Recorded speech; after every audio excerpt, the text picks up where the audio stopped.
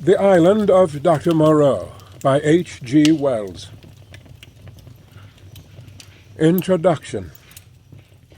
On February the 1st, 1887, the Lady Vane was lost by collision with a derelict when about the latitude 10 degrees south and longitude 107 degrees west. On January the 5th, 1888, that is, 11 months and 4 days after my uncle, Edward Prendick, a private gentleman who certainly went aboard the Lady Vane at Callao, and who had been considered drowned, was picked up in latitude 50 degrees 3 minutes south and longitude 101 degrees west, in a small open boat of which the name was illegible, but which is supposed to have belonged to the missing schooner Ipecacuanha. He gave such a strange account of himself that he was supposed demented. Subsequently, he alleged that his mind was a blank from the moment of his escape from the Lady Vane. His case was discussed among psychologists at the time as a curious instance of the lapse of memory consequent upon physical and mental stress. The following narrative was found among his papers by the undersigned, his nephew and heir, but unaccompanied by any definite request for publication.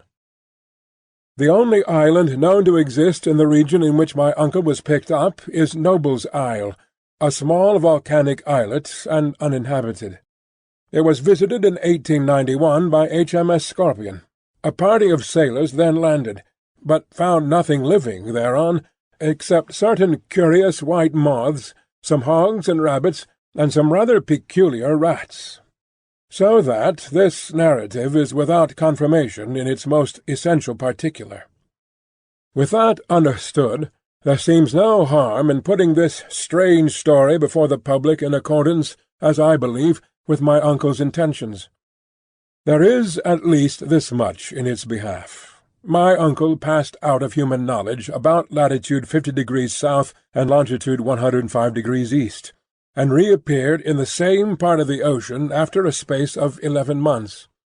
In some way he must have lived during the interval, and it seems that a schooner called the Ipecacuanha, with a drunken captain, John Davies, did start from Africa with a puma and certain other animals aboard in January 1887, that the vessel was well known at several ports in the South Pacific, and that it finally disappeared from those seas with a considerable amount of copra aboard, sailing to its unknown fate from Bina in December 1887, a date that tallies entirely with my uncle's story. Charles Edward Prendick. The story written by Edward Prendick. Chapter 1. In the Dingey of the Lady Vane. I do not propose to add anything to what has already been written concerning the loss of the Lady Vane. As everyone knows, she collided with a derelict when 10 days out from Callao. The longboat, with 7 of the crew, was picked up 18 days after by H.M. gunboat Myrtle, and the story of their terrible privations has become quite as well known as the far more horrible Medusa case. But I have to add to the published story of the Lady Vane another, possibly as horrible, and far stranger. It has hitherto been supposed that the 4 men who were in the dingey perished, but this is incorrect. I have the best of evidence for this assertion. I was one of the 4 men. But in the first place I must state that there never were 4 men in the dingey. The number was 3. Constans, who was seen by the captain to jump into the gig, luckily for us, and unluckily for himself, did not reach us. He came down out of the tangle of ropes, under the stays of the smashed bowsprit. Some small rope caught his heel as he let go, and he hung for a moment head downward, and then fell and struck a block or spar floating in the water. We pulled towards him, but he never came up. I say luckily for us he did not reach us, and I might also say luckily for himself, for we had only a small beaker of water and some soddened ship's biscuits with us, so sudden had been the alarm, so unprepared the ship for any disaster. We thought the people on the launch would be better provisioned, though it seems they were not, and we tried to hail them. They could not have heard us, and the next morning, when the drizzle cleared, which was not until past midday, we could see nothing of them. We could not stand up to look about us because of the pitching of the boat. The two other men who had escaped so far with me were a man named Helmar, a passenger like myself, and a seaman, whose name I don't know, a short, sturdy man, with a stammer. We drifted famishing, and after our water had come to an end, tormented by an intolerable thirst, for 8 days altogether. After the second day, the sea subsided slowly to a glassy calm. It is quite impossible for the ordinary reader to imagine those 8 days. He has not, luckily for himself, anything in his memory to imagine with. After the first day we said little to one another, and lay in our places in the boat and stared at the horizon, or watched, with eyes that grew larger and more haggard every day, the misery and weakness gaining upon our companions. The sun became pitiless. The water ended on the 4th day, and we were already thinking strange things and saying them with our eyes. But it was, I think, the 6th before Helmar gave voice to the thing we had all been thinking. I remember our voices were dry and thin, so that we bent towards one another and spared our words. I stood out against it with all my might, was rather for scuttling the boat and perishing together among the sharks that followed us. But when Helmar said that if his proposal was accepted we should have drink, the sailor came round to him. I would not draw lots, however, and in the night the sailor whispered to Helmar again and again, and I sat in the bows with my clasp knife in my hand, though I doubt if I had the stuff in me to fight. And in the morning I agreed to Helmar's proposal, and we handed halfpence to find the odd man. The lot fell upon the sailor, but he was the strongest of us, and would not abide by it, and attacked Helmar with his hands. They grappled together, and almost stood up. I crawled along the boat to them, intending to help Helmar by grasping the sailor's leg, but the sailor stumbled with the swaying of the boat, and the two fell upon the gunwale and rolled overboard together. They sank like stones. I remember laughing at that, and wondering why I laughed. The laugh caught me suddenly, like a thing from without. I lay across one of the thwarts for I know not how long, thinking that if I had the strength I would drink sea-water and madden myself to die quickly. And even as I lay there, I saw, with no more interest than if it had been a picture, a sail come up towards me over the skyline. My mind must have been wandering, and yet I remember all that happened quite distinctly. I remember how my head swayed with the seas, and the horizon with the sail above it danced up and down. But I also remember as distinctly that I had a persuasion that I was dead, and that I thought what a jest it was that they should come too late by such a little to catch me in my body. For an endless period, as it seemed to me, I lay with my head on a thwart watching the schooner. She was a little ship, schooner-rigged fore and aft, come up out of the sea. She kept tacking to and fro in a widening compass, for she was sailing dead into the wind. It never entered my head to attempt to attract attention, and I do not remember anything distinctly after the sight of her side, until I found myself in a little cabin aft. There's a dim half-memory of being lifted up to the gangway, and of a big round countenance, covered with freckles and surrounded with red hair, staring at me over the bulwarks. I also had a discontented impression of a dark face, with extraordinary eyes close to mine. But that, I thought, was a nightmare, until I met it again. I fancy I recollect some stuff being poured in between my teeth, and that is all. Chapter 2. The Man Who Was Going Nowhere. The cabin in which I found myself was small and rather untidy. A youngish man with flaxen hair, a bristly straw-coloured moustache, and a dropping nether lip, was sitting and holding my wrist. For a minute we stared at each other without speaking. He had watery grey eyes, oddly void of expression. Then, just overhead, came a sound like an iron bedstead being knocked about, and the low, angry growling of some large animal. At the same time the man spoke. He repeated his question. "How do you feel now?" I think I said I felt all right. I could not recollect how I had got there. He must have seen the question in my face, for my voice was inaccessible to me. "You were picked up in a boat, starving. The name on the boat was the Lady Vane, and there were spots of blood on the gunwale." At the same time my eye caught my hand, so thin that it looked like a dirty skin-purse full of loose bones, and all the business of the boat came back to me. "Have some of this," said he, and gave me a dose of some scarlet stuff, iced. It tasted like blood, and made me feel stronger. "You were in luck," said he, "to get picked up by a ship with a medical man aboard." He spoke with a slobbering articulation, with the ghost of a lisp. "What ship is this?" I said slowly, hoarse from my long silence. "It's a little trader from Africa and Callao.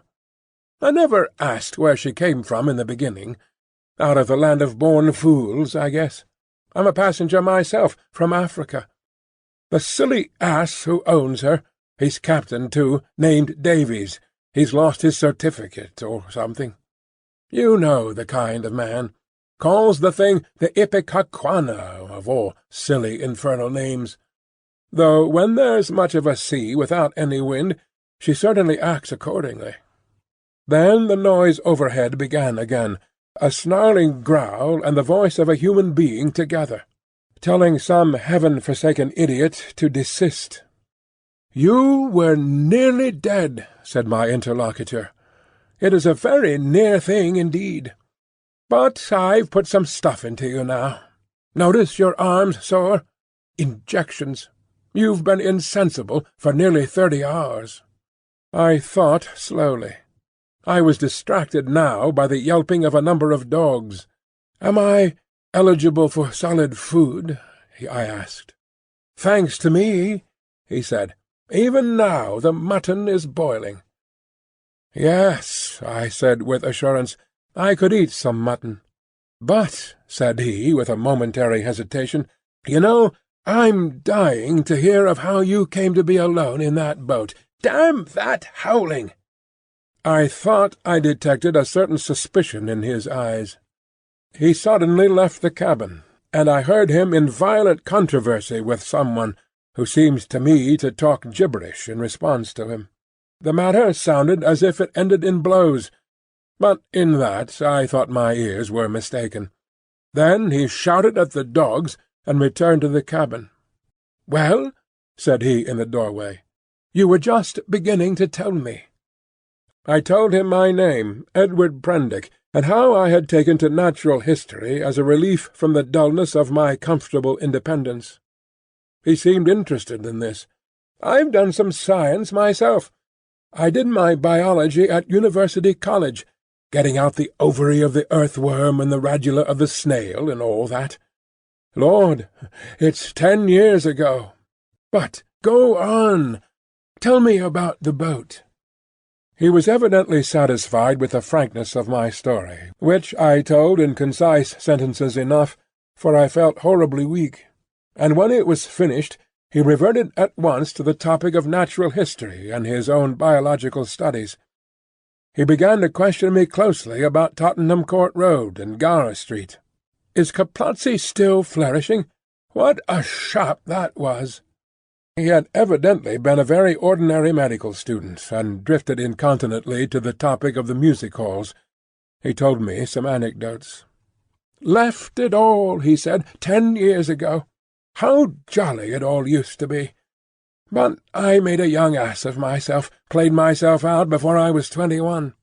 I dare say it's all different now. But I must look up that ass of a cook, and see what he's done to your mutton." The growling overhead was renewed, so suddenly, and with so much savage anger, that it startled me, "What's that?" I called after him, but the door had closed. He came back again with the boiled mutton, and I was so excited by the appetizing smell of it that I forgot the noise of the beast that had troubled me. After a day of alternate sleep and feeding, I was so far recovered as to be able to get from my bunk to the scuttle, and see the green seas trying to keep pace with us. I judged the schooner was running before the wind. Montgomery, that was the name of the flaxen-haired man, came in again as I stood there, and I asked him for some clothes. He lent me some duck things of his own, for those I had worn in the boat had been thrown overboard. They were rather loose for me, for he was large and long in his limbs. He told me casually that the captain was 3 parts drunk in his own cabin. As I assumed the clothes, I began asking him some questions about the destination of the ship. He said the ship was bound to Hawaii, but that it had to land him first. "Where?" said I. "It's an island where I live. So far as I know, it hasn't got a name." He stared at me with his nether lip dropping, and looked so wilfully stupid of a sudden that it came into my head that he desired to avoid my question. I had the discretion to ask no more. Chapter 3. The Strange Face. We left the cabin, and found a man at the companion obstructing our way. He was standing on the ladder with his back to us, peering over the combing of the hatchway. He was, I could see, a misshapen man, short, broad, and clumsy, with a crooked back, a hairy neck, and a head sunk between his shoulders. He was dressed in dark blue serge, and had peculiarly thick, coarse black hair. I heard the unseen dogs growl furiously, and forthwith he ducked back, coming into contact with the hand I put out to fend him off from myself. He turned with animal swiftness. In some indefinable way the black face thus flashed upon me shocked me profoundly. It was a singularly deformed one. The facial part projected, forming something dimly suggestive of a muzzle, and the huge half-open mouth showed as big white teeth as I had ever seen in a human mouth. His eyes were bloodshot at the edges, with scarcely a rim of white round the hazel pupils. There was a curious glow of excitement in his face. "Confound you!" said Montgomery. "Why the devil don't you get out of the way?" The black-faced man started aside without a word. I went on up the companion, staring at him instinctively as I did so. Montgomery stayed at the foot for a moment. "You have no business here, you know," he said in a deliberate tone. "Your place is forward." The black-faced man cowered. "They won't have me forward." He spoke slowly, with a queer, hoarse quality in his voice. "Won't have you forward?" said Montgomery in a menacing voice. "But I tell you to go." He was on the brink of saying something further, then looked up at me suddenly, and followed me up the ladder. I had paused half-way through the hatchway, looking back, still astonished beyond measure at the grotesque ugliness of the black-faced creature. I had never beheld such a repulsive and extraordinary face before. And yet, if the contradiction is credible, I experienced at the same time an odd feeling that in some way I had already encountered exactly the features and gestures that now amazed me. Afterwards it occurred to me that probably I had seen him as I was lifted aboard, and yet that scarcely satisfied my suspicion of a previous acquaintance. Yet how one could have set eyes on so singular a face, and yet have forgotten the precise occasion, passed my imagination. Montgomery's movements to follow me released my attention, and I turned and looked about me at the flush deck of the little schooner. I was already half prepared by the sounds I had heard for what I saw. Certainly I never beheld a deck so dirty. It was littered with scraps of carrot, shreds of green stuff, and indescribable filth. Fastened by chains to the main mast were a number of grisly staghounds, who now began leaping and barking at me, and by the mizzen A huge puma was cramped in a little iron cage far too small even to give it turning room. Farther under the starboard bulwark were some big hutches containing a number of rabbits, and a solitary llama was squeezed in a mere box of a cage forward. The dogs were muzzled by leather straps. The only human being on deck was a gaunt and silent sailor at the wheel. The patched and dirty spankers were tense before the wind, and up aloft the little ship seemed carrying every sail she had. The sky was clear, the sun midway down the western sky. Long waves, capped by the breeze with froth, were running with us. We went past the steersman to the taffrail, saw the water come foaming under the stern, and the bubbles go dancing and vanishing in her wake. I turned and surveyed the unsavoury length of the ship. "Is this an ocean menagerie?" said I. "Looks like it," said Montgomery. "What are these beasts for? Merchandise? Curios? Does the captain think he is going to sell them somewhere in the South Seas?" "It looks like it, doesn't it?" said Montgomery, and turned towards the wake again. Suddenly we heard a yelp and a volley of furious blasphemy from the companion hatchway, and the deformed man with the black face came up hurriedly. He was immediately followed by a heavy red-haired man in a white cap. At the sight of the former, the staghounds, who had all tired of barking at me by this time, became furiously excited, howling and leaping against their chains. The black hesitated before them, and this gave the red-haired man time to come up with him and deliver a tremendous blow between the shoulder-blades. The poor devil went down like a felled ox, and rolled in the dirt among the furiously excited dogs. It was lucky for him that they were muzzled. The red-haired man gave a yelp of exultation, and stood staggering, and, as it seemed to me, in serious danger of either going backwards down the companion hatchway or forwards upon his victim. So soon as the second man had appeared, Montgomery had started forward. "Steady on there!" he cried, in a tone of remonstrance. A couple of sailors appeared on the forecastle. The black-faced man, howling in a singular voice, rolled about under the feet of the dogs. No one attempted to help him. The brutes did their best to worry him, butting their muzzles at him. There was a quick dance of their little grey-figured bodies over the clumsy prostrate figure. The sailors forward shouted, as though it was admirable sport. Montgomery gave an angry exclamation and went striding down the deck, and I followed him. The black-faced man scrambled up and staggered forward, going and leaning over the bulwark by the main shrouds, where he remained, panting and glaring over his shoulder at the dogs. The red-haired man laughed a satisfied laugh. "Look here, Captain," said Montgomery, with his lisp a little accentuated, gripping the elbows of the red-haired man, "this won't do." I stood behind Montgomery. The captain came half round and regarded him with the dull and solemn eyes of a drunken man. "What won't do?" he said, and added, after looking sleepily into Montgomery's face for a minute, "Blasted sawbones!" With a sudden movement he shook his arms free, and after two ineffectual attempts stuck his freckled fists into his side pockets. "That man's a passenger," said Montgomery. "I'd advise you to keep your hands off him." "Go to hell," said the captain loudly. He suddenly turned and staggered towards the side. "Do what I like on my own ship," he said. I think Montgomery might have left him then, seeing the brute was drunk, but he only turned a shade paler and followed the captain to the bulwarks. "Look you here, Captain," he said. "That man of mine is not to be ill-treated. He has been hazed ever since he came aboard." For a minute alcoholic fumes kept the captain speechless.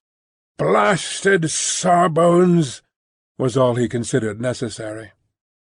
I could see that Montgomery had one of those slow, pertinacious tempers that will warm day after day to a white heat, and never again cool to forgiveness. And I saw, too, that this quarrel had been some time growing. "The man's drunk," said I, perhaps officiously. "You'll do no good." Montgomery gave an ugly twist to his dropping lip. "He's always drunk. Do you think that excuses his assaulting his passengers?" "My ship," began the captain, waving his hand unsteadily towards the cages, "was a clean ship. Look at it now." It was certainly anything but clean.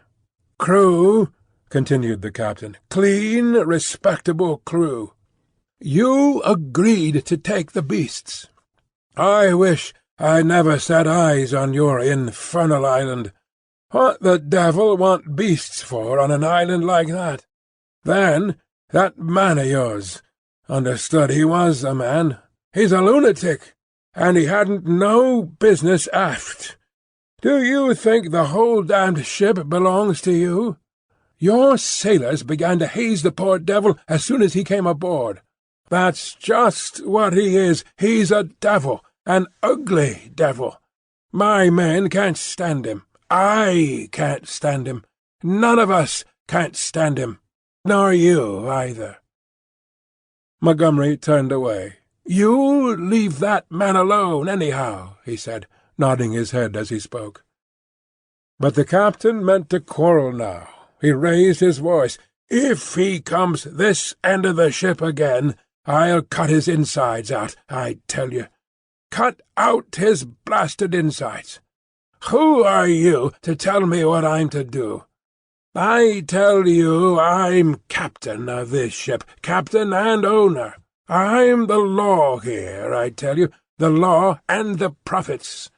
I bargained to take a man and his attendant to and from Africa and bring back some animals. I never bargained to carry a mad devil and a silly sawbones, well, never mind what he called Montgomery. I saw the latter take a step forward and interposed. "He's drunk," said I. The captain began some abuse even fouler than the last. "Shut up," I said, turning on him sharply, for I had seen danger in Montgomery's white face. With that I brought the downpour on myself. However, I was glad to avert what was uncommonly near a scuffle, even at the price of the captain's drunken ill-will. I do not think I have ever heard quite so much vile language come in a continuous stream from any man's lips before, though I have frequented eccentric company enough. I found some of it hard to endure, though I am a mild-tempered man. But certainly, when I told the captain to shut up, I had forgotten that I was merely a bit of human flotsam, cut off from my resources, and with my fare unpaid. A mere casual dependent on the bounty, or speculative enterprise, of the ship. He reminded me of it with considerable vigour, but at any rate I prevented a fight. Chapter 4. At the Schooner's Rail. That night land was sighted after sundown, and the schooner hove to. Montgomery intimated that was his destination.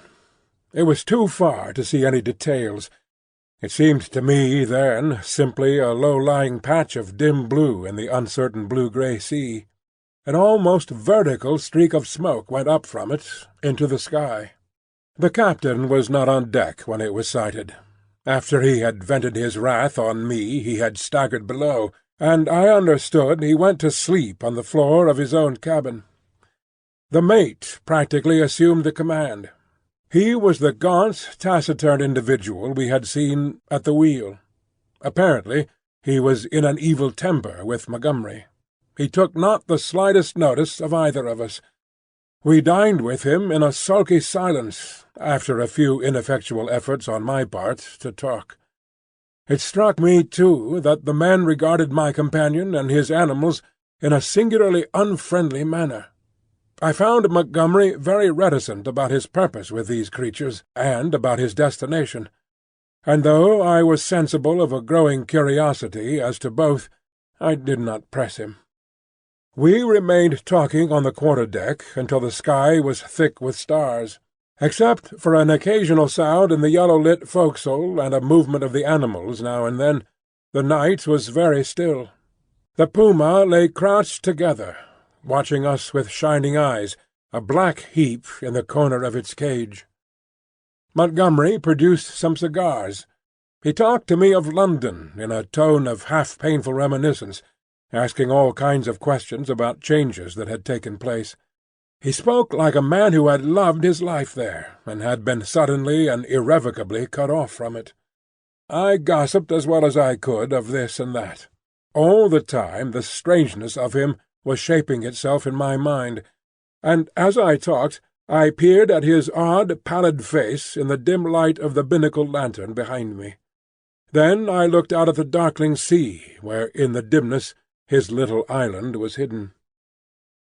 This man, it seemed to me, had come out of immensity merely to save my life. To-morrow he would drop over the side and vanish again out of my existence. Even if it had been under commonplace circumstances, it would have made me a trifle thoughtful. But in the first place was the singularity of an educated man living on this unknown little island, and coupled with that extraordinary nature of his luggage. I found myself repeating the captain's question. What did he want with the beasts? Why, too, had he pretended they were not his when I remarked about them at first? Then, again, in his personal attendant there was a bizarre quality which had impressed me profoundly. These circumstances threw a haze of mystery around the man. They laid hold of my imagination and hampered my tongue. Towards midnight our talk of London died away, and we stood side by side leaning over the bulwarks and staring dreamily over the silent, starlit sea, each pursuing his own thoughts. It was the atmosphere for sentiment, and I began upon my gratitude. "If I may say it," I said after a time, "you have saved my life." "Chance," he answered, "just chance. I prefer to make my thanks to this accessible agent." "Thank no one. You had the need, and I had the knowledge, and I injected and fed you much as I might have collected a specimen. I was bored, and wanted something to do. If I'd been jaded that day, or hadn't liked your face, well, it's a curious question where you would have been now." This damped my mood a little. "At any rate," I began. "It's a chance, I tell you," he interrupted, "as everything is in a man's life. Only the asses won't see it. Why am I here now, an outcast from civilization, instead of being a happy man enjoying all the pleasures of London? Simply because 11 years ago I lost my head for 10 minutes on a foggy night." He stopped. "Yes," said I. "That's all." We relapsed into silence. Presently he laughed. "There's something in this starlight that loosens one's tongue. I'm an ass, and yet somehow I would like to tell you. Whatever you tell me, you may rely upon my keeping it to myself, if that's it." He was on the point of beginning, and then shook his head doubtfully. "Don't," said I. "It is all the same to me. After all, it is better to keep your secret. There's nothing gained but a little relief if I respect your confidence. If I don't, well—" He grunted undecidedly. I felt I had him at a disadvantage, had caught him in the mood of indiscretion, and to tell the truth, I was not curious to learn what might have driven a young medical student out of London. I have an imagination.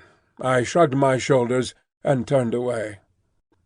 Over the taffrail leant a silent black figure, watching the stars. It was Montgomery's strange attendant.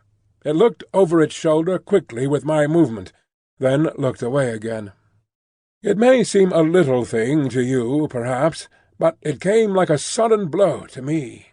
The only light near us was a lantern at the wheel. The creature's face was turned for one brief instant out of the dimness of the stern towards this illumination, and I saw that the eyes that glanced at me shone with a pale green light. I did not know then that a reddish luminosity at least is not uncommon in human eyes. The thing came to me as stark inhumanity. That black figure with its eyes of fire struck down through all my adult thoughts and feelings, and for a moment the forgotten horrors of childhood came back to my mind. Then the effect passed as it had come. An uncouth black figure of a man, a figure of no particular import, hung over the taffrail against the starlight, and I found Montgomery was speaking to me. "I'm thinking of turning in, then," said he, "if you've had enough of this." I answered him incongruously. We went below, and he wished me good night at the door of my cabin. That night I had some very unpleasant dreams. The waning moon rose late. Its light struck a glossy white beam across my cabin, and made an ominous shape on the planking by my bunk. Then the staghounds woke, and began howling and baying, so that I dreamt fitfully, and scarcely slept until the approach of dawn. Chapter 5. The Man Who Had Nowhere to Go. In the early morning, it was the second morning after my recovery, and I believe the fourth after I was picked up, I awoke through an avenue of tumultuous dreams of guns and howling mobs, and became sensible of a hoarse shouting above me. I rubbed my eyes and lay listening to the noise, doubting for a little while of my whereabouts. Then came a sudden pattering of bare feet, the sound of heavy objects being thrown about, a violent creaking and the rattling of chains. I heard the swish of the water as the ship was suddenly brought round, and a foamy yellow-green wave flew across the little round window and left it streaming. I jumped into my clothes and went on deck.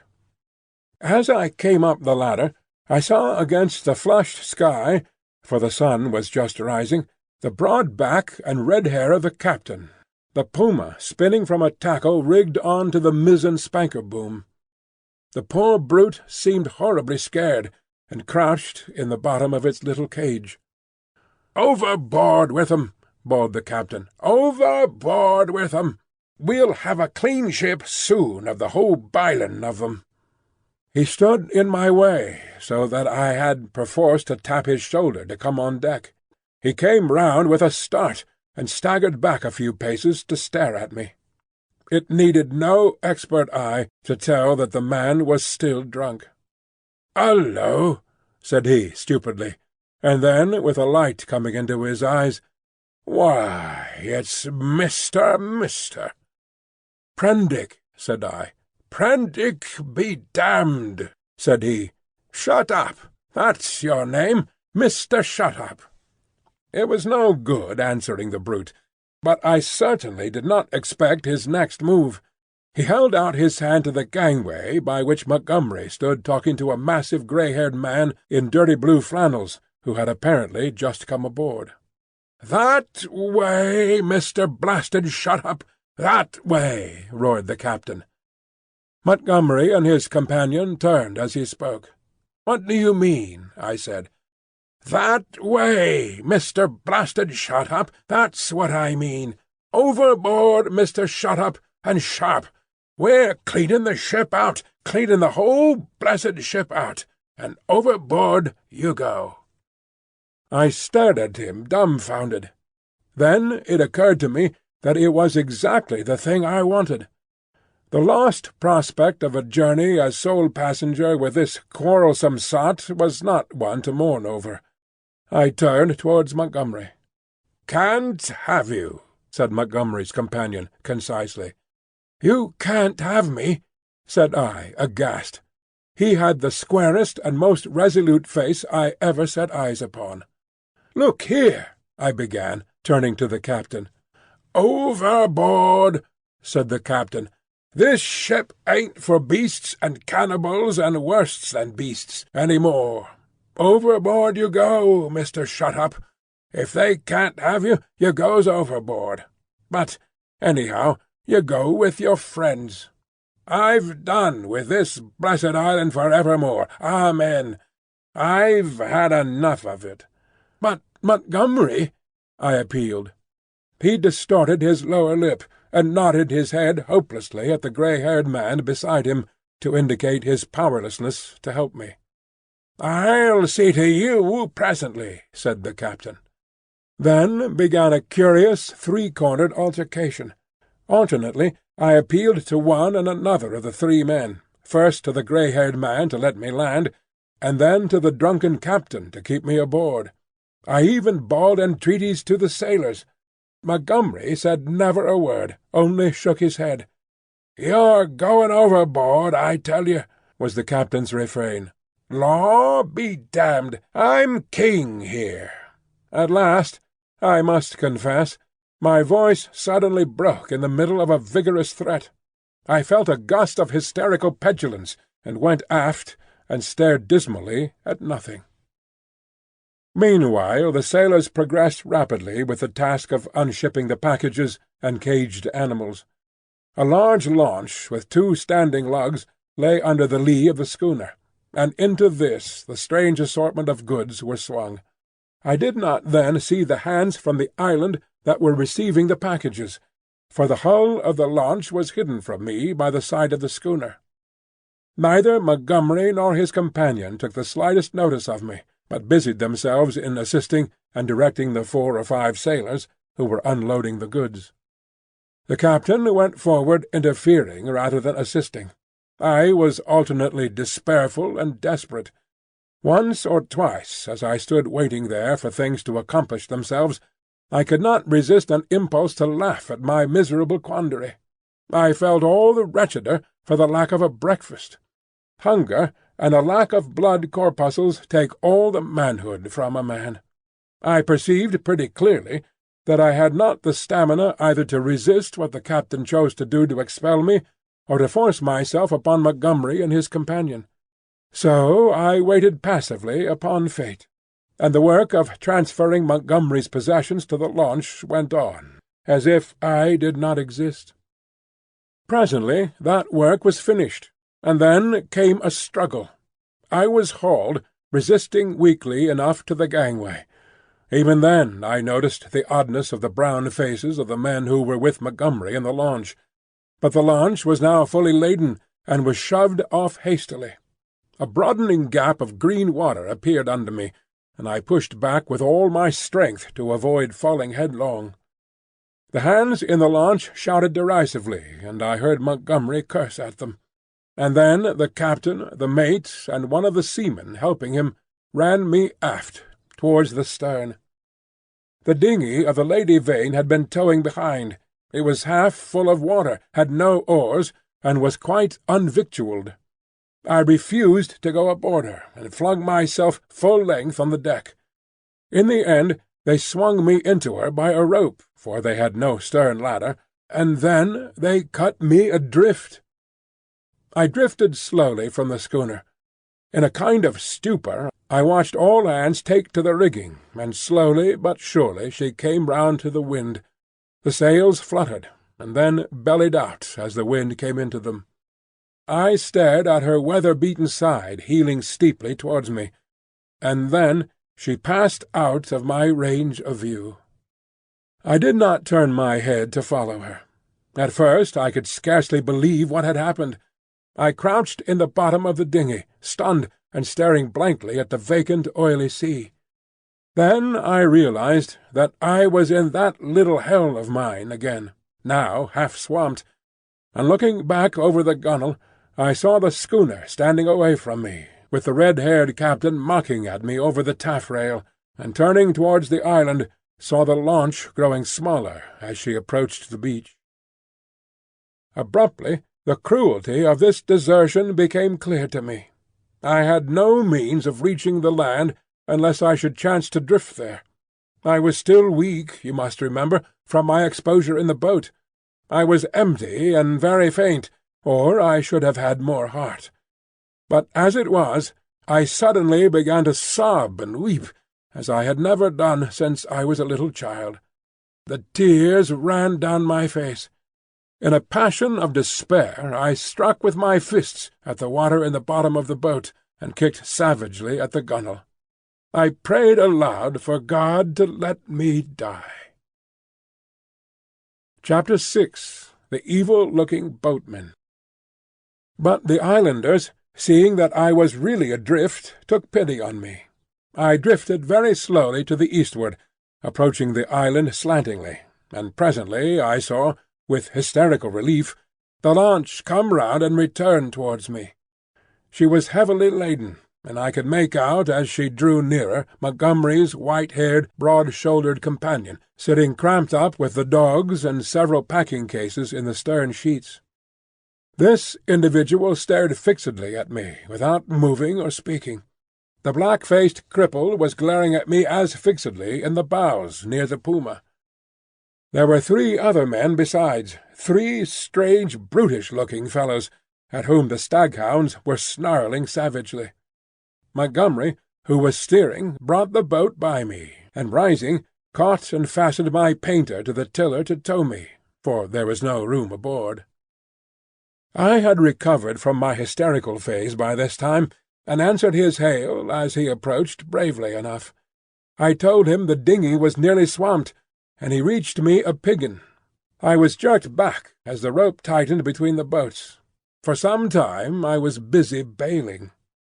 It was not until I had got the water under, for the water in the dinghy had been shipped, the boat was perfectly sound, that I had leisure to look at the people in the launch again. The white-haired man, I found, was still regarding me steadfastly, but with an expression, as I now fancied, of some perplexity. When my eyes met his, he looked down at the staghound that sat between his knees. He was a powerfully built man, as I have said, with a fine forehead and rather heavy features, but his eyes had that odd drooping of the skin above the lids which often comes with advancing years, and the fall of his heavy mouth at the corners gave him an expression of pugnacious resolution. He talked to Montgomery in a tone too low for me to hear. From him my eyes travelled to his 3 men, and a strange crew they were. I saw only their faces, yet there was something in their faces, I knew not what, that gave me a queer spasm of disgust. I looked steadily at them, and the impression did not pass, though I failed to see what had occasioned it. They seemed to me then to be brown men, but their limbs were oddly swathed in some thin, dirty white stuff, down even to the fingers and feet. I have never seen men so wrapped up before, and women so only in the East. They wore turbans, too, and thereunder peered out their elfin faces at me, faces with protruding lower jaws and bright eyes. They had lank black hair, almost like horsehair, and seemed, as they sat, to exceed in stature any race of men I have seen. The white-haired man, who I knew was a good 6 feet in height, sat a head below any one of the 3. I found afterwards that really none were taller than myself, but their bodies were abnormally long, and the thigh part of the leg short and curiously twisted.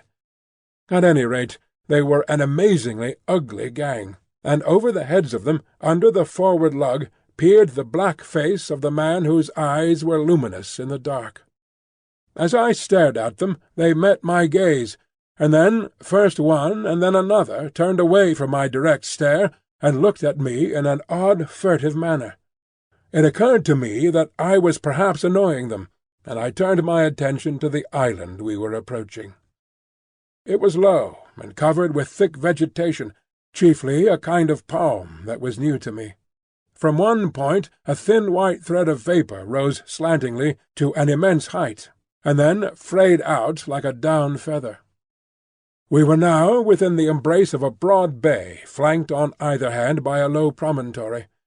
The beach was of dull grey sand, and sloped steeply up to a ridge, perhaps 60 or 70 feet above the sea level, and irregularly set with trees and undergrowth. Half-way up was a square enclosure of some greyish stone, which I found subsequently was built partly of coral and partly of pumiceous lava. 2 thatched roofs peeped from within this enclosure. A man stood awaiting us at the water's edge. I fancied, while we were still far off, that I saw some other and very grotesque-looking creatures scuttle into the bushes upon the slope. But I saw nothing of these as we drew nearer.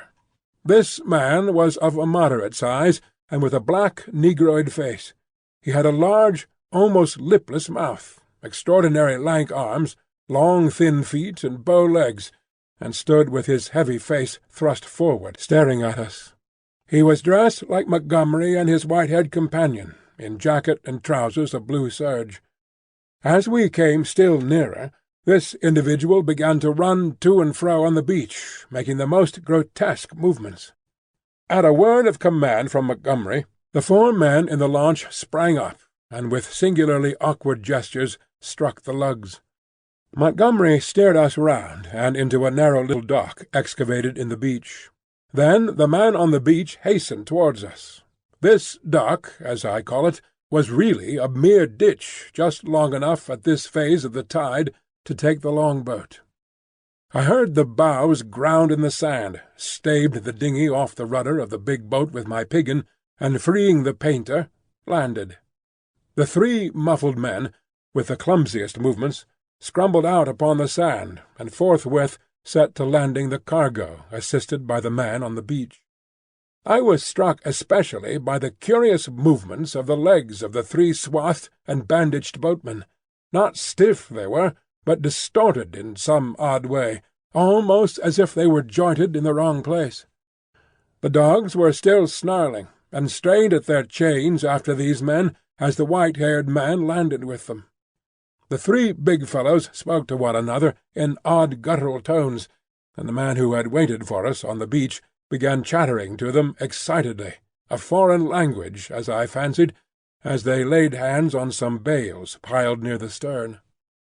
Somewhere I had heard such a voice before, and I could not think where. The white-haired man stood, holding in a tumult of 6 dogs, and bawling orders over their din. Montgomery, having unshipped the rudder, landed likewise, and all set to work at unloading. I was too faint, what with my long fast and the sun beating down on my bare head, to offer any assistance. Presently the white-haired man seemed to recollect my presence, and came up to me. "You look," said he, "as though you had scarcely breakfasted." His little eyes were a brilliant black under his heavy brows. "I must apologize for that. Now you are our guest, we must make you comfortable, though you are uninvited, you know." He looked keenly into my face. "Montgomery says you are an educated man, Mr. Prendick. Says you know something of science. May I ask what that signifies?" I told him I had spent some years at the Royal College of Science, and had done some researches in biology under Huxley. He raised his eyebrows slightly at that. "That alters the case a little, Mr. Prendick," he said, with a trifle more respect in his manner. "As it happens, we are biologists here. This is a biological station of a sort." His eye rested on the men in white, who were busily hauling the PUMA, on rollers, towards the walled yard. "I and Montgomery, at least," he added. Then, "When you will be able to get away, I can't say. We're off the track to anywhere. We see a ship once in a 12-month or so." He left me abruptly, and went up the beach past this group, and I think entered the enclosure. The other 2 men were with Montgomery, erecting a pile of smaller packages on a low-wheeled truck. The llama was still on the launch with the rabbit hutches. The staghounds were still lashed to the thwarts. The pile of things completed, all 3 men laid hold of the truck, and began shoving the ton-weight or so upon it after the PUMA. Presently Montgomery left them, and coming back to me, held out his hand. "I'm glad," said he, "for my own part. That captain was a silly ass. He'd have made things lively for you." "It was you," said I, "that saved me again." "That depends. You'll find this island an infernally rum place, I promise you. I'd watch my goings carefully, if I were you. He hesitated, and seemed to alter his mind about what was on his lips. "I wish you'd help me with these rabbits," he said. His procedure with the rabbits was singular. I waded in with him, and helped him lug one of the hutches ashore. No sooner was that done than he opened the door of it, and tilting the thing on one end, turned its living contents out on the ground. They fell in a struggling heap, one on top of the other. He clapped his hands, and forthwith they went off with that hopping run of theirs, 15 or 20 of them, I should think, up the beach. "Increase and multiply, my friends," said Montgomery. "Replenish the island.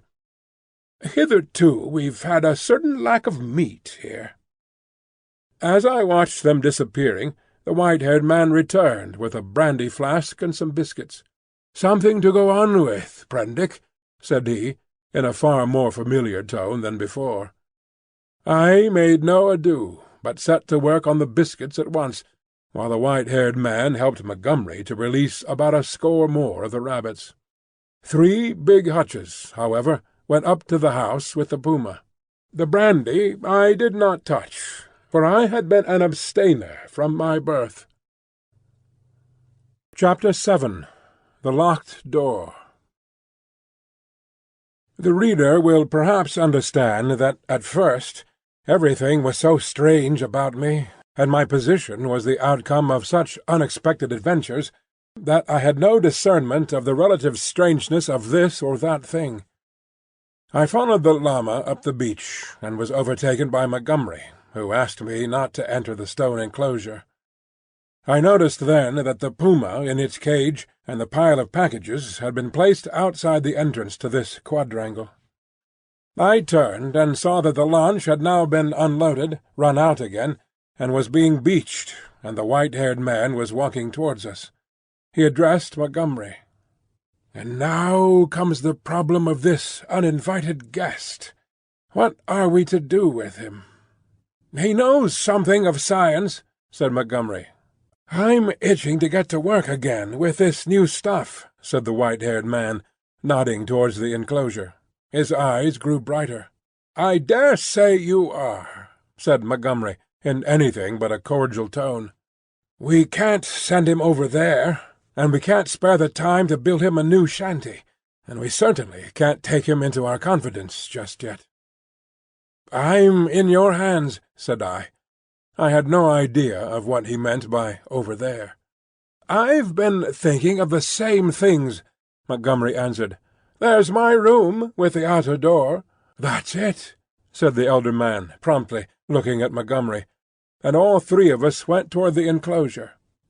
"I'm sorry to make a mystery, Mr. Prendick, but you'll remember you're uninvited. Our little establishment here contains a secret or so. It's a kind of Bluebeard's chamber, in fact. Nothing very dreadful, really, to a sane man, but just now, as we don't know you—" "Decidedly," said I should be a fool to take any offence at any want of confidence." He twisted his heavy mouth into a faint smile.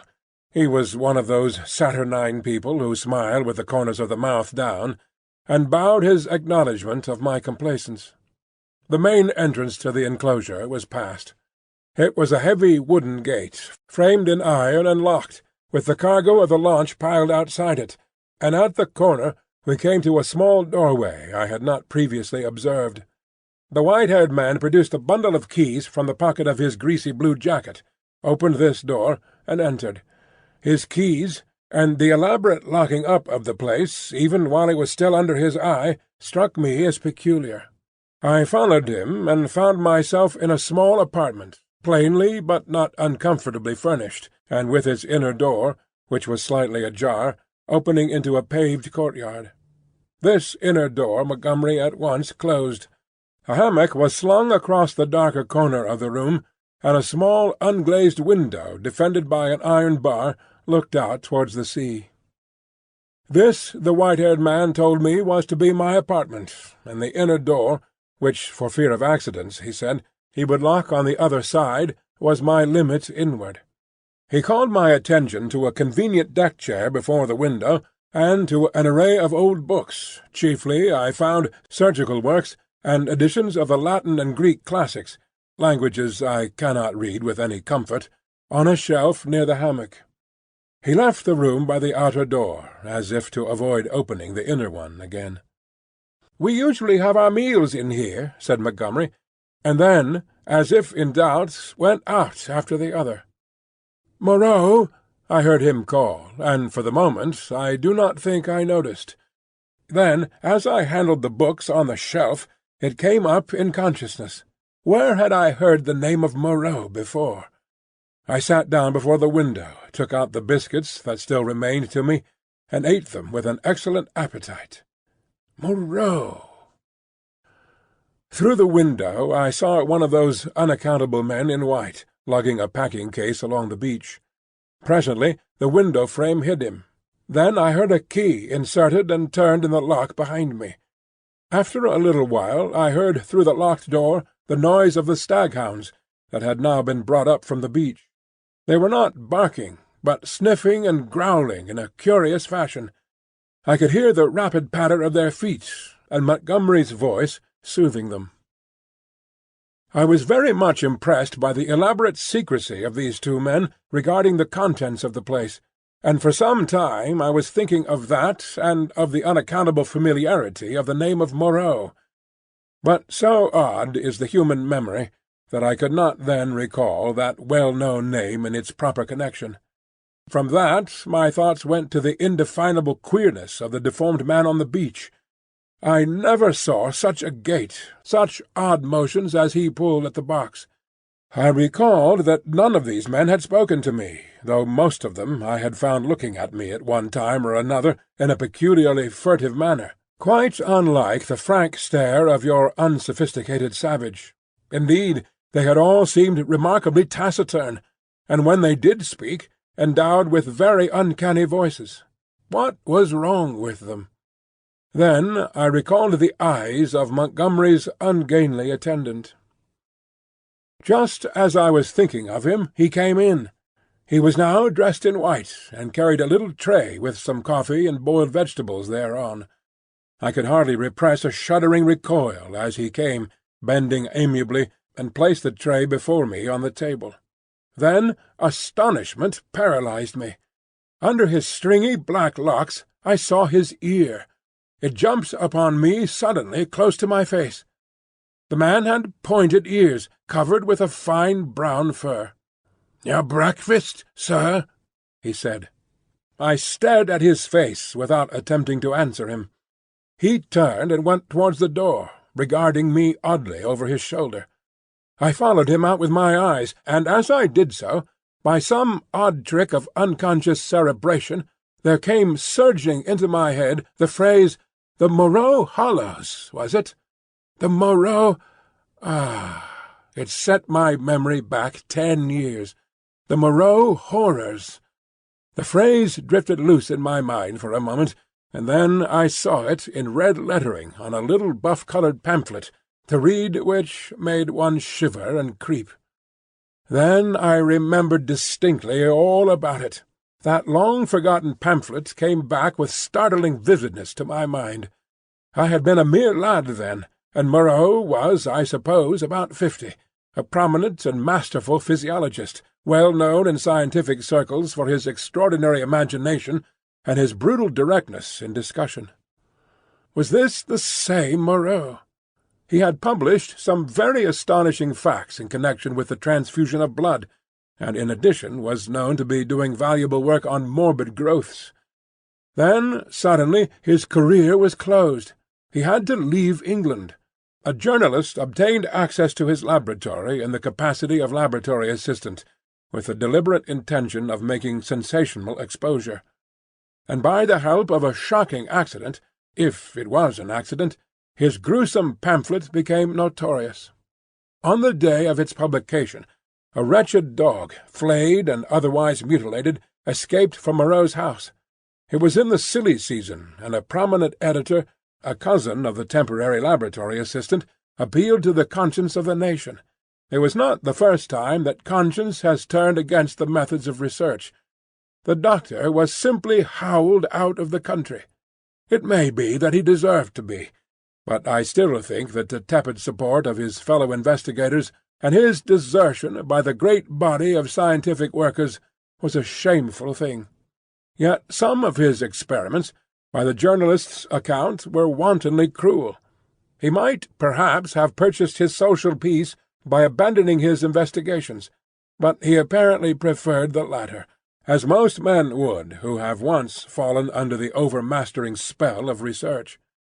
He was unmarried, and had, indeed, nothing but his own interest to consider. I felt convinced that this must be the same man. Everything pointed to it.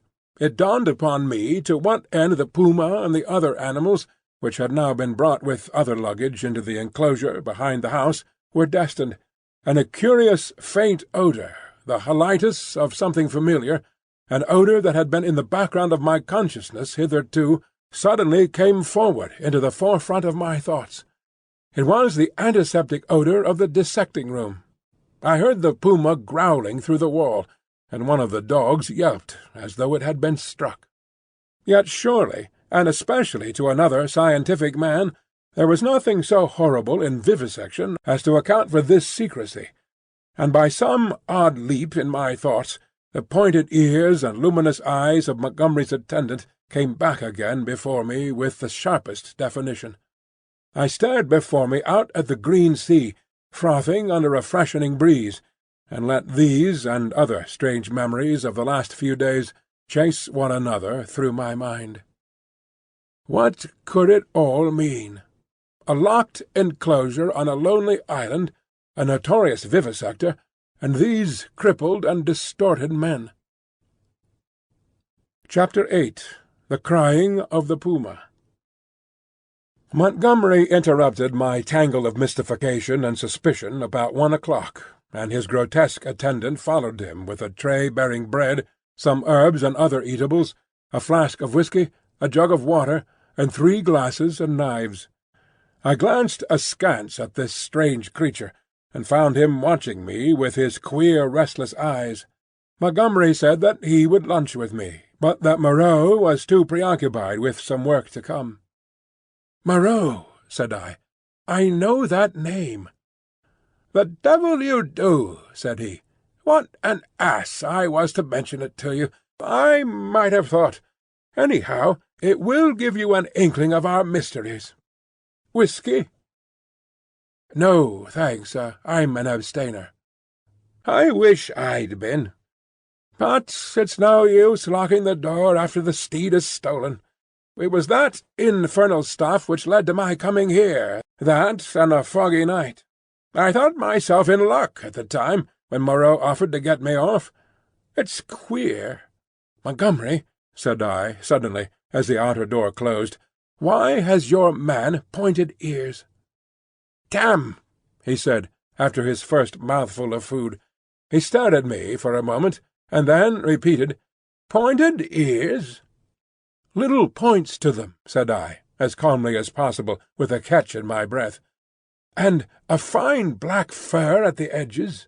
He helped himself to whiskey and water with great deliberation. "I was under the impression that his hair covered his ears." "I saw them as he stooped by me to put that coffee you sent to me on the table. And his eyes shine in the dark." By this time Montgomery had recovered from the surprise of my question. "I always thought," he said deliberately, with a certain accentuation of his flavouring of lisp, "that there was something the matter with his ears, from the way he covered them. What were they like?" I was persuaded from his manner that this ignorance was a pretence. Still, I could hardly tell the man that I thought him a liar. "Pointed," I said. "Rather small and furry, distinctly furry.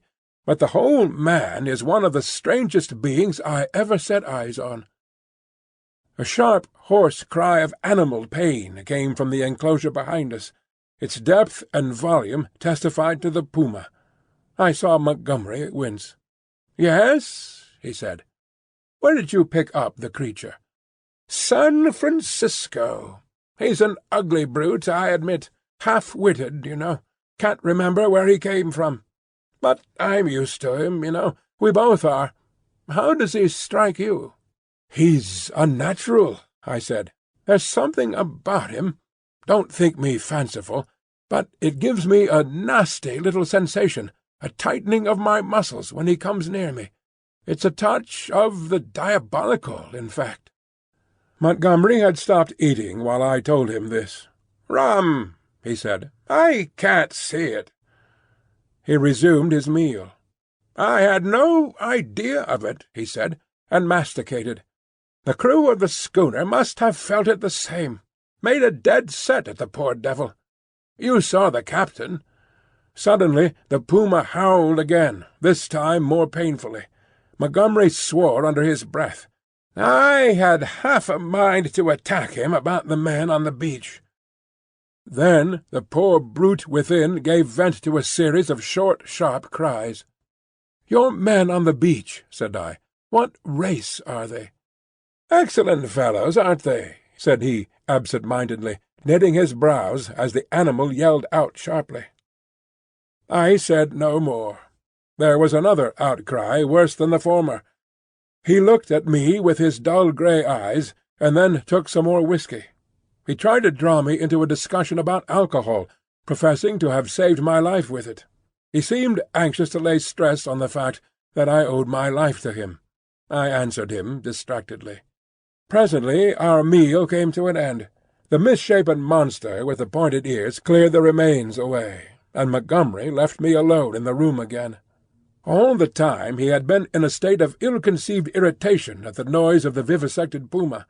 He had spoken of his odd want of nerve, and left me to the obvious application. I found myself that the cries were singularly irritating, and they grew in depth and intensity as the afternoon wore on. They were painful at first, but their constant resurgence at last altogether upset my balance. I flung aside a crib of Horace I had been reading, and began to clench my fists, to bite my lips, and to pace the room. Presently I got to stopping my ears with my fingers. The emotional appeal of those yells grew upon me steadily, grew at last to such an exquisite expression of suffering that I could stand it in that confined room no longer. I stepped out of the door into the slumberous heat of the late afternoon, and walking past the main entrance, locked again, I noticed, turned the corner of the wall. The crying sounded even louder out of doors. It was as if all the pain in the world had found a voice. Yet, had I known such pain was in the next room, and had it been dumb, I believe, I have thought since, I could have stood it well enough. It is when suffering finds a voice and sets our nerves quivering that this pity comes troubling us. But in spite of the brilliant sunlight and the green fans of the trees waving in the soothing sea breeze, the world was a confusion, blurred with drifting black and red phantasms, until I was out of earshot of the house in the checkered wall. Chapter 9.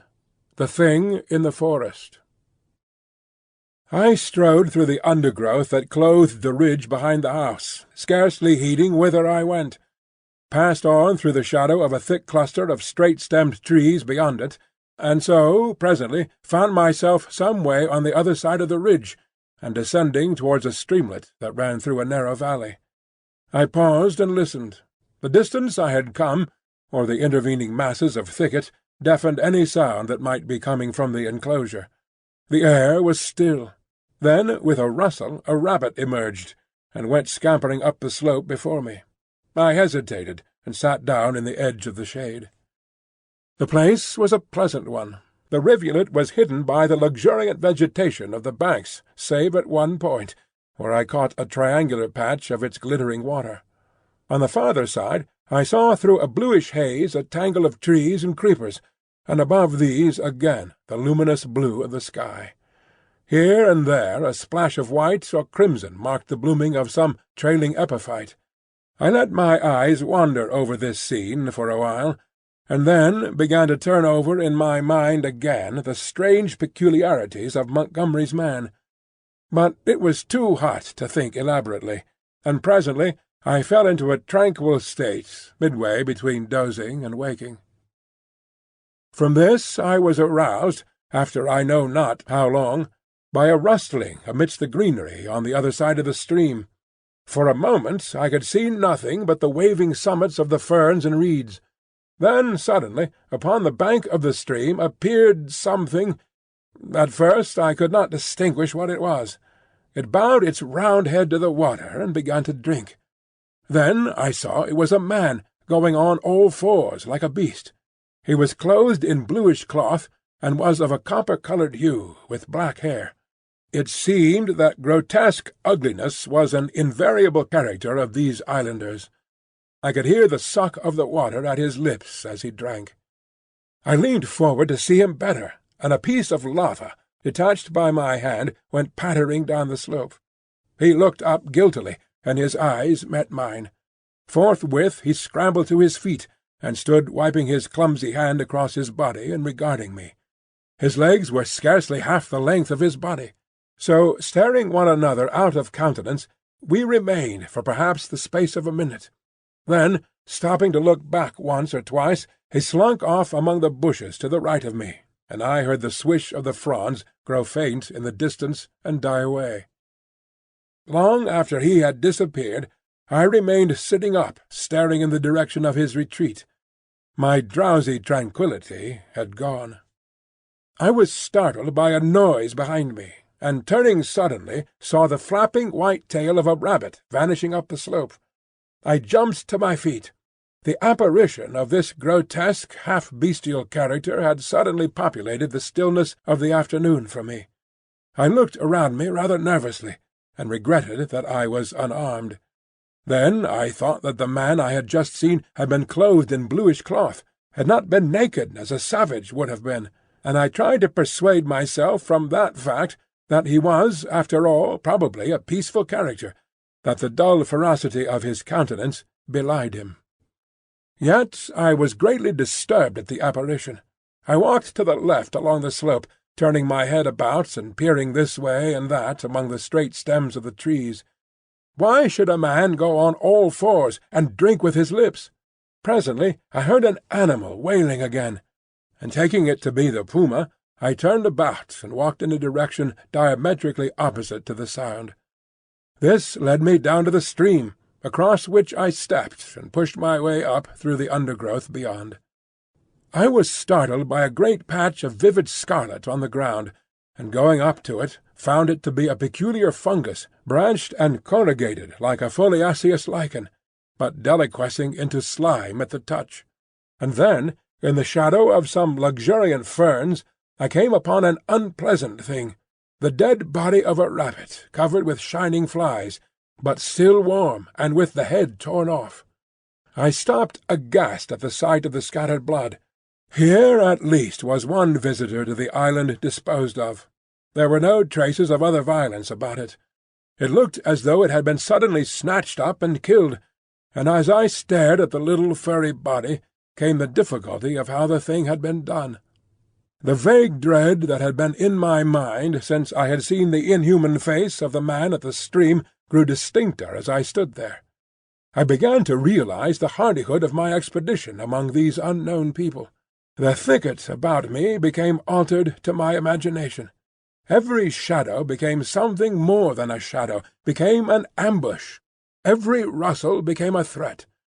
Invisible things seemed watching me. I resolved to go back to the enclosure on the beach.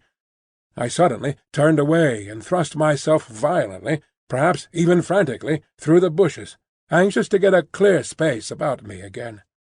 I stopped just in time to prevent myself emerging upon an open space. It was a kind of glade in the forest, made by a fall. Seedlings were already starting up to struggle for the vacant space, and beyond, the dense growth of stems and twining vines and splashes of fungus and flowers closed in again. Before me, squatting together upon the fungoid ruins of a huge fallen tree, and still unaware of my approach, were three grotesque human figures. One was evidently a female, the other two were men. They were naked, save for swathings of scarlet cloth about the middle, and their skins were of a dull pinkish drab colour, such as I had seen in no savages before. They had fat, heavy, chinless faces, retreating foreheads, and a scant bristly hair upon their heads. I never saw such bestial-looking creatures. They were talking, or at least one of the men was talking to the other two, and all three had been too closely interested to heed the rustling of my approach. They swayed their heads and shoulders from side to side. The speaker's words came thick and sloppy, and though I could hear him distinctly, I could not distinguish what he said. He seemed to me to be reciting some complicated gibberish. Presently His articulation became shriller, and spreading his hands, he rose to his feet. At that the others began to gibber in unison, also rising to their feet, spreading their hands and swaying their bodies in rhythm with their chant. I noticed then the abnormal shortness of their legs and their lank, clumsy feet. All three began slowly to circle around, raising and stamping their feet and waving their arms. A kind of tune crept into their rhythmic recitation, and a refrain, "Alula" or "Balula" it sounded like. Their eyes began to sparkle, and their ugly faces to brighten, with an expression of strange pleasure. Saliva dripped from their lipless mouths. Suddenly, as I watched their grotesque and unaccountable gestures, I perceived clearly for the first time what it was that had offended me, what had given me the two inconsistent and conflicting impressions of utter strangeness, and yet of the strangest familiarity. The three creatures engaged in this mysterious rite were human in shape, and yet human beings with the strangest air about them of some familiar animal. Each of these creatures, despite its human form, its rag of clothing, and the rough humanity of its bodily form, had woven into it, into its movements, into the expression of its countenance, into its whole presence, some now irresistible suggestion of a hog, a swinish taint, the unmistakable mark of the beast. I stood overcome by this amazing realization, and then the most horrible questionings came rushing into my mind. They began leaping in the air, first one and then the other, whooping and grunting. Then one slipped, and for a moment was on all fours, to recover, indeed, forthwith. But that transitory gleam of the true animalism of these monsters was enough. I turned as noiselessly as possible, and became every now and then rigid with the fear of being discovered, as a branch cracked or a leaf rustled. I pushed back into the bushes. It was long before I grew bolder and dared to move freely. My only idea for the moment was to get away from those foul beings, and I scarcely noticed that I had emerged upon a faint pathway amidst the trees. Then, suddenly traversing a little glade, I saw with an unpleasant start two clumsy legs among the trees, walking with noiseless footsteps parallel with my course, and perhaps 30 yards away from me. The head and upper part of the body were hidden by a tangle of creeper. I stopped abruptly, hoping the creature did not see me. The feet stopped as I did. So nervous was I that I controlled an impulse to headlong flight with the utmost difficulty. Then, looking hard, I distinguished through the interlacing network the head and the body of the brute I had seen drinking. He moved his head. There was an emerald flash in his eyes as he glanced at me from the shadow of the trees, a half-luminous colour that vanished as he turned his head again. He was motionless for a moment, and then, with a noiseless tread, began running through the green confusion. In another moment he had vanished behind some bushes. I could not see him, but I felt that he had stopped and was watching me again. What on earth was he, man or beast? What did he want with me? I had no weapon, not even a stick. Flight would be madness. At any rate, the thing, whatever it was, lacked the courage to attack me. Setting my teeth hard, I walked straight towards him. I was anxious not to show the fear that seemed chilling my backbone. I pushed through a tangle of tall white-flowered bushes, and saw him 20 paces beyond, looking over his shoulder at me and hesitating. I advanced a step or two, looking steadfastly into his eyes. "Who are you?" said I. He tried to meet my gaze. "No," he said suddenly, and turning, went bounding away from me through the undergrowth. Then he turned and stared at me again. His eyes shone brightly out of the dusk under the trees. My heart was in my mouth, but I felt my only chance was bluff, and walked steadily towards him. He turned again, vanished into the dusk. Once more I thought I caught the glint of his eyes, and that was all. For the first time I realized how the lateness of the hour might affect me. The sun had set some minutes since, The swift dusk of the tropics was already fading out of the eastern sky, and a pioneer moth fluttered silently by my head. Unless I would spend the night among the unknown dangers of the mysterious forest, I must hasten back to the enclosure. The thought of a return to that pain-haunted refuge was extremely disagreeable, but still more so was the idea of being overtaken in the open by darkness and all that darkness might conceal. I gave one more look into the blue shadows that had swallowed up this odd creature, and then retraced my way down the slope towards the stream, going, as I judged, in the direction from which I had come. I walked eagerly, my mind confused with many things, and presently found myself in a level place among scattered trees. The colourless clearness that comes after the sunset flush was darkling. The blue sky above grew momentarily deeper, and the little stars, one by one, pierced the attenuated light. The interspaces of the trees, the gaps in the further vegetation that had been hazy blue in the daylight, grew black and mysterious. I pushed on. The colour vanished from the world.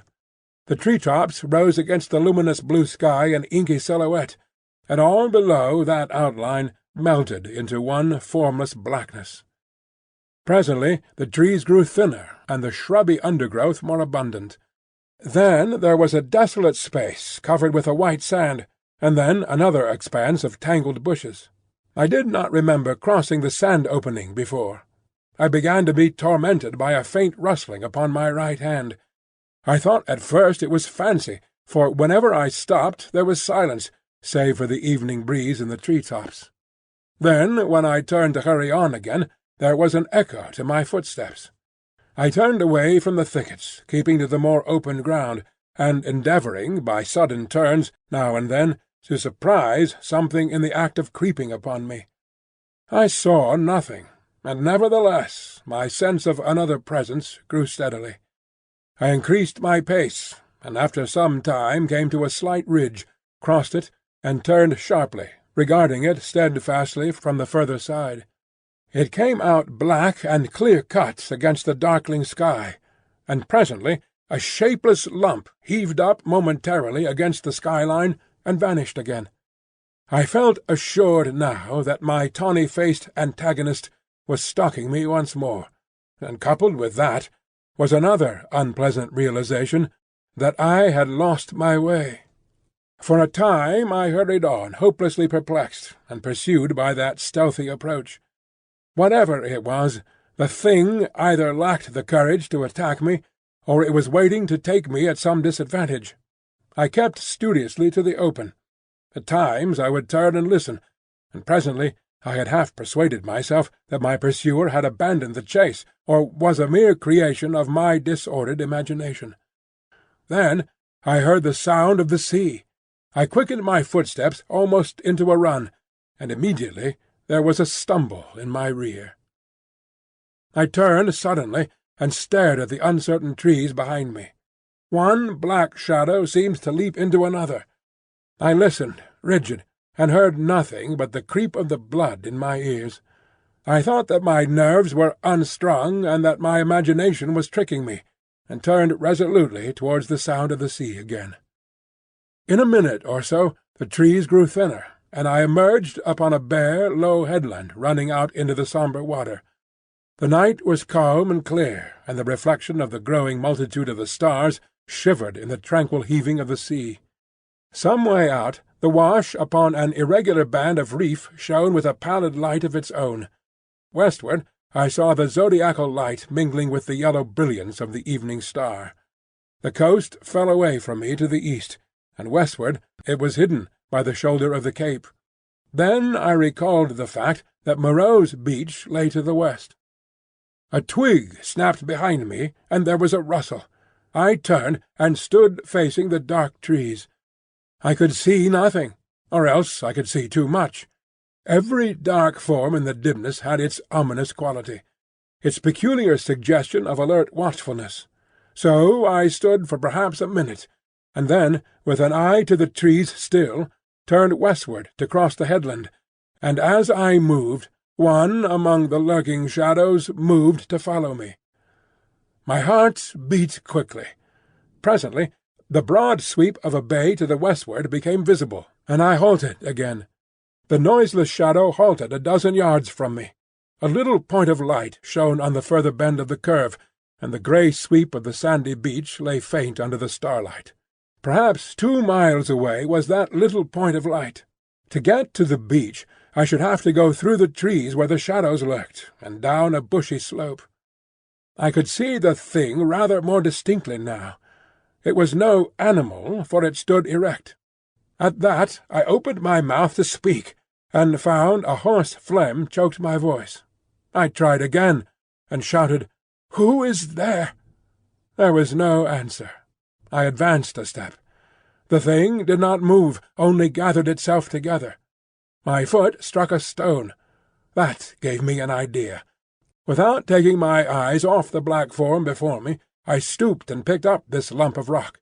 But at my motion the thing turned abruptly, as a dog might have done, and slunk obliquely into the further darkness. Then I recalled a schoolboy expedient against big dogs, and twisted the rock into my handkerchief, and gave this a turn round my wrist. I heard a movement farther off among the shadows, as if the thing was in retreat. Then, suddenly, my tense excitement gave way. I broke into a profuse perspiration, and fell a-trembling, with my adversary routed, and this weapon in my hand. It was some time before I could summon resolution to go down through the trees and bushes upon the flank of the headland to the beach. At last I did it at a run, and as I emerged from the thicket upon the sand, I heard some other body come crashing after me. At that I completely lost my head with fear, and began running along the sand. Forthwith there came the swift patter of soft feet in pursuit. I gave a wild cry, and redoubled my pace. Some dim black things, about 3 or 4 times the size of rabbits, were running and hopping up from the beach towards the bushes as I passed. So long as I live, I shall remember the terror of that chase. I ran near the water's edge, and heard every now and then the splash of the feet that gained upon me. Far away, hopelessly far, was the yellow light. All the night about us was black and still. Splash, splash, came the pursuing feet, nearer and nearer. I felt my breath going, for I was quite out of training. It whooped as I drew it, and I felt a pain like a knife at my side. I perceived the thing would come up with me long before I reached the enclosure, and desperate and sobbing for my breath, I wheeled round upon it, and struck at it as it came up to me, struck with all my strength. The stone came out of the sling of the handkerchief as I did so. As I turned, the thing, which had been running on all fours, rose to its feet, and the missile fell fair on its left temple. The skull rang loud, and the animal man blundered into me, thrust me back with its hands, and went staggering past me, to fall headlong upon the sand with its face in the water. There it lay still. I could not bring myself to approach that black heap. I left it there, with the water rippling round it under the still stars, and giving it a wide berth, pursued my way towards the yellow glow of the house. And presently, with a positive effect of relief, came the pitiful moaning of the puma, the sound that had originally driven me out to explore this mysterious island. At that, though I was faint and horribly fatigued, I gathered together all my strength, and began running again towards the light. I thought I heard a voice calling me. Chapter 10. The Crying of the Man. As I drew near the house, I saw that the light shone from the open door of my room. And then I heard coming from out of the darkness at the side of that orange oblong of light the voice of Montgomery shouting, "Prendick!" I continued running. Presently I heard him again. I replied by a feeble "hello," and in another moment had staggered up to him. "Where have you been?" said he, holding me at arm's length so that the light from the door fell on my face. "We have both been so busy that we forgot you until about half an hour ago." He led me into the room and sat me down in the deck-chair. For a while I was blinded by the light. "We did not think you would start to explore this island of ours without telling us," he said. And then, "I was afraid. But what? Hello!" My last remaining strength slipped from me, and my head fell forward on my chest. I think he found a certain satisfaction in giving me brandy. "For God's sake," said I, "fasten that door." "You've been meeting some of our curiosities, eh?" said he. He locked the door and turned to me again. He asked me no questions, but gave me some brandy and water and pressed me to eat. I was in a state of collapse. He said something vague about his forgetting to warn me, and asked me briefly when I left the house and what I had seen. I answered him as briefly, in fragmentary sentences. "Tell me what it all means," said I, in a state bordering on hysterics. "It's nothing so very dreadful," said he, "but I think you have had about enough for one day." The puma suddenly gave a sharp yell of pain. At that he swore under his breath. "I'm damned," said he, "if this place is not as bad as Gower Street with its cats." "Montgomery," said I, "what was that thing that came after me? Was it a beast, or was it a man?" "If you don't sleep tonight," he said, "you'll be off your head tomorrow." I stood up in front of him. "What was that thing that came after me?" I asked. He looked me squarely in the eyes and twisted his mouth askew. His eyes, which had seemed animated a minute before, went dull. "From your account," said he, "I'm thinking it was a bogle." I felt a gust of intense irritation, which passed as quickly as it came. I flung myself into the chair again, pressed my hands on my forehead. The puma began once more. Montgomery came round behind me and put his hand on my shoulder. "Look here, Prendick," he said, "I had no business to let you drift off into this silly island of ours. But it's not so bad as you feel, man. Your nerves are worked to rags. Let me give you something that will make you sleep. That will keep on for hours yet. You must simply get to sleep, or I won't answer for it." I did not reply. I bowed forward and covered my face with my hands. Presently he returned with a small measure containing a dark liquid. This he gave me. I took it unresistingly, and he helped me into the hammock. When I awoke it was broad day. For a little while I lay flat, staring at the roof above me. The rafters, I observed, were made out of the timbers of a ship. Then I turned my head and saw a meal prepared for me on the table.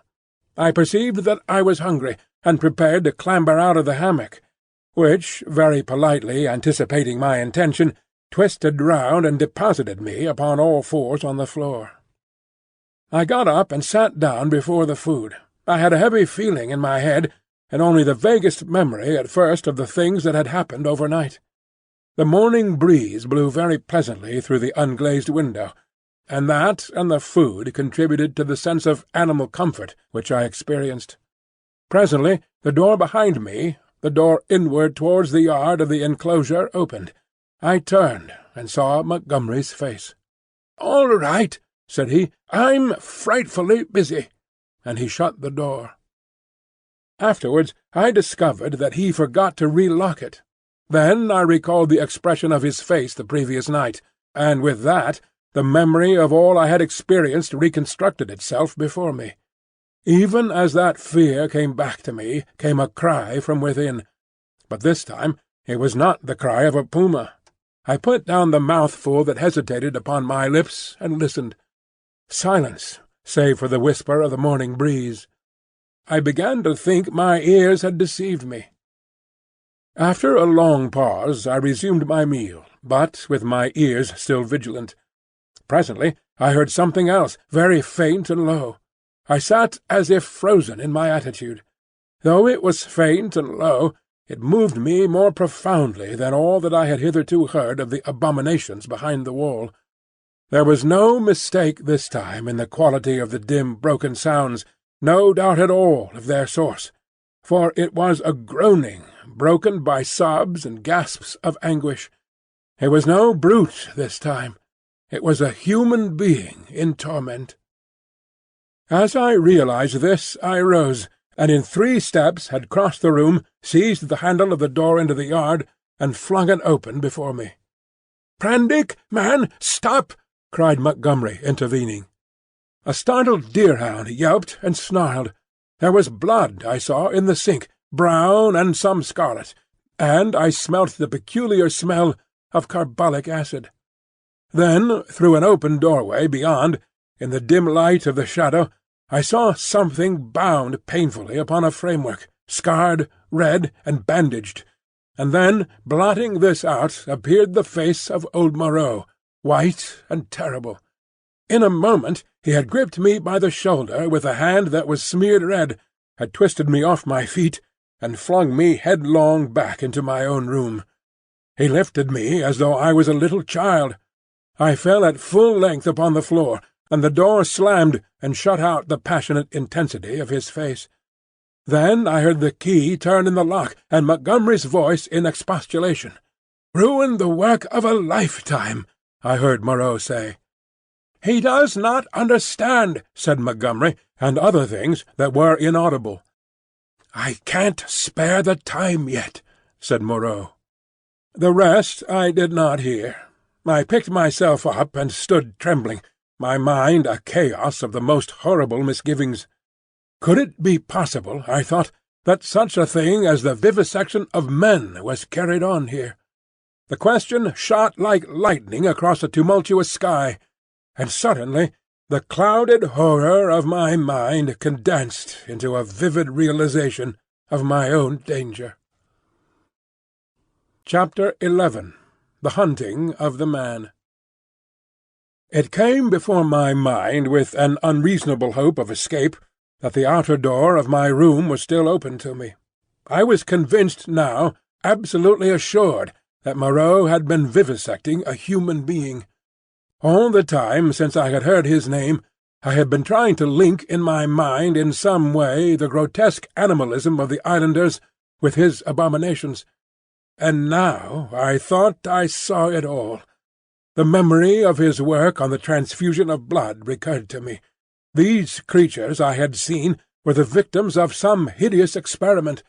These sickening scoundrels had merely intended to keep me back, to fool me with their display of confidence, and presently to fall upon me with a fate more horrible than death, with torture, and after torture the most hideous degradation it is possible to conceive, to send me off a lost soul, a beast, to the rest of their comus route. I looked round for some weapon. Nothing. Then, with an inspiration, I turned over the deck-chair, put my foot on the side of it, and tore away the side rail. It happened that a nail came away with the wood, and, projecting, gave a touch of danger to an otherwise petty weapon. I heard a step outside, and incontinently flung upon the door, and found Montgomery within a yard of it. He meant to lock the outer door. I raised this nailed stick of mine and cut at his face, but he sprang back.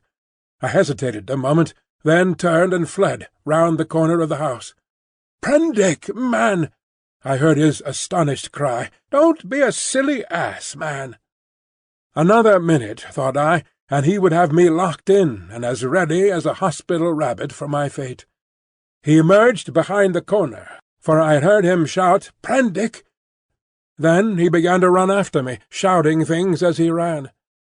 This time, running blindly, I went north-eastward, in a direction of right angles to my previous expedition. Once, as I went running headlong up the beach, I glanced over my shoulder and saw his attendant with him. I ran furiously up the slope, over it, then, turning eastward along a rocky valley fringed on either side with jungle, I ran for perhaps a mile altogether, my chest straining, my heart beating in my ears, and then, hearing nothing of Montgomery or his man, and feeling upon the verge of exhaustion, I doubled sharply back towards the beach as I judged and lay down in the shelter of a canebrake. There I remained for a long time, too fearful to move, and indeed too fearful even to plan a course of action. The wild scene about me lay sleeping silently under the sun, and the only sound near me was the thin hum of some small gnats that had discovered me. Presently I became aware of a drowsy breathing sound, the soughing of the sea upon the beach. After about an hour I heard Montgomery shouting my name far away to the north. That set me thinking of my plan of action.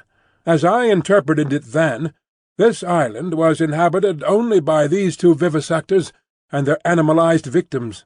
Some of these no doubt they could pass into their service against me if need arose. I knew both Moreau and Montgomery carried revolvers, and save for a feeble bar of deal spiked with a small nail, the merest mockery of a mace, I was unarmed. So I lay still there, until I began to think of food and drink, and at that thought the real hopelessness of my position came home to me. I knew no way of getting anything to eat. I was too ignorant of botany to discover any resort of root or fruit that might lie about me. I had no means of trapping the few rabbits upon the island. It grew blanker the more I turned the prospect over. At last, in the desperation of my position, my mind turned to the animal men I had encountered. I tried to find some hope in what I remembered of them. In turn I recalled each one I had seen, and tried to draw some augury of assistance from my memory. Then, suddenly, I heard a staghound bay, and at that realized a new danger. I took little time to think, or they would have caught me then, but snatching up my nailed stick, rushed headlong from my hiding-place towards the sound of the sea.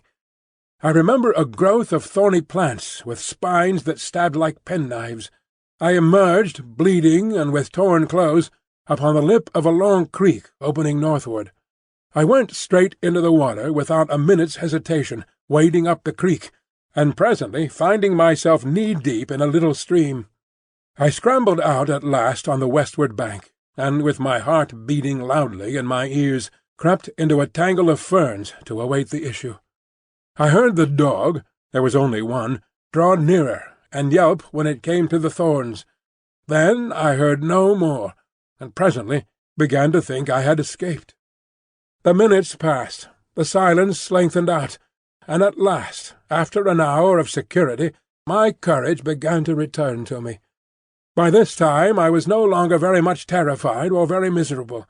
I had, as it were, passed the limit of terror and despair. I felt now that my life was practically lost, and that persuasion made me capable of daring anything. I had even a certain wish to encounter Moreau face to face, and as I had waded into the water, I remembered that if I were too hard pressed, at least one path of escape from torment still lay open to me. They could not very well prevent my drowning myself. I had half a mind to drown myself then, but an odd wish to see the whole adventure out, a queer, impersonal, spectacular interest in myself, restrained me.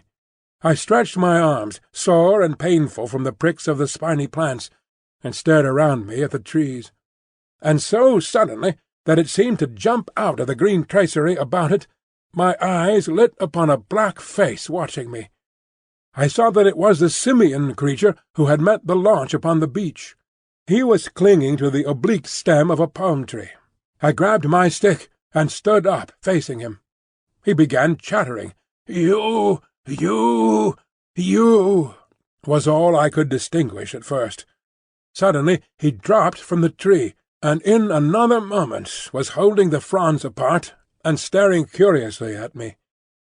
I did not feel the same repugnance towards this creature which I had experienced in my encounters with the other beast-men. "You," he said, "in the boat." He was a man, then, at least as much of a man as Montgomery's attendant, for he could talk.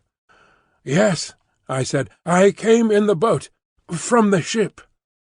"Oh," he said, and his bright, restless eyes travelled over me, to my hands, to the stick I carried, to my feet, to the tattered places in my coat, and the cuts and scratches I had received from the thorns. He seemed puzzled at something. His eyes came back to my hands. He held his own hand out and counted his digits slowly. 1, 2, 3, 4, 5. I did not grasp his meaning then. Afterwards I was to find that a great proportion of these beast people had malformed hands, lacking sometimes even 3 digits. But guessing this was in some way a greeting, I did the same thing by way of reply. He grinned with immense satisfaction. Then his swift roving glance went round again. He made a swift movement and vanished. The fern fronds he had stood between came swishing together. I pushed out of the brake after him, and was astonished to find him swinging cheerfully by one lank arm from a rope of creepers that looped down from the foliage overhead. His back was to me. "Hello," said I. He came down with a twisting jump, and stood facing me. "I say," said I, "where can I get something to eat?" "Eat?" he said. "Eat man's food, now." His eye went back to the swing of ropes, at the huts. "But where are the huts?" "Oh, I'm new, you know." At that he swung round and set off at a quick walk. All his motions were curiously rapid. "Come along," said he. I went with him to see the adventure out. I guessed the huts were some rough shelter where he and some more of his beast people lived. I might perhaps find them friendly, find some handle in their minds to take hold of. I did not know how far they had forgotten their human heritage. My ape-like companion trotted along by my side, with his hands hanging down and his jaw thrust forward. I wondered what memory he might have in him. "How long have you been on the island?" said I. "How long?" he asked. And after having the question repeated, he held up 3 fingers. The creature was little better than an idiot. I tried to make out what he meant by that, and it seems I bored him. After another question or two, he suddenly left my side and went leaping at some fruit that hung from a tree. He pulled down a handful of prickly husks, and went on eating the contents. I noted this with satisfaction, for here at least was a hint for feeding. I tried him with some other questions, but his chattering, prompt responses were as often as not quite at cross purposes with my question. Some few were appropriate, others quite parrot-like. I was so intent upon these peculiarities that I scarcely noticed the path we followed. Presently we came to trees, all charred and brown, and so to a bare place covered with a yellow-white incrustation, across which a drifting smoke, pungent in whiffs to nose and eyes, went drifting. On our right, over a shoulder of bare rock, I saw the level blue of the sea. The path coiled down abruptly into a narrow ravine between 2 tumbled and knotty masses of blackish scoria. Into this we plunged. It was extremely dark, this passage, after the blinding sunlight reflected from the sulphurous ground. Its walls grew steep and approached each other. Blotches of green and crimson drifted across my eyes. My conductor stopped suddenly. "Home," said he, and I stood in a floor of a chasm that was at first absolutely dark to me. I heard some strange noises, and thrust the knuckles of my left hand into my eyes. I became aware of a disagreeable odour, like that of a monkey's cage ill-cleaned. Beyond, the rock opened again upon a gradual slope of sunlit greenery, and on either hand the light smote down through narrow ways into the central gloom. Chapter 12. The Sayers of the Law. Then something cold touched my hand. I started violently, and saw close to me a dim pinkish thing, looking more like a flayed child than anything else in the world. The creature had exactly the mild but repulsive features of a sloth, the same forehead and slow gestures. As the first shock of the change of light passed, I saw about me more distinctly. The little sloth-like creature was standing and staring at me. My conductor had vanished. The place was a narrow passage between high walls of lava, a crack in the knotted rock, and on either side interwoven heaps of sea-mat, palm fans, and reeds leaning against the rock formed rough and impenetrably dark dens. The winding way up the ravine between these was scarcely 3 yards wide, and was disfigured by lumps of decaying fruit pulp and other refuse, which accounted for the disagreeable stench of the place. The little pink sloth creature was still blinking at me when my ape-man reappeared at the aperture of the nearest of these dens and beckoned me in.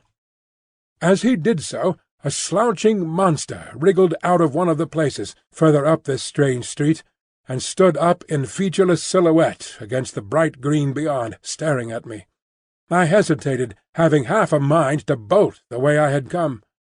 And then, determined to go through with the adventure, I gripped my nailed stick about the middle and crawled into the little evil-smelling lean-to after my conductor. It was a semicircular space, shaped like the half of a beehive, and against the rocky wall that formed the inner side of it was a pile of variegated fruits, cocoa-nuts among others. Some rough vessels of lava and wood stood about the floor, and one on a rough stool. There was no fire. In the darkest corner of the hut was a shapeless mass of darkness that grunted, "Hey!" as I came in, and my ape-man stood in the dim light of the doorway and held out a split cocoa-nut to me as I crawled into the other corner and squatted down. I took it and began gnawing it as serenely as possible, in spite of a certain trepidation and the nearly intolerable closeness of the den. The little pink sloth creature stood in the aperture of the hut, and something else with a drab face and bright eyes came staring over its shoulder. "Hey!" came out of the lump of mystery opposite. "It is a man!" "It is a man," gabbled my conductor. "A man! A man! A 5-man, like me!" "Shut up!" said the voice from the dark, and grunted. I gnawed my cocoa-nut amid an impressive stillness. I peered hard into the blackness, but could distinguish nothing.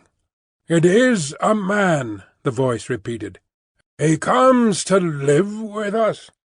It was a thick voice, with something in it, a kind of whistling overtone, that struck me as peculiar. But the English accent was strangely good.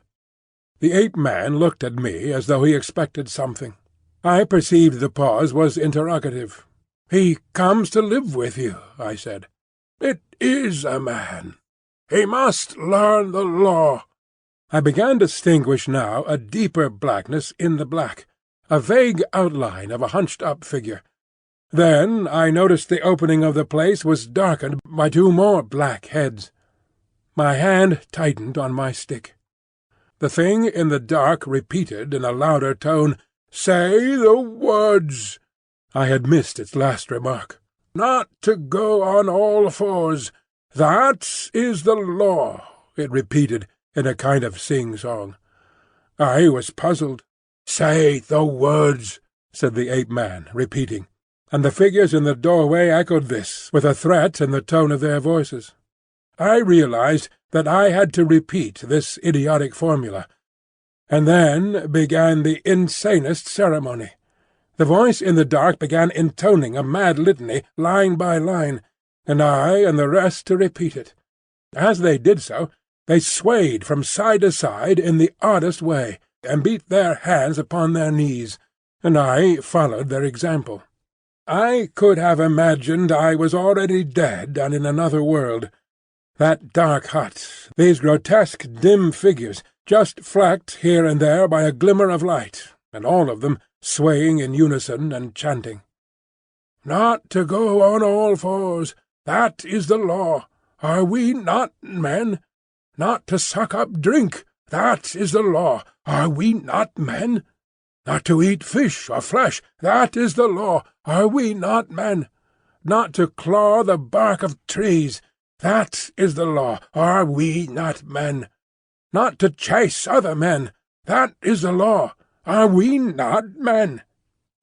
And so, from the prohibition of these acts of folly, on to the prohibition of what I thought then were the maddest, most impossible, and most indecent things one could well imagine. A kind of rhythmic fervour fell on all of us. We gabbed and swayed faster and faster, repeating this amazing law. Superficially, the contagion of these brutes was upon me, but deep down within me the laughter and disgust struggled together. We ran through a long list of prohibitions, and then the chant swung round to a new formula. "His is the house of pain.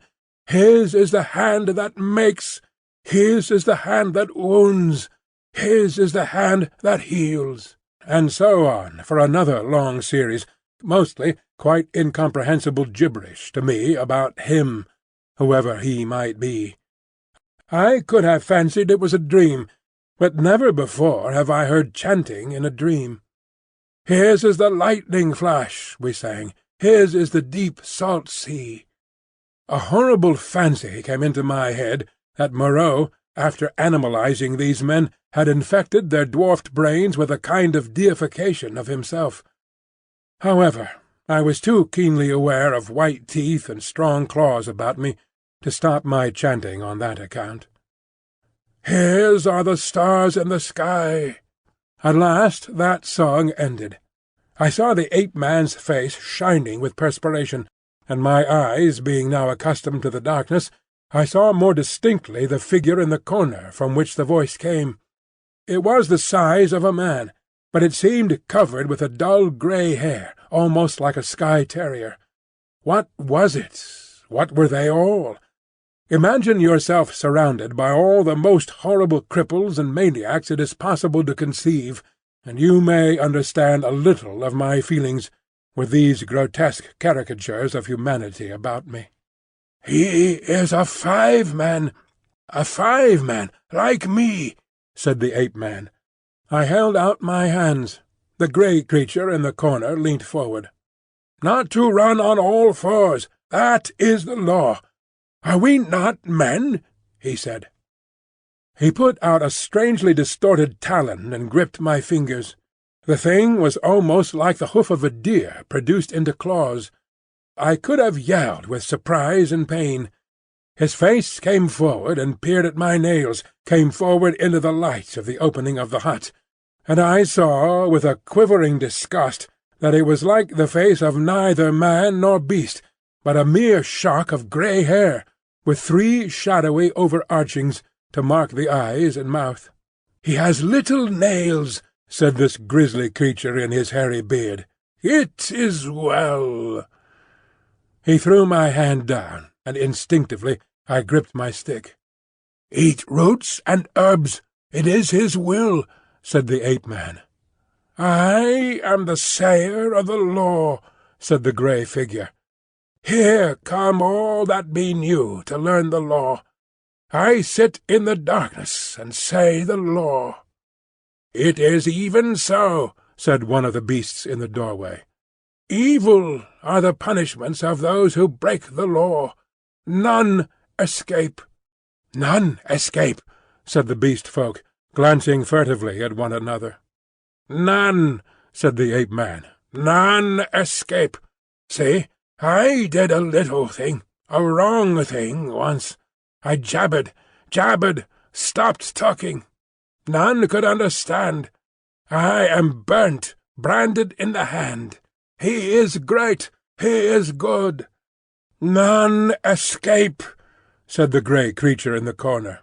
"None escape," said the beast people, looking askance at one another. "For every one the want that is bad," said the great sayer of the law. "What you will want we do not know. We shall know. Some want to follow things that move, to watch and slink and wait and spring, to kill and bite, bite deep and rich, sucking the blood. It is bad. Not to chase other men, that is the law. Are we not men? Not to eat flesh or fish, that is the law. Are we not men?" "None escape," said a dappled brute standing in the doorway. "For every one the want is bad," said the grey sayer of the law.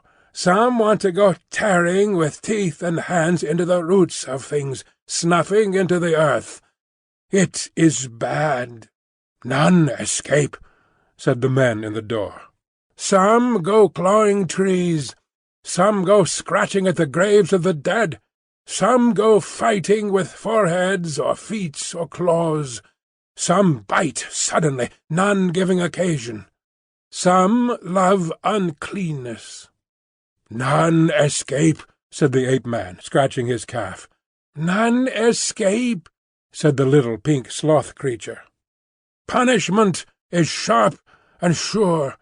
Therefore learn the law. Say the words." And incontinently he began again the strange litany of the law, and again I and all these creatures began singing and swaying.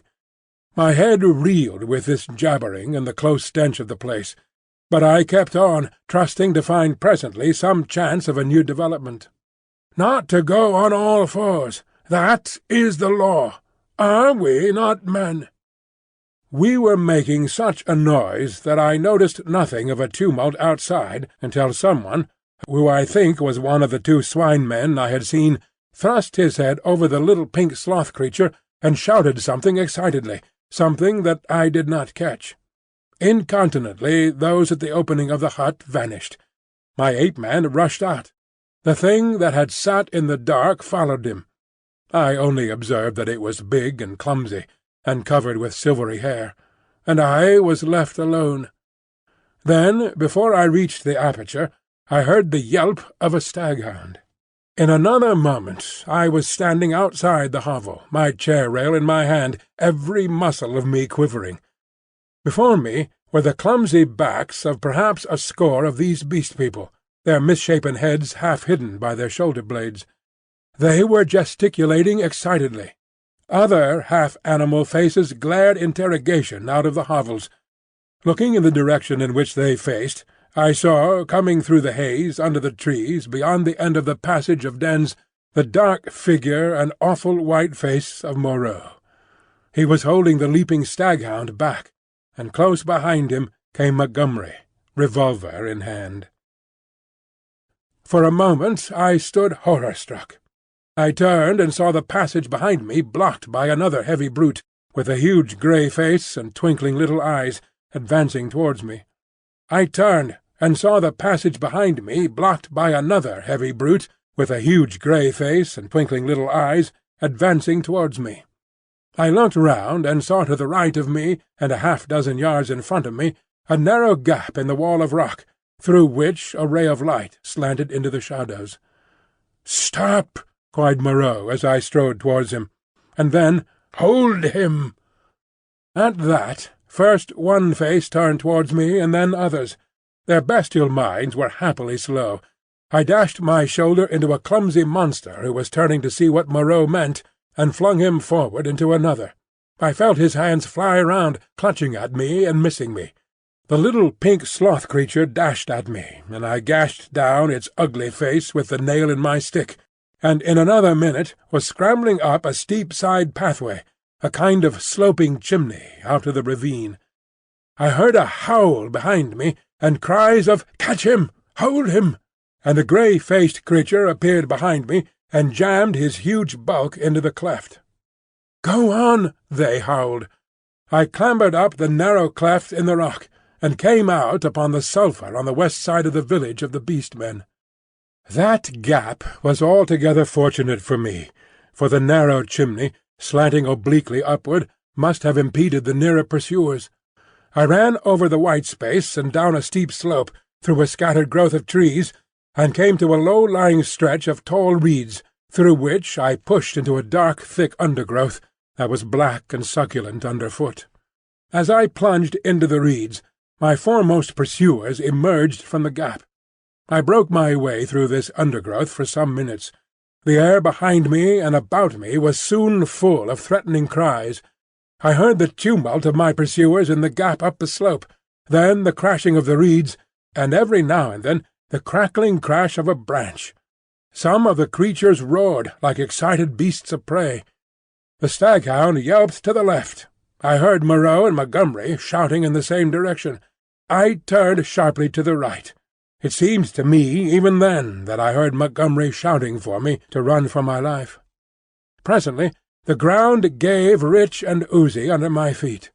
But I was desperate and went headlong into it, struggled through knee-deep, and so came to a winding path among tall canes. The noise of my pursuers passed away to my left. In one place 3 strange, peak-hopping animals, about the size of cats, bolted before my footsteps. This pathway ran uphill, across another open space covered with white incrustation, and plunged into a canebrake again. Then suddenly it turned parallel with the edge of a steep-walled gap, which came without warning, like the ha-ha of an English park, turned with an unexpected abruptness. I was still running with all my might, and I never saw this drop until I was flying headlong through the air. I fell on my forearms and head among thorns, and rose with a torn ear and bleeding face. I had fallen into a precipitous ravine, rocky and thorny, full of a hazy mist which drifted about me in wisps, and with a narrow streamlet from which this mist came meandering down the centre. I was astonished at this thin fog in the full blaze of daylight, but I had no time to stand wondering then. I turned to my right, downstream, hoping to come to the sea in that direction, and so have my way open to drown myself. It was only later I found that I had dropped my nailed stick in my fall. Presently the ravine grew narrower for a space, and carelessly I stepped into the stream.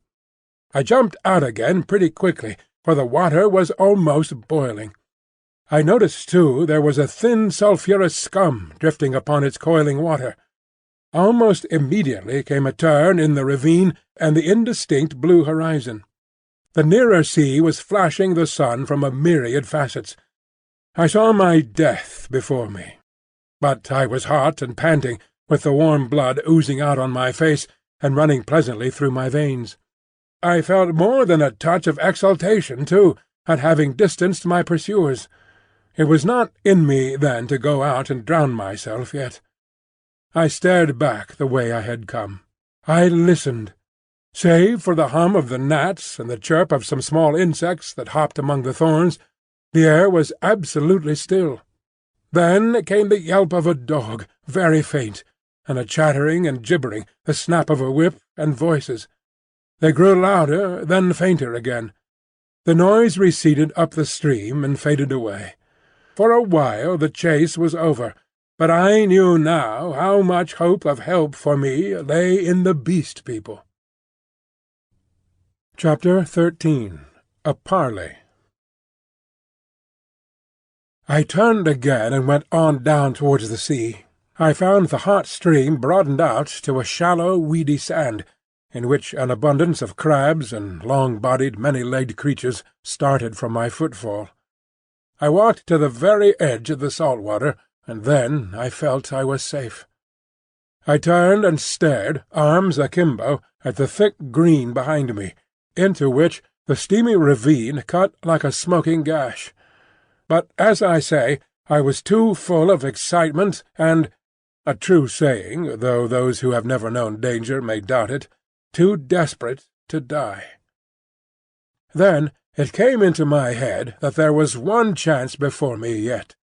While Moreau and Montgomery and their bestial rabble chased me through the island, might I not go round the beach until I came to their enclosure, make a flank march upon them, in fact, and then, with a rock lugged out of their loosely built wall, perhaps smash in the lock of the smaller door, and see what I could find, knife, pistol, or what not, to fight them with when they returned. It was, at any rate, something to try. So I turned to the westward, and walked along by the water's edge. The setting sun flashed his blinding heat into my eyes. The slight Pacific tide was running in with a gentle ripple. Presently the shore fell away southward, and the sun came round upon my right hand. Then, suddenly, far in front of me, I saw first one and then several figures emerging from the bushes, Moreau with his grey staghound, then Montgomery, and 2 others. At that I stopped. They saw me, and began gesticulating and advancing. I stood watching them approach. The 2 beast-men came running forward to cut me off from the undergrowth, inland. Montgomery came, running also, but straight towards me. Moreau followed slower with his dog. At last I roused myself from my inaction, and turning seaward, walked straight into the water. The water was very shallow at first. I was 30 yards out before the waves reached my waist. Dimly I could see the intertidal creatures darting away from my feet. "What are you doing, man?" cried Montgomery. I turned, standing waist-deep, and stared at them. Montgomery stood panting at the margin of the water. His face was bright red with exertion, his long flaxen hair blown about his head, and his dropping nether lip showed his irregular teeth. Moreau was just coming up, his face pale and firm, and the dog at his hand barked at me. Both men had heavy whips. Farther up the beach stared the Beast Men. "What am I doing? I'm going to drown myself," said I. Montgomery and Moreau looked at each other. "Why?" asked Moreau. "Because that is better than being tortured by you." "I told you so," said Montgomery, and Moreau said something in a low tone. "What makes you think I shall torture you?" asked Moreau. "What I saw," I said, "and those yonder." "Hush!" said Moreau, and held up his hand. "I will not," said I. "They were men. What are they now? I, at least, will not be like them." I looked past my interlocutors. Up the beach were M'ling, Montgomery's attendant, and one of the white-swathed brutes from the boat. Farther up, in the shadow of the trees, I saw my little ape-man, and behind him some other dim figures. "Who are these creatures?" said I, pointing to them and raising my voice more and more that it might reach them. "They were men like yourselves, whom you have infected with some bestial taint, men whom you have enslaved, and whom you still fear." "You who listen!" I cried, pointing now to Moreau and shouting past him to the Beast Men. "You who listen! Do you not see these men still fear you, go in dread of you? Why then do you fear them? You are many." "For God's sake!" cried Montgomery, "stop that, Prendick!" "Prendick!" cried Moreau. They both shouted together as if to drown my voice, and behind them lowered the staring faces of the Beast Men, wondering, their deformed hands hanging down, their shoulders hunched up. They seemed, as I fancied, to be trying to understand me, to remember, I thought, something of their human past. I went on shouting. I scarcely remember what. That Moreau and Montgomery could be killed, that they were not to be feared. That was the burden of what I put into the heads of the Beast People. I saw the green-eyed man in the dark rags, who had met me on the evening of my arrival, come out from among the trees, and others followed him, to hear me better. At last, for want of breath, I paused. "Listen to me for a moment," said the steady voice of Moreau, "and then say what you will." "Well?" said I. He coughed, thought, then shouted, "Latin, Prendick! Bad Latin, schoolboy Latin, but try and understand.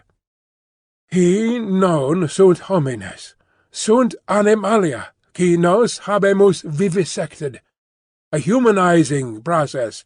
I will explain. Come ashore." I laughed. "A pretty story," said I. "They talk, build houses. They were men. It's likely I'll come ashore. The water just beyond where you stand is deep and full of sharks." "That's my way," said I, "short and sharp, presently. Wait a minute." He took something out of his pocket that flashed back the sun, and dropped the object at his feet. "That's a loaded revolver," said he. "Montgomery here will do the same. Now, we are going up the beach until you are satisfied the distance is safe. Then come and take the revolvers." "Not I. You have a third between you. I want you to think over things, Prendick. In the first place, I never asked you to come upon this island. If we vivisected men, we should import men, not beasts. In the next, we had you drugged last night, had we wanted to work you any mischief. And in the next, now your first panic is over and you can think a little, is Montgomery here quite up to the character you give him? We have chased you for your good, because this island is full of inimical phenomena. Besides, why should we want to shoot you when you have just offered to drown yourself? Why did you set your people on to me when I was in the hut? We felt sure of catching you and bringing you out of danger. Afterwards we drew away from the scent for your good. I mused. It seemed just possible. Then I remembered something again. "But I saw," said I, "in the enclosure. That was a puma." "Look here, Prendick," said Montgomery, "you're a silly ass. Come out of the water and take these revolvers and talk. We can't do anything more than we could do now. I will confess that then, and indeed always, I distrusted and dreaded Moreau. But Montgomery was a man I felt I understood." "Go up the beach," said I, after thinking, and added, "holding your hands up." "Can't do that," said Montgomery, with an explanatory nod over his shoulder. "Undignified." "Go up to the trees, then," said I, "as you please." "It's a damned silly ceremony," said Montgomery. Both turned and faced the 6 or 7 grotesque creatures who stood there in the sunlight, solid, casting shadows, moving, and yet so incredibly unreal. Montgomery cracked his whip at them, and forthwith they all turned and fled helter-skelter into the trees, and when Montgomery and Moreau were at a distance I judged sufficient, I waded ashore, and picked up and examined the revolvers. To satisfy myself against the subtlest trickery, I discharged one at a round lump of lava, and had the satisfaction of seeing the stone pulverized and the beach splashed with lead.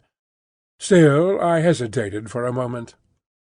"I'll take the risk," said I, "at last," and with a revolver in each hand I walked up the beach towards them. "That's better," said Moreau, without affectation. "As it is, you have wasted the best part of my day with your confounded imagination." And with a touch of contempt which humiliated me, he and Montgomery turned and went on in silence before me. The knot of beast-men, still wondering, stood back among the trees. I passed them as serenely as possible. One started to follow me, but retreated again when Montgomery cracked his whip. The rest stood silent, watching.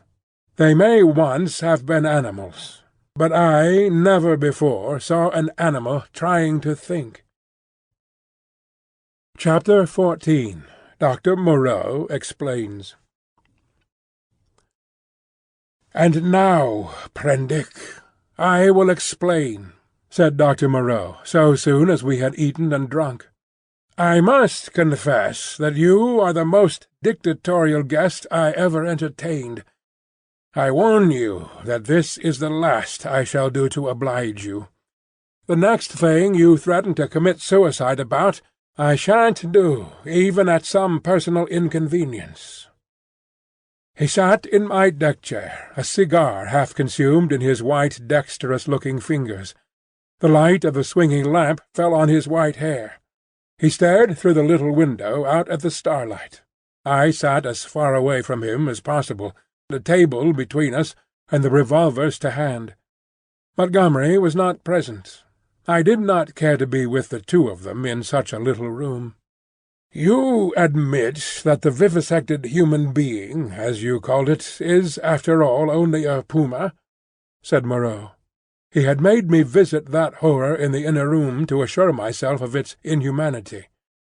"It is the puma," I said, "still alive, but so cut and mutilated as I pray I may never see living flesh again. Of all vile—" "Never mind that," said Moreau. "At least spare me those youthful horrors. Montgomery used to be just the same. You admit that it is the puma. Now be quiet while I reel off my physiological lecture. And forthwith, beginning in the tone of a man supremely bored, but presently warming a little, he explained his work to me. It was very simple and convincing.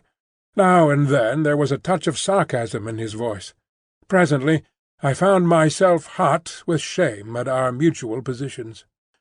The creatures I had seen were not men, had never been men. They were animals, humanized animals, triumphs of vivisection. "You forget all that a skilled vivisector can do with living things," said Moreau. "For my own part, I'm puzzled why the things I have done here have not been done before. Small efforts, of course, have been made. Amputation, tongue-cutting, excisions. Of course, you know a squint may be induced or cured by surgery. Then, in the course of excisions, you have all kinds of secondary changes, pigmentary disturbances, modifications of the passions, alterations in the secretion of fatty tissue. I have no doubt you have heard of these things." "Of course," said I. "But these foul creatures of yours—" "All in good time," said he, waving his hand at me. "I am only beginning. Those are trivial cases of alteration. Surgery can do better things than that. There is building up as well as breaking down and changing. You have heard, perhaps, of a common surgical operation resorted to in cases where the nose has been destroyed. A flap of skin is cut from the forehead, turned down on the nose, and heals in the new position. This is a kind of grafting in a new position of part of an animal upon itself. Grafting of freshly obtained material from another animal is also possible. The case of teeth, for example. The grafting of skin and bone is done to facilitate healing. The surgeon places in the middle of the wound pieces of skin snipped from another animal, or fragments of bone from a victim freshly killed. Hunter's cockspur, possibly you have heard of that, flourished on the bull's neck, and the rhinoceros rats of the Algerian Zouaves are also to be thought of. Monsters manufactured by transferring a slip from the tail of an ordinary rat to its snout, and allowing it to heal in that position. "Monsters manufactured?" said I. "Then you mean to tell me—" "Yes. These creatures you have seen are animals, carven and wrought into new shapes. To that, to the study of the plasticity of living forms, my life has been devoted. I have studied for years, gaining in knowledge as I go. I see you look horrified, and yet I am telling you nothing new. It all lay in the surface of practical anatomy years ago, but no one had the temerity to touch it. It is not simply the outward form of an animal which I can change. The physiology, the chemical rhythm of the creature may also be made to undergo an enduring modification, of which vaccination and other methods of inoculation with living or dead matter are examples that will, no doubt, be familiar to you. A similar operation is the transfusion of blood, with which subject, indeed, I began. These are all familiar cases. Less so, and probably far more extensive, were the operations of those medieval practitioners who made dwarfs and beggar cripples, show monsters, some vestiges of whose art still remain in the preliminary manipulation of the young mountebank or contortionist. Victor Hugo gives an account of them in L'Homme qui rit. But perhaps my meaning grows plain now. You begin to see that it is a possible thing to transplant tissue from one part of an animal to another, or from one animal to another. To alter its chemical reactions and methods of growth, to modify the articulations of its limbs, and indeed to change it in its most intimate structure. And yet this extraordinary branch of knowledge has never been sought as an end and systematically by modern investigators until I took it up. Some such things have been hit upon in the last resort of surgery. Most of the kindred evidence that will recur to your mind has been demonstrated as it were by accident, by tyrants, by criminals, by the breeders of horses and dogs, by all kinds of untrained, clumsy-handed men working for their own immediate ends. I was the first man to take up this question armed with antiseptic surgery, and with a really scientific knowledge of the laws of growth. Yet one would imagine it must have been practised in secret before. Such creatures as the Siamese twins, and in the vaults of the Inquisition. No doubt their chief aim was artistic torture, but some, at least, of the Inquisitors must have had a touch of scientific curiosity. "But," said I, "these things, these animals, talk." He said that was so, and proceeded to point out that the possibility of vivisection does not stop at a mere physical metamorphosis. A pig may be educated.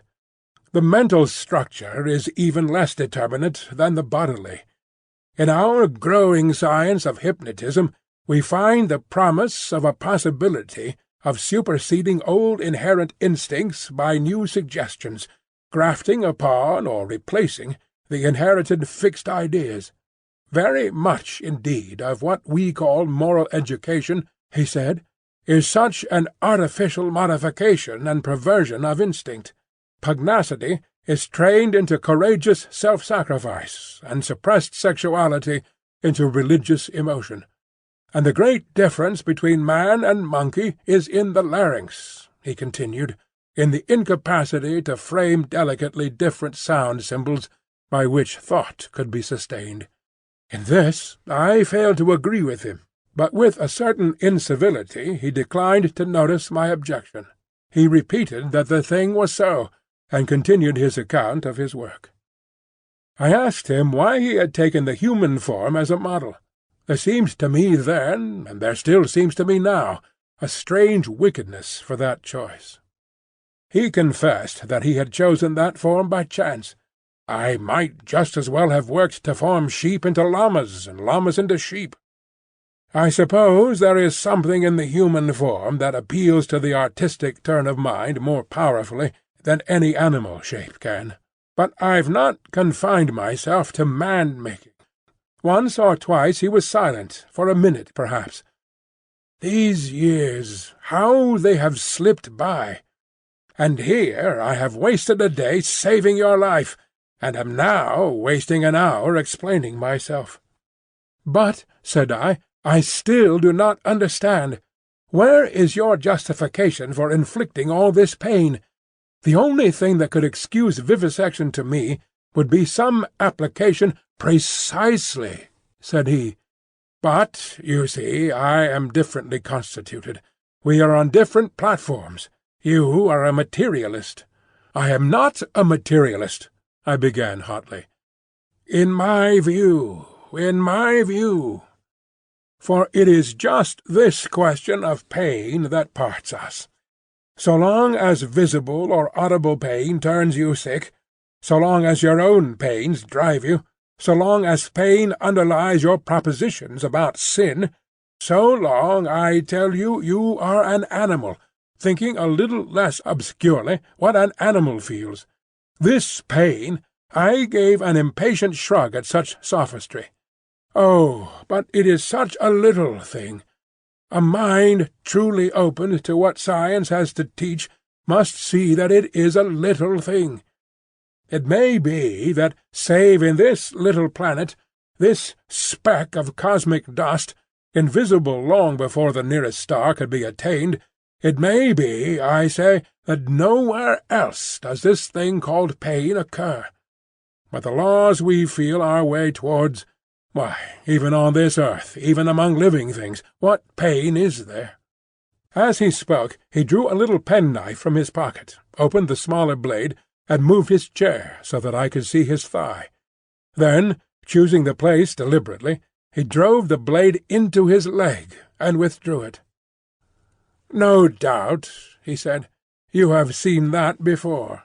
It does not hurt a pin-prick. But what does it show? The capacity for pain is not needed in the muscle, and it is not placed there, is but little needed in the skin, and only here and there over the thigh is a spot capable of feeling pain. Pain is simply our intrinsic medical adviser to warn us and stimulate us. Not all living flesh is painful, nor is all nerve, not even our sensory nerve. There's no taint of pain, real pain, in the sensations of the optic nerve. If you wound the optic nerve, you merely see flashes of light, just as disease of the auditory nerve merely means a humming in our ears. Plants do not feel pain, nor the lower animals. It's possible that such animals as the starfish and crayfish do not feel pain at all.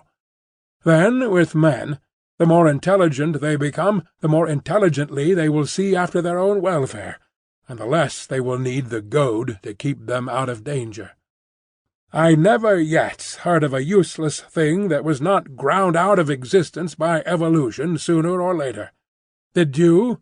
And pain gets needless. Then I am a religious man, Prendick, as every sane man must be. It may be, I fancy, that I have seen more of the ways of this world's Maker than you, for I have sought his laws, in my way, all my life, while you, I understand, have been collecting butterflies. And I tell you, pleasure and pain have nothing to do with heaven or hell. Pleasure and pain, bah!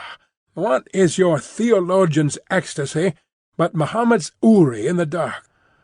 This store which men and women set on pleasure and pain, Prendick, is the mark of the beast upon them, the mark of the beast from which they came. Pain and pleasure, they are for us only so long as we wriggle in the dust.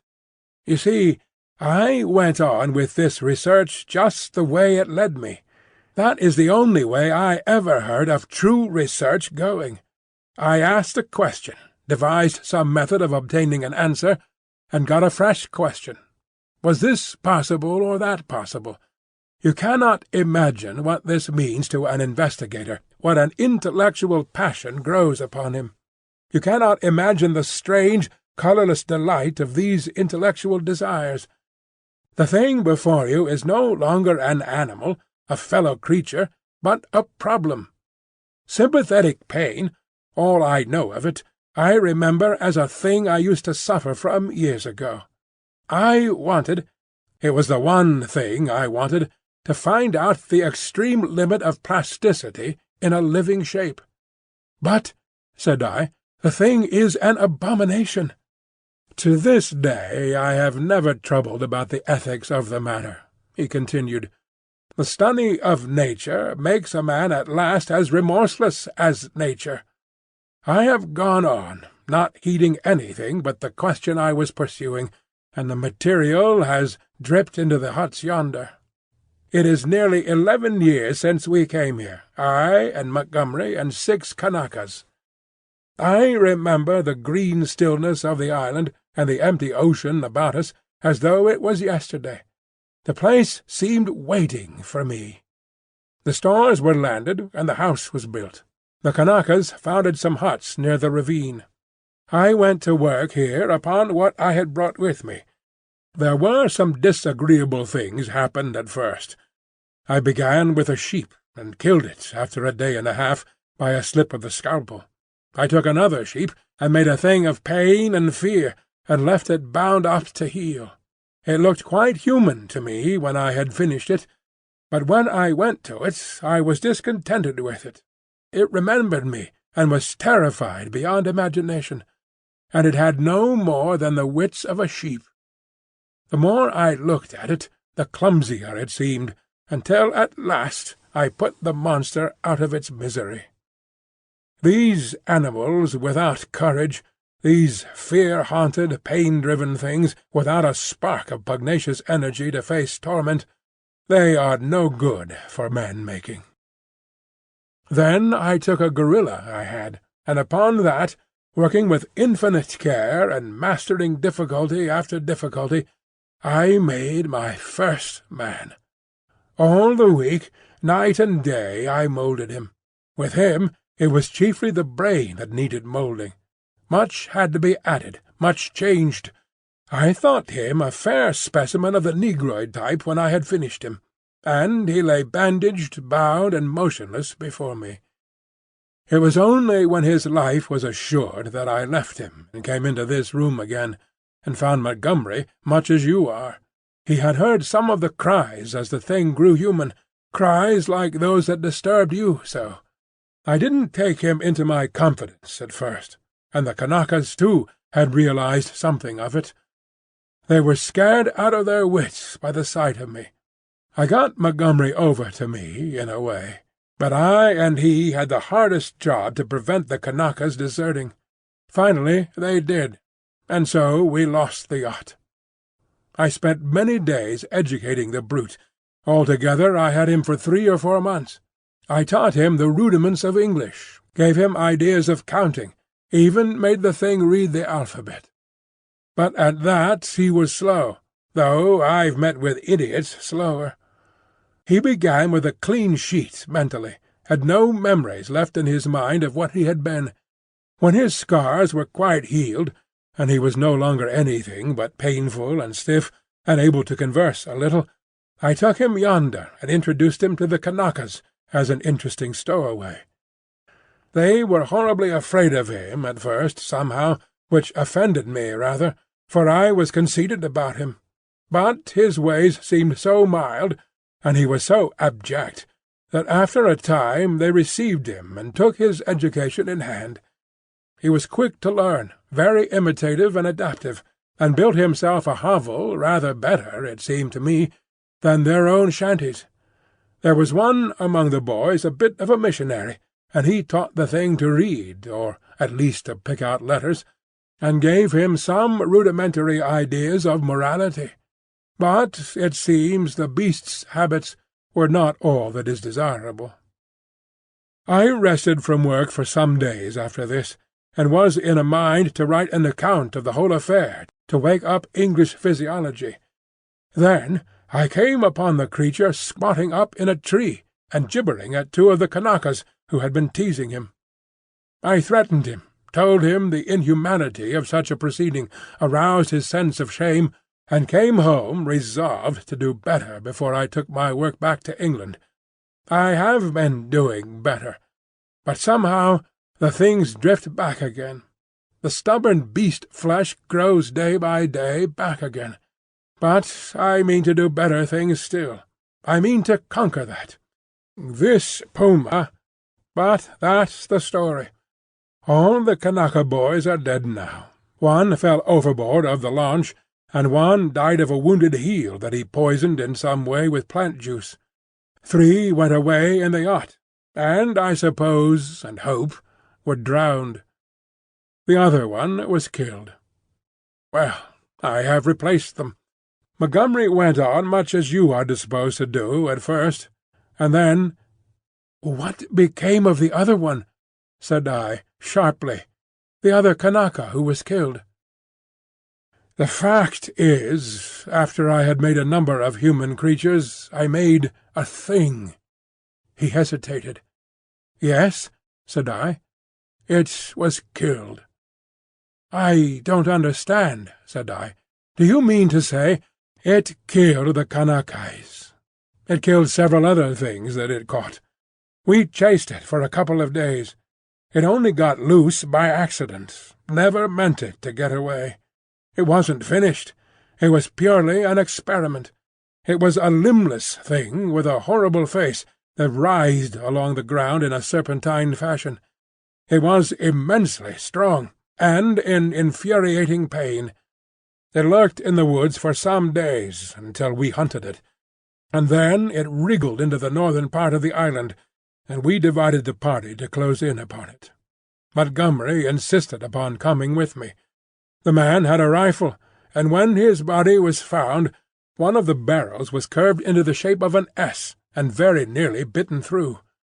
Montgomery shot the thing. After that I stuck to the ideal of humanity, except for little things. He became silent. I sat in silence, watching his face. So for 20 years altogether, counting 9 years in England, I have been going on, and there is still something in everything I do that defeats me, makes me dissatisfied, challenges me to further effort. Sometimes I rise above my level, sometimes I fall below it, but always I fall short of the things I dream. The human shape I can get now, almost with ease, so that it is lithe and graceful, or thick and strong. But often there is trouble with the hands and the claws, painful things that I dare not shape too freely. But it is in the subtle grafting and reshaping one must needs do to the brain that my trouble lies. The intelligence is often utterly low, with unaccountable blank ends, unexpected gaps. And least satisfactory of all is something that I cannot touch somewhere. I cannot determine wherein the seat of the emotions. Cravings, instincts, desires that harm humanity, a strange hidden reservoir to burst forth suddenly and inundate the whole being of the creature with anger, hate, or fear. These creatures of mine seemed strange and uncanny to you so soon as you began to observe them. But to me, just after I make them, they seem to be indisputably human beings. It's afterwards, as I observe them, that the persuasion fades. First one animal trait, then another, creeps to the surface and stares out at me. But I will conquer yet. Each time I dip a living creature into the bath of burning pain, I say, this time I will burn out all the animal. This time I will make a rational creature of my own. After all, what is 10 years? Men have been 100,000 in the making, he thought darkly. But I am drawing near the fastness. This PUMA of mine— After a silence, and they revert. As soon as my hand is taken from them, the beast begins to creep back, begins to assert itself again. Another long silence. "Then you take the things you make into those dens?" said I. "They go. I turn them out when I begin to feel the beast in them. Presently they wander there. They all dread this house and me. There is a kind of travesty of humanity over there. Montgomery knows about it, for he interferes in their affairs. He has trained 1 or 2 of them to our service. He's ashamed of it, but I believe he half likes some of those beasts. It's his business, not mine. They only sicken me with a sense of failure. I take no interest in them. I fancy they follow in the lines the Kanaka missionary marked out, and have a kind of mockery of a rational life, poor beasts. There's something they call the law, sing hymns about all thine. They build themselves their dens, gather fruits, and pull herbs, marry even. But I can see through it all, see into their very souls, and see there nothing but the souls of beasts, beasts that perish, anger and the lusts to live and gratify themselves. Yet they're odd, complex, like everything else alive. There is a kind of upward striving in them, part vanity, part waste sexual emotion, part waste curiosity. It only mocks me. I have some hope of this PUMA. I have worked hard at her head and brain. "And now," said he, standing up after a long gap of silence, during which we had each pursued our own thoughts, "what do you think? Are you in fear of me still?" I looked at him, and saw but a white-faced, white-haired man with calm eyes. Save for his serenity, the touch almost of beauty that resulted from his set tranquillity and his magnificent build, he might have passed muster among 100 other comfortable old gentlemen. Then I shivered. By way of answer to his second question, I handed him a revolver with either hand. "Keep them," he said, and snatched at a yawn. He stood up, stared at me for a moment, and smiled. "You have had 2 eventful days," said he. "I should advise some sleep. I'm glad it's all clear. Good night." He thought me over for a moment, then went out by the inner door. I immediately turned the key in the outer one. I sat down again, sat for a time in a kind of stagnant mood, so weary, emotionally, mentally, and physically, that I could not think beyond the point at which he had left me. The black window stared at me like an eye. At last, with an effort, I put out the light and got into the hammock. Very soon I was asleep. Chapter 15. Concerning the Beast Folk. I woke early.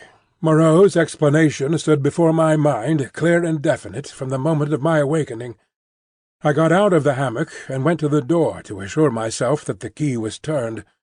Then I tried the window bar and found it firmly fixed.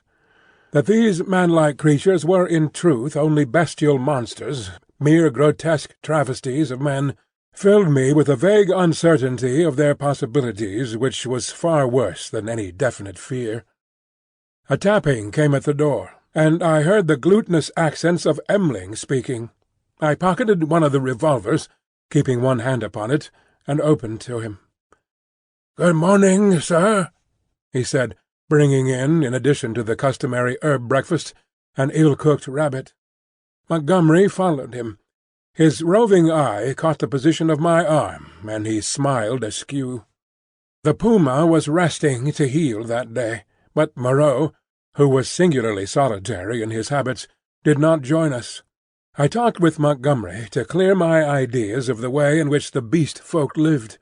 In particular, I was urgent to know how these inhuman monsters were kept from falling upon Moreau and Montgomery, and from rending one another. He explained to me that the comparative safety of Moreau and himself was due to the limited mental scope of these monsters. In spite of their increased intelligence and the tendency of their animal instincts to reawaken, they had certain fixed ideas implanted by Moreau in their minds, which absolutely bounded their imaginations. They were really hypnotized, had been told that certain things were impossible, and that certain things were not to be done, and these prohibitions were woven into the texture of their minds beyond any possibility of disobedience or dispute. Certain matters, however, in which old instinct was at war with Moreau's convenience, were in a less stable condition. A series of propositions, called the law, I had already heard them recited, battled in their minds with the deep-seated, ever-rebellious cravings of their animal natures. This law they were ever repeating, I found, and ever breaking. Both Montgomery and Moreau displayed particular solicitude to keep them ignorant of the taste of blood. They feared the inevitable suggestions of that flavour. Montgomery told me that the law, especially among the feline beast people, became oddly weakened about nightfall, that then the animal was at its strongest, that a spirit of adventure sprang up in them at the dusk, when they would dare things they never seemed to dream about by day. To that I owed my stalking by the Leopard Man, on the night of my arrival. But during these earlier days of my stay they broke the law only furtively and after dark. In the daylight there was a general atmosphere of respect for its multifarious prohibitions. And here, perhaps, I may give a few general facts about the island and the beast people. The island, which is of irregular outline and lay low upon the wide sea, had a total area, I suppose, of 7 or 8 square miles. It was volcanic in origin, and was now fringed on 3 sides by coral reefs. Some fumaroles to the northward and a hot spring were the only vestiges of the forces that had long since originated it. Now and then a faint quiver of earthquake would be sensible, and sometimes the ascent of the spire of smoke would be rendered tumultuous by gusts of steam, but that was all. The population of the island, Montgomery informed me, now numbered rather more than 60 of these strange creations of Moreau's art, not counting the smaller monstrosities which lived in the undergrowth and were without human form. Altogether he had made nearly 120, but many had died, and others, like the writhing, footless thing of which he had told me, had come by violent ends. In answer to my question, Montgomery said that they actually bore offspring, but that these generally died. When they lived, Moreau took them and stamped the human form upon them. There was no evidence of the inheritance of their acquired human characteristics. The females were less numerous than the males, and liable to much furtive persecution, in spite of the monogamy the law enjoined. It would be impossible for me to describe these beast-people in detail. My eye has had no training in details, and unhappily I cannot sketch. Most striking, perhaps, in their general appearance, was the disproportion between the legs of these creatures and the length of their bodies, and yet, so relative is our idea of grace, my eye became habituated to their forms, and at last I even fell in with their persuasion that my own long thighs were ungainly. Another point was the forward carriage of the head and the clumsy and inhuman curvature of the spine. Even the ape-man lacked that inward sinuous curve of the back which makes the human figure so graceful. Most had their shoulders hunched clumsily, and their short forearms hung weakly at their sides. Few of them were conspicuously hairy, at least until the end of my time upon the island. The next most obvious deformity was in their faces, almost all of which were prognathous, malformed about the ears, with large and protuberant noses, very furry or very bristly hair, and often strangely coloured or strangely placed eyes. None could laugh, though the ape-man had a chattering titter. Beyond these general characters, their heads had little in common. Each preserved the quality of its particular species. The human mark distorted but did not hide the leopard, the ox, or the sow, or other animal or animals from which the creature had been moulded. The voices, too, varied exceedingly. The hands were almost malformed, and though some surprised me by their unexpected human appearance, almost all were deficient in the number of the digits, clumsy about the finger-nails, and lacking any tactile sensibility. The two most formidable animal-men were my leopard-man and a creature made of hyena and swine. Larger than these were the three bull-creatures who pulled in the boat. Then came the silvery hairy man, who was also sayer of the law, M'ling, and a satyr-like creature of ape and goat. There were 3 swine-men and a swine-woman, a mare rhinoceros creature, and several other females, whose sources I did not ascertain. There were several wolf creatures, a bear bull, and a St. Bernard man. I have already described the ape-man, and there was a particularly hateful and evil-smelling old woman, made of vixen and bear, whom I hated from the beginning. She was said to be a passionate votary of the law. Smaller creatures were certain dappled youths and my little sloth creature. But enough of this catalogue. At first I had a shivering horror of the brutes, felt all too keenly that they were still brutes, but insensibly I became a little habituated to the idea of them, and moreover I was affected by Montgomery's attitude towards them. He had been with them so long that he had come to regard them as almost normal human beings. His London days seemed a glorious, impossible past to him. Only once in a year or so did he go to Africa to deal with Moreau's agent, a trader in animals there. He hardly met the finest type of manhood in that seafaring village of Spanish mongrels. The men aboard ship, he told me, seemed at first just as strange to him as the beast-men seemed to me, unnaturally long in the leg, flat in the face, prominent in the forehead, suspicious, dangerous, and cold-hearted. In fact, he did not like men. His heart had warmed to me, he thought, because he had saved my life. I fancied even then that he had a sneaking kindness for some of these metamorphosed brutes, a vicious sympathy with some of their ways, but that he attempted to veil it from me at first. M'ling, the black-faced man, Montgomery's attendant, the first of the beast-folk I had encountered, did not live with the others across the island, but in a small kennel at the back of the enclosure. The creature was scarcely so intelligent as the ape-man, but far more docile, and the most human-looking of all the beast-folk, and Montgomery had trained it to prepare food and, indeed, to discharge all the trivial domestic offices that were required. It was a complex trophy of Moreau's horrible skill, a bear, tainted with dog and ox, and one of the most elaborately made of all his creatures. It treated Montgomery with a strange tenderness and devotion. Sometimes he would notice it, pat it, call it half-mocking, half-jocular names, and so make it caper with extraordinary delight. Sometimes he would ill-treat it, especially after he had been at the whiskey, kicking it, beating it, pelting it with stones or lighted fusees. But whether he treated it well or ill, it loved nothing so much as to be near him. I say I became habituated to the Beast People, that 1,000 things which had seemed unnatural and repulsive speedily became natural and ordinary to me. I suppose everything in existence takes its colour from the average hue of our surroundings. Montgomery and Moreau were too peculiar and individual to keep my general impressions of humanity well defined. I would see one of the clumsy bovine creatures who worked the launch treading heavily through the undergrowth, and find myself asking, trying hard to recall, how he differed from some really human yokel trudging home from his mechanical labours.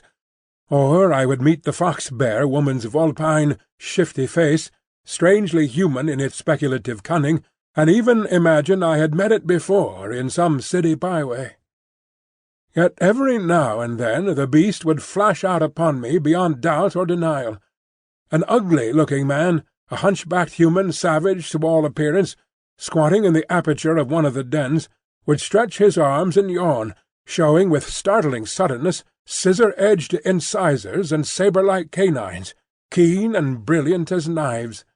Or, in some narrow pathway, glancing with a transitory daring into the eyes of some lithe, white-swathed female figure, I would suddenly see, with a spasmodic revulsion, that she had slit-like pupils, or glancing down, note the curving nail with which she held her shapeless wrap about her.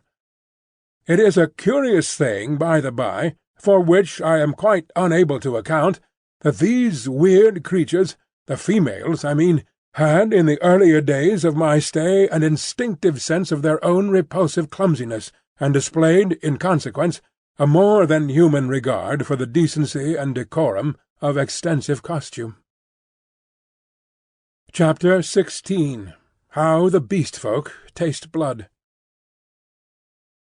My inexperience as a writer betrays me, and I wander from the thread of my story. After I had breakfasted with Montgomery, he took me across the island to see the fumarole and the source of the hot spring into whose scalding waters I had blundered on the previous day. Both of us carried whips and loaded revolvers. While going through a leafy jungle on our road thither, we heard a rabbit squealing. We stopped and listened, but we heard no more, and presently we went on our way, and the incident dropped out of our minds. Montgomery called my attention to certain little pink animals with long hind legs that went leaping through the undergrowth. He told me they were creatures made of the offspring of the Beast People that Moreau had invented. He had fancied they might serve for meat, but a rabbit-like habit of devouring their young had defeated this intention. I had already encountered some of these creatures, once during my moonlight flight from the Leopard Man, and once during my pursuit by Moreau on the previous day. By chance, one hopping to avoid us leapt into the hole caused by the uprooting of a wind-blown tree. Before it could extricate itself, we managed to catch it. It spat like a cat, scratched and kicked vigorously with its hind legs, and made an attempt to bite. But its teeth were too feeble to inflict more than a painless pinch. It seemed to me rather a pretty little creature, and as Montgomery stated that it never destroyed the turf by burrowing, and was very cleanly in its habits, I should imagine it might prove a convenient substitute for the common rabbit in gentlemen's parks. We also saw on our way the trunk of a tree barked in long strips and splintered deeply. Montgomery called my attention to this. "Not to claw bark of trees, that is the law," he said. "Much some of them care for it." It was after this, I think, that we met the satyr and the ape-man. The satyr was a gleam of classical memory on the part of Moreau, his face ovine in expression, like a coarser Hebrew type, his voice a harsh bleat, his nether extremities satanic. He was gnawing on the husk of a pod-like fruit as he passed us. Both of them saluted Montgomery. "Hail," said they, "to the other with the whip." "There's a third with a whip now," said Montgomery, "so you'd better mind." "Was he not made?" said the ape-man. He said he was made. The satyr-man looked curiously at me. "A third with the whip, he that walks weeping into the sea, has a thin white face." "He has a thin long whip," said Montgomery. "Yesterday he bled and wept," said the satyr. "You never bleed nor weep. The master does not bleed or weep." "Ollendorfian beggar," said Montgomery. "You bleed and weep if you don't look out. He has 5 fingers. He is a 5-man like me," said the Ape-man. "Come along, Prendick," said Montgomery, taking my arm, and I went on with him. The satyr and the Ape-man stood watching us and making other remarks to each other. "He says nothing," said the satyr. "Men have voices." "Yesterday he asked me of things to eat," said the Ape-man. "He did not know." Then they spoke inaudible things, and I heard the satyr laughing. It was on our way back that we came upon the dead rabbit. The red body of the wretched little beast was rent to pieces, many of the ribs stripped white, and the backbone indisputably gnawed. At that Montgomery stopped. "Good God!" said he, stooping down, and picking up some of the crushed vertebrae to examine them more closely. "Good God!" he repeated. "What can this mean?" "Some carnivore of yours has remembered its old habits," I said after a pause. "This backbone has been bitten through." He stood staring, with his face white and his lip pulled askew. "I don't like this," he said slowly. "I saw something of the same kind," said I, "the first day I came here." "The devil you did! What was it?" "A rabbit with its head twisted off." "The day you came here?" "The day I came here, in the undergrowth at the back of the enclosure, when I went out in the evening. The head was completely wrung off." He gave a long, low whistle. "And what is more, I have an idea which of your brutes did the thing. It's only a suspicion, you know. Before I came on the rabbit, I saw one of your monsters drinking in the stream." "Sucking his drink?" "Yes." "Not to suck your drink. That is the law. Much the brutes care for the law, when Moreau's not about. It was the brute who chased me." "Of course," said Montgomery. "It's just the way with carnivores. After a kill they drink. It's the taste of blood, you know. What was the brute like?" he continued. "Would you know him again?" He glanced about us, standing astride over the mess of dead rabbit, his eyes roving among the shadows and scenes of greenery, the lurking places and ambuscades of the forest that bounded us in. "The taste of blood," he said again. He took out his revolver, examined the cartridges in it, and replaced it. Then he began to pull at his dropping lip. "I think I should know the brute again," I said. "I stunned him. He ought to have a handsome bruise on the forehead of him." "But then we have to prove that he killed the rabbit," said Montgomery. "I wish I'd never brought the things here." I should have gone on, but he stayed there thinking over the mangled rabbit in a puzzle-headed way.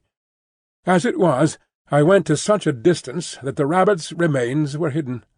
"Come on," I said. Presently he woke up and came towards me. "You see," he said, almost in a whisper, "they are all supposed to have a fixed idea against eating anything that runs on land. If some brute has by any accident tasted blood—" We went on some way in silence. "I wonder what can have happened," he said to himself. Then, after a pause again, "I did a foolish thing the other day. That servant of mine showed him how to skin and cook a rabbit. It's odd. Saw him licking his hands. It never occurred to me. Then, we must put a stop to this.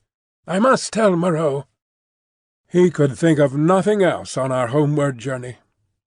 Moreau took the matter even more seriously than Montgomery, and I need scarcely say that I was affected by their evident consternation. "We must make an example," said Moreau. "I've no doubts in my own mind that the Leopard Man was the sinner. But how can we prove it? I wish, Montgomery, you had kept your taste for meat in hand, and gone without these exciting novelties. We may find ourselves in a mess yet through it." "I was a silly ass," said Montgomery. "But the thing's done now, and you said I might have them, you know." "We must see to the thing at once," said Moreau. "I suppose if anything should turn up, M'ling can take care of himself." "I'm not so sure of M'ling," said Montgomery. "I think I ought to know him." In the afternoon, Moreau, Montgomery, myself, and M'ling went across the island to the huts in the ravine. We three were armed. M'ling carried the little hatchet he used in chopping firewood, and some coils of wire. Moreau had a large cowherd's horn slung over his shoulder. "You will see a gathering of the Beast People," said Montgomery. "It's a pretty sight." Moreau said not a word on the way, but the expression of his heavy, white-fringed face was grimly set. We crossed the ravine down which smoked the stream of hot water, and followed the winding pathway through the cane-brakes until we reached a wide area covered over with a thick powdery yellow substance which I believe was sulphur. Above the shoulder of a weedy bank the sea glittered. We came to a kind of shallow natural amphitheatre, and here the four of us halted. Then Moreau sounded the horn, and broke the sleeping stillness of the tropical afternoon. He must have had strong lungs. The hooting note rose and rose amidst its echoes to at last an ear-penetrating intensity. "Ah!" said Moreau, letting the curved instrument fall to his side again. Immediately there was a crashing through the yellow canes, and a sound of voices from the dense green jungle that marked the morass through which I had run on the previous day. Then, at 3 or 4 points on the edge of the sulphurous area, appeared the grotesque forms of the Beast People hurrying towards us. I could not help a creeping horror as I perceived first one and then another trot out from the trees or reeds and come shambling along over the hot dust. But Moreau and Montgomery stood calmly enough, and perforce I stuck beside them. First to arrive was the satyr, strangely unreal for all that he cast a shadow and tossed the dust with his hoofs. After him from the brake came a monstrous lout, a thing of horse and rhinoceros, chewing a straw as it came. Then appeared the swine-woman and 2 wolf-women, then the fox-bear witch with her red eyes and her peaked red face, and then others, all hurrying eagerly.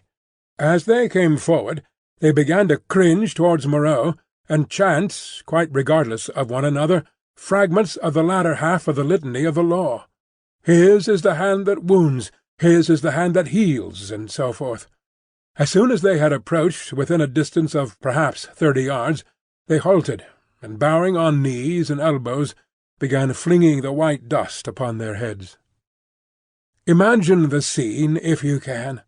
We 3 blue-clad men, with our misshapen, black-faced attendant, standing in a wide expanse of sunlit yellow dust under the blazing blue sky, and surrounded by this circle of crouching and gesticulating monstrosities, some almost human save in their subtle expression and gestures, some like cripples, some so strangely distorted as to resemble nothing but the denizens of our wildest dreams, and beyond, the reedy lines of a canebrake in one direction, a dense tangle of palm-trees on the other, separating us from the ravine with the huts, and to the north the hazy horizon of the Pacific Ocean. 62, 63, counted Moreau. There are 4 more. I do not see the leopard man, said I. Presently Moreau sounded the great horn again, and at the sound of it all the Beast People writhed and grovelled in the dust. Then, slinking out of the canebrake, stooping near the ground and trying to join the dust-throwing circle behind Moreau's back, came the leopard man. The last of the Beast People to arrive was the little ape-man. The earlier animals, hot and weary with their grovelling, shot vicious glances at him. "Cease!" said Moreau in his firm, loud voice, and the Beast People sat back upon their hams and rested from their worshipping. "Where is the sayer of the law?" said Moreau, and the hairy grey monster bowed his face in the dust. "Say the words," said Moreau. Forthwith all in the kneeling assembly, swaying from side to side and dashing up the sulphur with their hands, first the right hand and a puff of dust, and then the left, began once more to chant their strange litany. When they reached not to eat flesh or fish, that is the law, Moreau held up his lank white hand. "Stop!" he cried, and there fell absolute silence upon them all. I think they all knew and dreaded what was coming. I looked round at their strange faces. When I saw their wincing attitudes and the furtive dread in their bright eyes, I wondered that I had ever believed them to be men.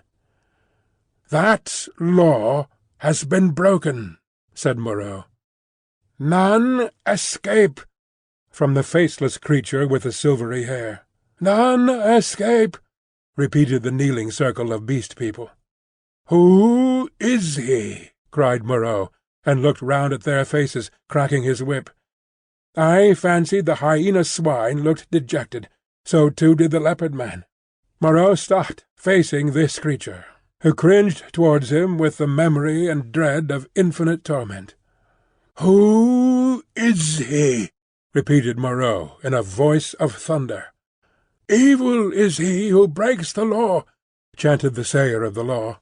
Moreau looked into the eyes of the leopard man, and seemed to be dragging the very soul out of the creature. "Who breaks the law?" said Moreau, taking his eyes off his victim and turning towards us. It seemed to me there was a touch of exultation in his voice. "Goes back to the house of pain." They all clamoured, "Goes back to the house of pain, O master!" "Back to the house of pain," gabbled the ape-man, as though the idea was sweet to him. "Do you hear?" said Moreau, turning back to the criminal. "My friend? Hello?" For the leopard man, released from Moreau's eye, had risen straight from his knees, and now, with eyes aflame and his huge feline tusks flashing out from under his curling lips, leaped towards his tormentor.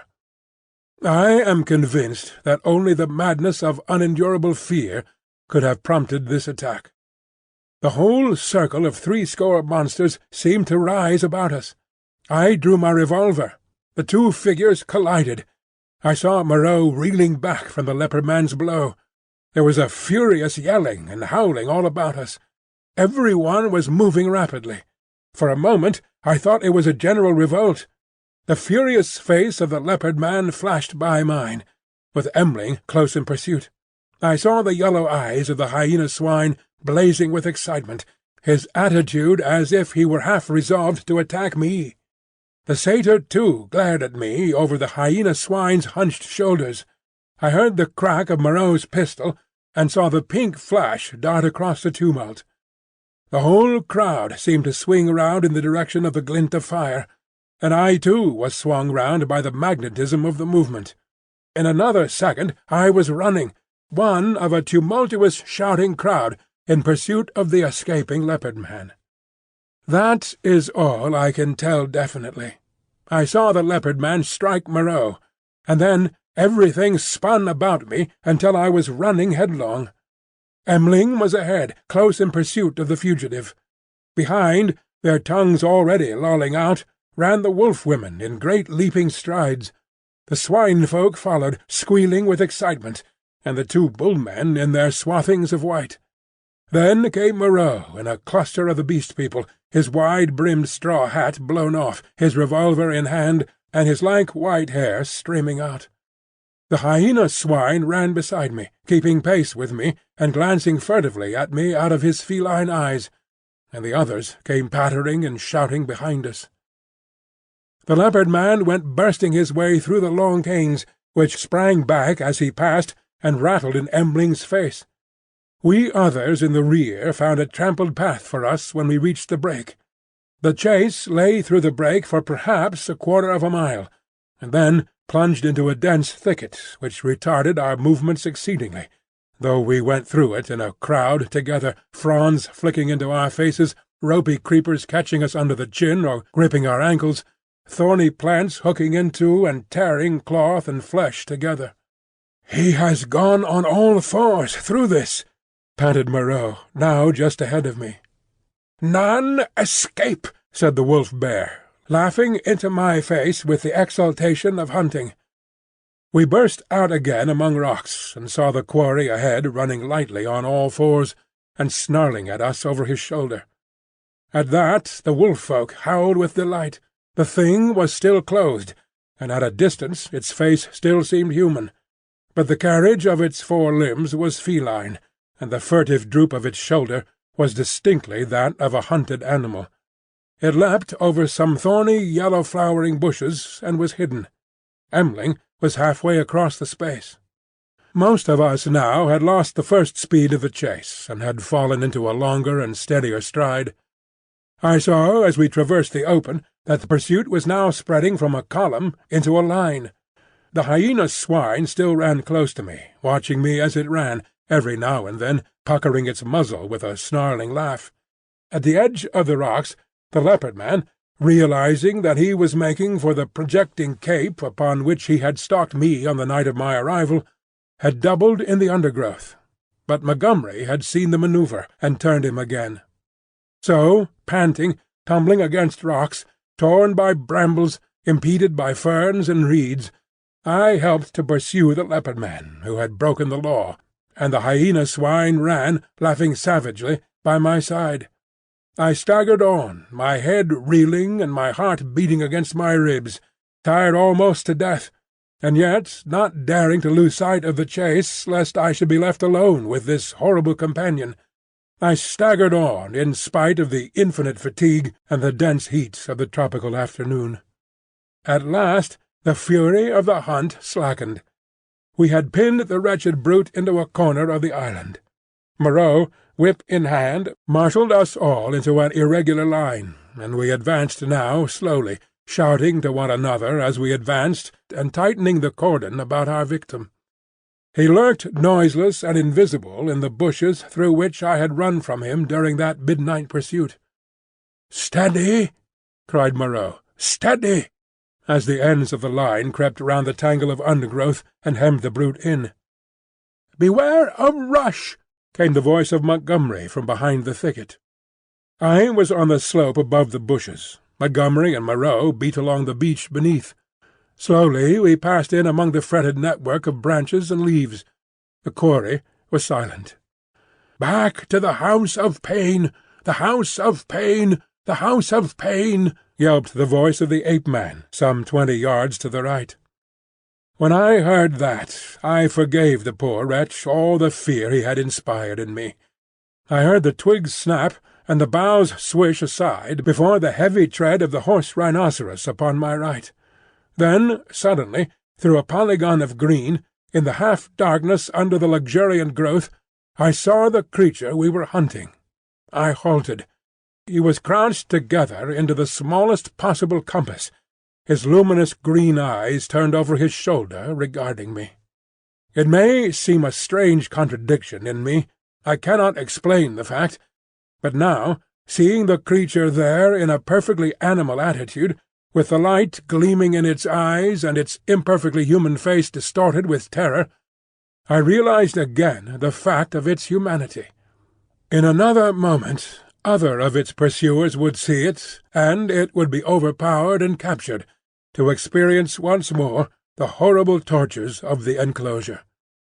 Abruptly I slipped out my revolver, aimed toward its terror-struck eyes, and fired. As I did so, the hyena swine saw the thing, and flung itself upon it with an eager cry, thrusting thirsty teeth into its neck. All about me the green masses of the thicket were swaying and cracking as the beast people came rushing together. One face, and then another, appeared. "Don't kill it, Prendick!" called Moreau. "Don't kill it!" And I saw him stooping as he pushed through under the fronds of the big ferns. In another moment he had beaten off the hyena swine with the handle of his whip, and he and Montgomery were keeping away the excited carnivorous beast people, and particularly M'ling, from the still quivering body. The hair-grey thing came sniffing at the corpse under my arm. The other animals, in their animal ardour, jostled me to get a nearer view. "Confound you, Prendick!" said Moreau. "I wanted him." "I'm sorry," said I, though I was not. It was the impulse of the moment. I felt sick with exertion and excitement. Turning, I pushed my way out of the crowding Beast People and went on alone up the slope towards the higher part of the headland. Under the shouted directions of Moreau, I heard the 3 white-swathed bullmen begin dragging the victim down towards the water. It was easy now for me to be alone. The Beast People manifested a quite human curiosity about the dead body, and followed it in a thick knot, sniffing and growling at it as the bullmen dragged it down the beach.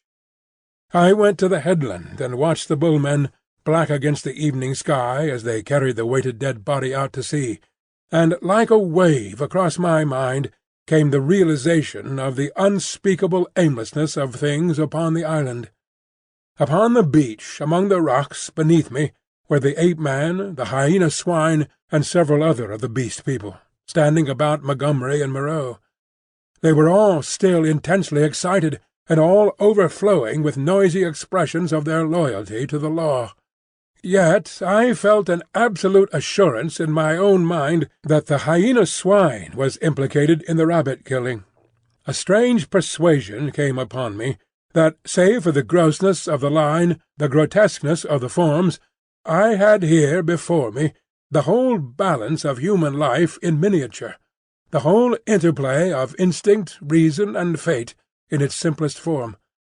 The leopard-man had happened to go under. That was all the difference. Poor brute! Poor brutes!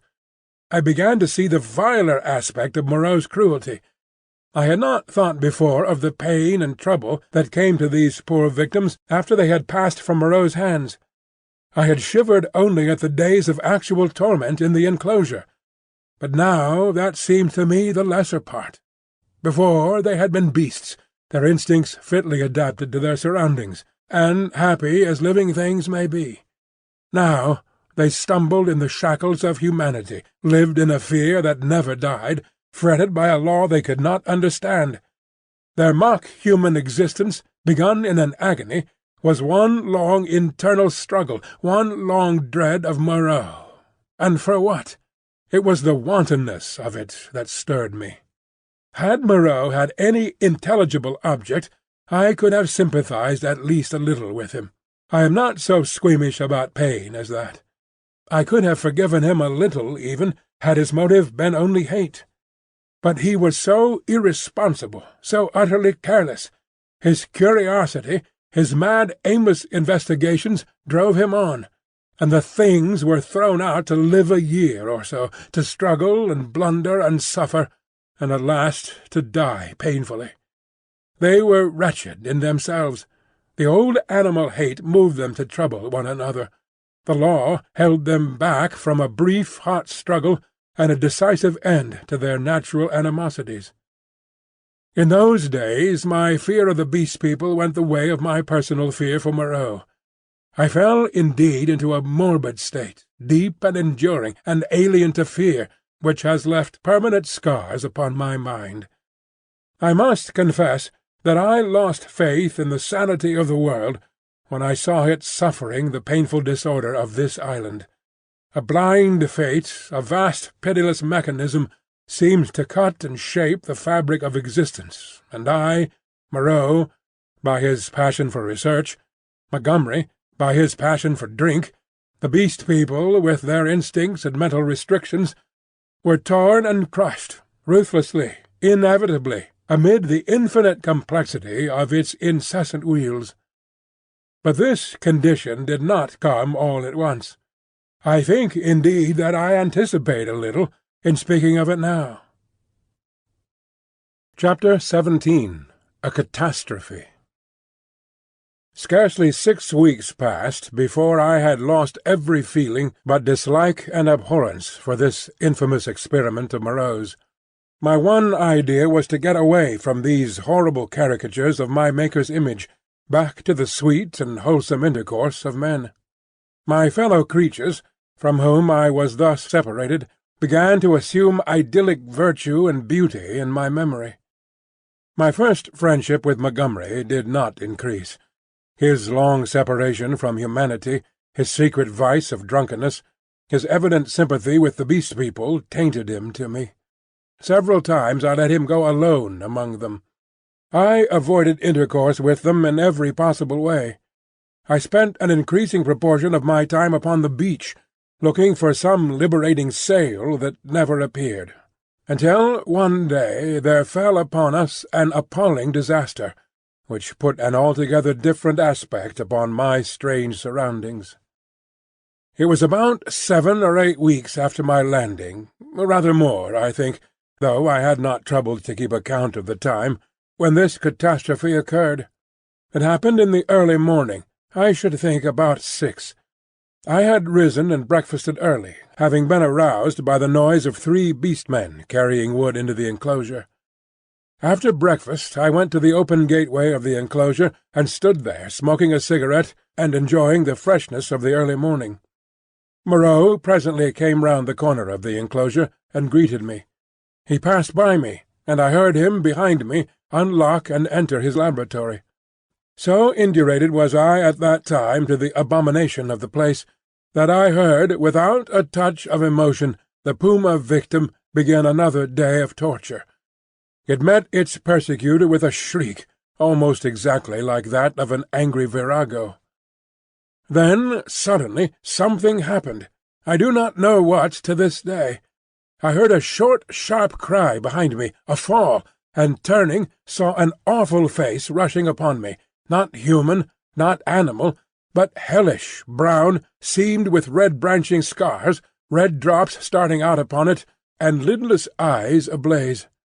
I threw up my arm to defend myself from the blow that flung me headlong with a broken forearm, and the great monster, swathed in lint and with red-stained bandages fluttering about it, leaped over me and passed. I rolled over and over down the beach, tried to sit up, and collapsed upon my broken arm. Then Moreau appeared, his massive white face all the more terrible for the blood that trickled from his forehead. He carried a revolver in one hand. He scarcely glanced at me, but rushed off at once, in pursuit of the puma.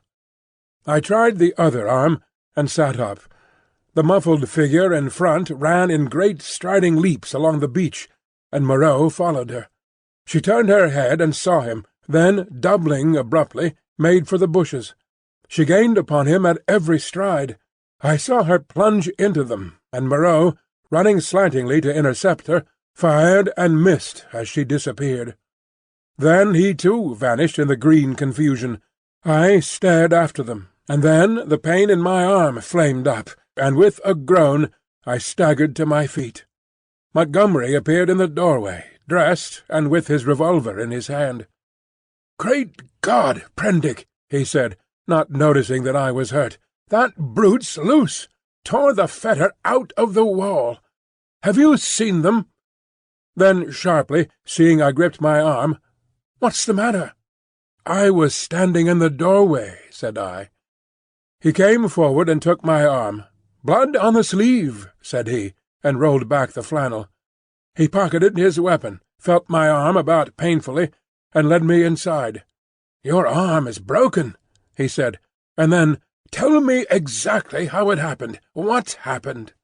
I told him what I had seen, told him in broken sentences, with gasps of pain between them, and very dexterously and swiftly he bound my arm meanwhile. He slung it from my shoulder, stood back, and looked at me. "You'll do," he said. "And now?" He thought. Then he went out and locked the gates of the enclosure. He was absent some time. I was chiefly concerned about my arm. The incident seemed merely one more of many horrible things. I sat down in the deck-chair, and I must admit swore heartily at the island. The first dull feeling of injury in my arm had already given way to a burning pain when Montgomery reappeared. His face was rather pale, and he showed more of his lower gums than ever. "I can neither see nor hear anything of them," he said. "I've been thinking he may want my help." He stared at me with his expressionless eyes. "That was a strong brute," he said. "It simply wrenched its fetter out of the wall." He went to the window, then to the door, and there turned to me. "I shall go after them," he said. "There's another revolver I can leave with you. To tell you the truth, I feel anxious, somehow." He obtained the weapon and put it ready to my hand on the table, then went out, leaving a restless contagion in the air. I did not sit long after he left, but took the revolver in hand and went to the doorway. The morning was as still as death. Not a whisper of wind was stirring. The sea was like polished glass, the sky empty, the beach desolate. In my half-excited, half-feverish state, this stillness of things oppressed me. I tried to whistle, and the tune died away. I swore again, the second time that morning. Then I went to the corner of the enclosure and stared inland at the green bush that had swallowed up Moreau and Montgomery. When would they return, and how? Then, far away up the beach, a little grey beast-man appeared, ran down to the water's edge, and began splashing about. I strolled back to the doorway, then to the corner again, and so began pacing to and fro like a sentinel upon duty. Once I was arrested by the distant voice of Montgomery bawling, "Cooey, Moreau!" My arm became less painful, but very hot. I got feverish and thirsty. My shadow grew shorter. I watched the distant figure until it went away again. Would Moreau and Montgomery never return? 3 seabirds began fighting for some stranded treasure. Then, from far away behind the enclosure, I heard a pistol shot. A long silence, and then came another. Then a yelling cry nearer, and another dismal gap of silence. My unfortunate imagination set to work to torment me. Then, suddenly, a shot close by.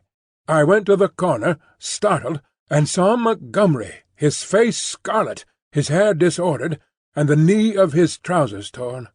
His face expressed profound consternation. Behind him slouched the beast-man, Emling, and round Emling's jaws were some queer dark stains. "Has he come?" said Montgomery. "Moreau?" said I. "No." "My God!" The man was panting, almost sobbing. "Go back in," he said, taking my arm. "They're mad. They're all rushing about mad. What can have happened? I don't know. I'll tell you when my breath comes. Where's some brandy?" Montgomery limped before me into the room and sat down in the deck-chair. Emling flung himself down just outside the doorway and began panting like a dog. I got Montgomery some brandy and water. He sat staring in front of him at nothing, recovering his breath. After some minutes he began to tell me what had happened. He had followed their track for some way. It was plain enough at first on account of the crushed and broken bushes, white rags torn from the puma's bandages, and occasional smears of blood on the leaves of the shrubs and undergrowth. He lost the track, however, on the stony ground beyond the stream where I had seen the beast-man drinking, and went wandering aimlessly westward, shouting Moreau's name.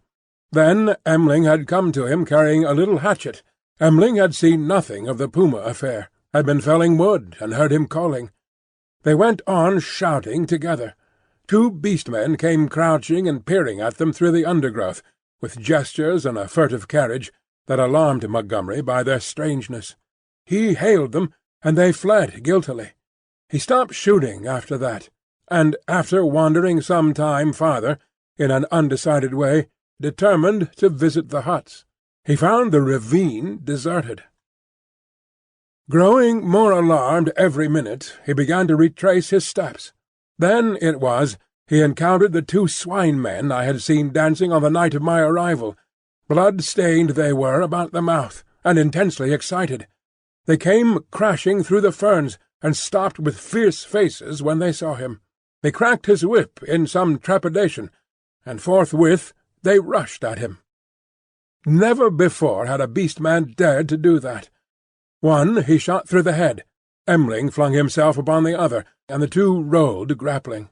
Emling got his brute under and with his teeth in its throat, and Montgomery shot that too as it struggled in Emling's grip. He had some difficulty in inducing Emling to come on with him. Thence they hurried back to me. On the way, Emling had suddenly rushed into a thicket and driven out an undersized ocelot man, also blood-stained and lame through a wound in the foot. This brute had run a little way and then turned savagely at bay, and Montgomery, with a certain wantonness, I thought, had shot him. "What does it all mean?" said I. He shook his head, and turned once more to the brandy. Chapter 18. The Finding of Moreau. When I saw Montgomery swallow a third dose of brandy, I took it upon myself to interfere. He was already more than half fuddled. I told him that some serious thing must have happened to Moreau by this time, or he would have returned before this, and that it behoved us to ascertain what that catastrophe was. Montgomery raised some feeble objections, and at last agreed. We had some food, and then all three of us started. It is possibly due to the tension of my mind at the time, but even now that start into the hot stillness of the tropical afternoon is a singularly vivid impression. M'ling went first, his shoulder hunched, his strange black head moving with quick starts, as he peered first on this side of the way and then on that. He was unarmed. His axe he had dropped when he encountered the swine-man. Teeth were his weapons when it came to fighting. Montgomery followed with stumbling footsteps, his hands in his pockets, his face downcast. He was in a state of muddled sullenness with me on account of the brandy. My left arm was in a sling. It was lucky it was my left, and I carried my revolver in my right. Soon we traced a narrow path through the wild luxuriance of the island, going northwestward, and presently M'ling stopped and became rigid with watchfulness. Montgomery almost staggered into him, and then stopped too. Then, listening intently, we heard coming through the trees the sound of voices and footsteps approaching us. "He is dead," said a deep, vibrating voice. "He is not dead. He is not dead," jabbered another. "We saw, said several voices. "Hello!" suddenly shouted Montgomery. "Hello there!" "Confound you!" said I, and gripped my pistol. There was a silence, then a crashing among the interlacing vegetation, first here, then there, and then half a dozen faces appeared, strange faces, lit by a strange light. M'ling made a growling noise in his throat. I recognized the ape-man. I had indeed already identified his voice, and two of the white-swathed, brown-featured creatures I had seen in Montgomery's boat. With these were the two dappled brutes and that grey, horribly crooked creature who said the law, with grey hair streaming down his cheeks, heavy grey eyebrows, and grey locks pouring off from a central parting upon its sloping forehead. A heavy, faceless thing, with strange red eyes, looked at us curiously from amidst the green. For a space no one spoke. Then Montgomery hiccuped, "Who said he was dead?" The monkey-man looked guiltily at the hairy grey thing. "He is dead," said this monster. They saw. There was nothing threatening about this detachment, at any rate. They seemed awe-stricken and puzzled. "Where is he?" said Montgomery. "Beyond," and the grey creature pointed. "Is there a law now?" asked the monkey-man. "Is it still to be this and that? Is he dead indeed?" "Is there a law?" repeated the man in white. "Is there a law, thou other with the whip?" "He is dead," said the hairy grey thing, and they all stood watching us. "Prendick?" said Montgomery, turning his dull eyes to me. "He's dead, evidently." I had been standing behind him during this colloquy. I began to see how things lay with them. I suddenly stopped in front of Montgomery and lifted up my voice.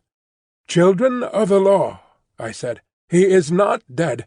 M'ling turned his sharp eyes on me. "He has changed his shape. He has changed his body," I went on. "For a time you will not see him. He is there," I pointed upward, "where he can watch you. You cannot see him, but he can see you. Fear the law." I looked at them squarely. They flinched. "He is great," "He is good," said the ape-man, peering fearfully upward among the dense trees. "And the other thing?" I demanded. "The thing that bled and ran screaming and sobbing, that is dead too," said the grey thing, still regarding me. "That's well," grunted Montgomery. "The other, with the whip," began the grey thing. "Well?" said I. "Said he was dead." But Montgomery was still sober enough to understand my motive in denying Moreau's death. "He is not dead," he said slowly. "Not dead at all. No more dead than I am. Some," said I, "have broken the law. They will die. Some have died. Show us now where his old body lies, the body he cast away because he had no more need of it." "It is this way, man who walked in the sea," said the grey thing. And with these 6 creatures guiding us, we went through the tumult of ferns and creepers and tree-stems towards the northwest. Then came a yelling, a crashing among the branches, and a little pink homunculus rushed by us shrieking. Immediately after appeared a monster in headlong pursuit, blood-bedabbled, who was amongst us almost before he could stop his career. The grey thing leapt aside. M'ling, with a snarl, flew at it, and was struck aside. Montgomery fired and missed, bowed his head, threw up his arm, and turned to run. I fired, and the thing still came on. Fired again, point-blank into its ugly face.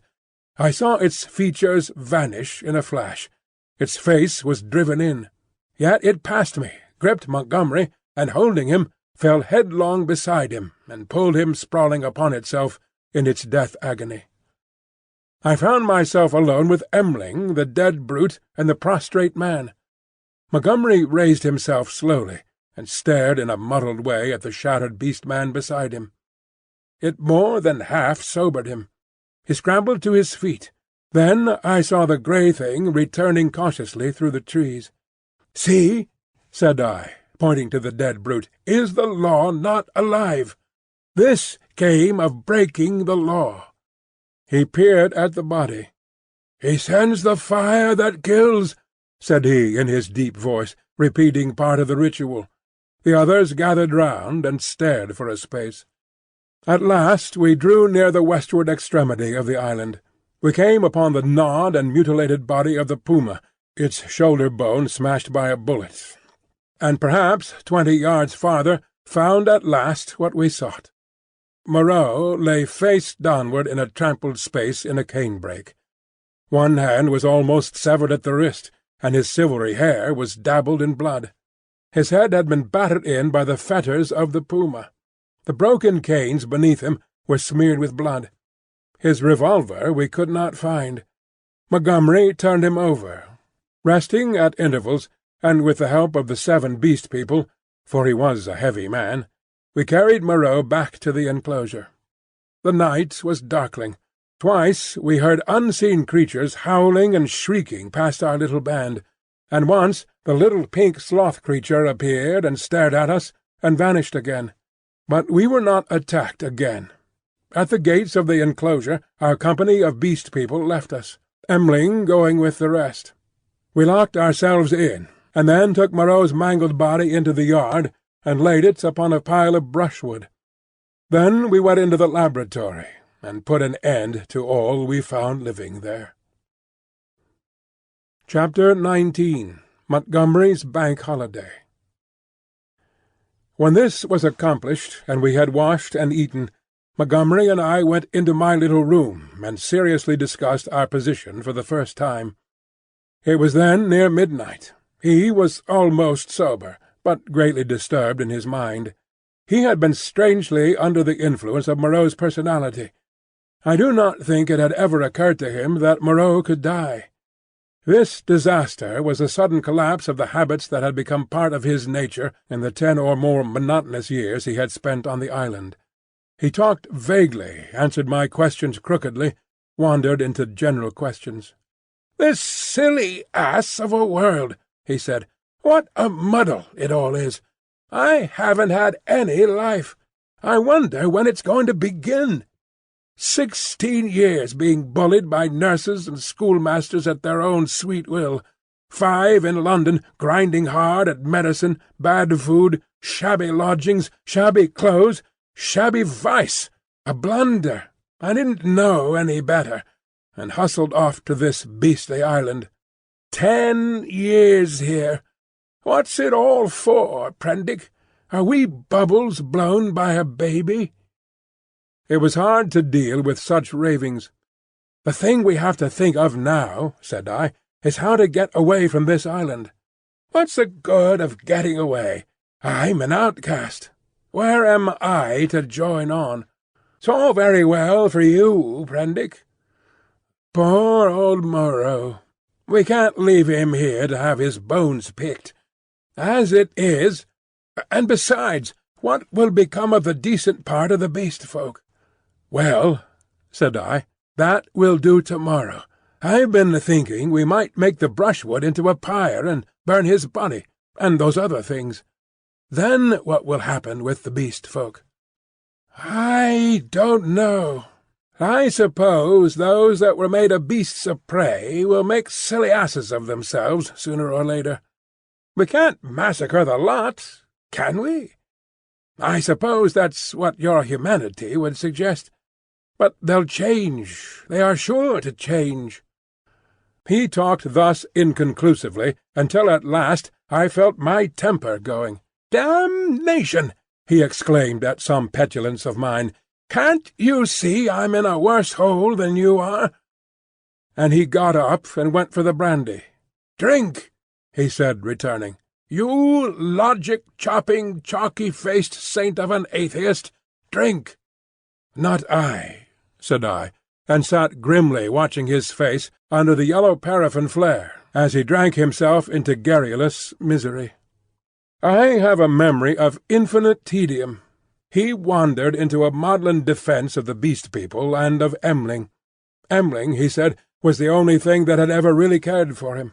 And suddenly an idea came to him. "I'm damned," said he, staggering to his feet and clutching the brandy bottle. By some flash of intuition I knew what it was he intended. "You don't give drink to that beast," I said, rising and facing him. "Beast?" said he. "You're the beast. He takes his liquor like a Christian. Come out of my way, Prendick." "For God's sake," said I. "Get out of the way," he roared, and suddenly whipped out his revolver. "Very well," said I, and stood aside, half-minded to fall upon him as he put his hand upon the latch, but deterred by the thought of my useless arm. "You've made a beast of yourself. To the beasts you may go." He flung the doorway open, and stood half-facing me between the yellow lamplight and the pallid glare of the moon. His eye-sockets were blotches of black under his stubbly eyebrows. "You're a solemn prig, Prendick, a silly ass. You're always fearing and fancying. We're on the edge of things. I'm bound to cut my throat tomorrow. I'm going to have a damned bank holiday tonight." He turned and went out into the moonlight. "M'ling!" he cried. "M'ling, old friend!" 3 dim creatures in the silvery light came along the edge of the wan beach, one a white-wrapped creature, the other 2 blotches of blackness following it. They halted, staring. Then I saw M'ling's hunched shoulders as he came round the corner of the house. "Drink!" cried Montgomery. "Drink, you brutes! Drink and be men! Damn me, I'm the cleverest. Moreau forgot this. This is the last touch. Drink, I tell you!" And waving the bottle in his hand, he started off at a kind of quick trot to the westward, M'ling ranging himself between him and the 3 dim creatures who followed. I went to the doorway. They were already indistinct in the mist of the moonlight before Montgomery halted. I saw him administer a dose of the raw brandy to M'ling, and saw the 5 figures melt into one vague patch. "Sing!" I heard Montgomery shouting. "Sing! Shout! Sing all together! "Confound old Prendick!" "That's right. Now again, 'Confound old Prendick!'" The black group broke up into 5 separate figures, and wound slowly away from me along the band of shining beach. Each went howling at his own sweet will, yelping insults at me, or giving whatever other vent this new inspiration of brandy demanded. Presently I heard Montgomery's voice shouting, "Right turn!" and they passed, with their shouts and howls, into the blackness of the landward trees. Slowly, very slowly, they receded into silence. The peaceful splendour of the night healed again. The moon was now past the meridian and travelling down the west. It was at its full, and very bright riding through the empty blue sky. The shadow of the wall lay, a yard wide and of inky blackness, at my feet. The eastward sea was a featureless grey, dark and mysterious, and between the sea and the shadow the grey sands, of volcanic glass and crystals, flashed and shone like a beach of diamonds. Behind me the paraffin lamp flared hot and ruddy. Then I shut the door, locked it, and where Moreau lay beside his latest victims, the staghounds and the llama, and some other wretched brutes, with his massive face calm even after his terrible death, and with the hard eyes open, staring at the dead white moon above. I sat down upon the edge of the sink, and with my eyes upon that ghastly pile of silvery light and ominous shadows, began to turn over my plans. In the morning I would gather some provisions in the dingey, and, after setting fire to the pyre before me, push out into the desolation of the high sea once more. I felt that for Montgomery there was no help, that he was, in truth, half akin to these beast-folk, unfitted for human kindred. I do not know how long I sat there scheming. It must have been an hour or so. Then my planning was interrupted by the return of Montgomery to my neighbourhood. I heard a yelling from many throats, a tumult of exultant cries passing down towards the beach, whooping and howling, and excited shrieks that seemed to come to a stop near the water's edge. The riot rose and fell. I heard heavy blows and the splintering smash of wood, but it did not trouble me then. A discordant chanting began. My thoughts went back to my means of escape. I got up, brought the lamp, and went into a shed to look at some kegs I had seen there. Then I became interested in the contents of some biscuit tins, and opened one. I saw something out of the tail of my eye, a red figure, and turned sharply.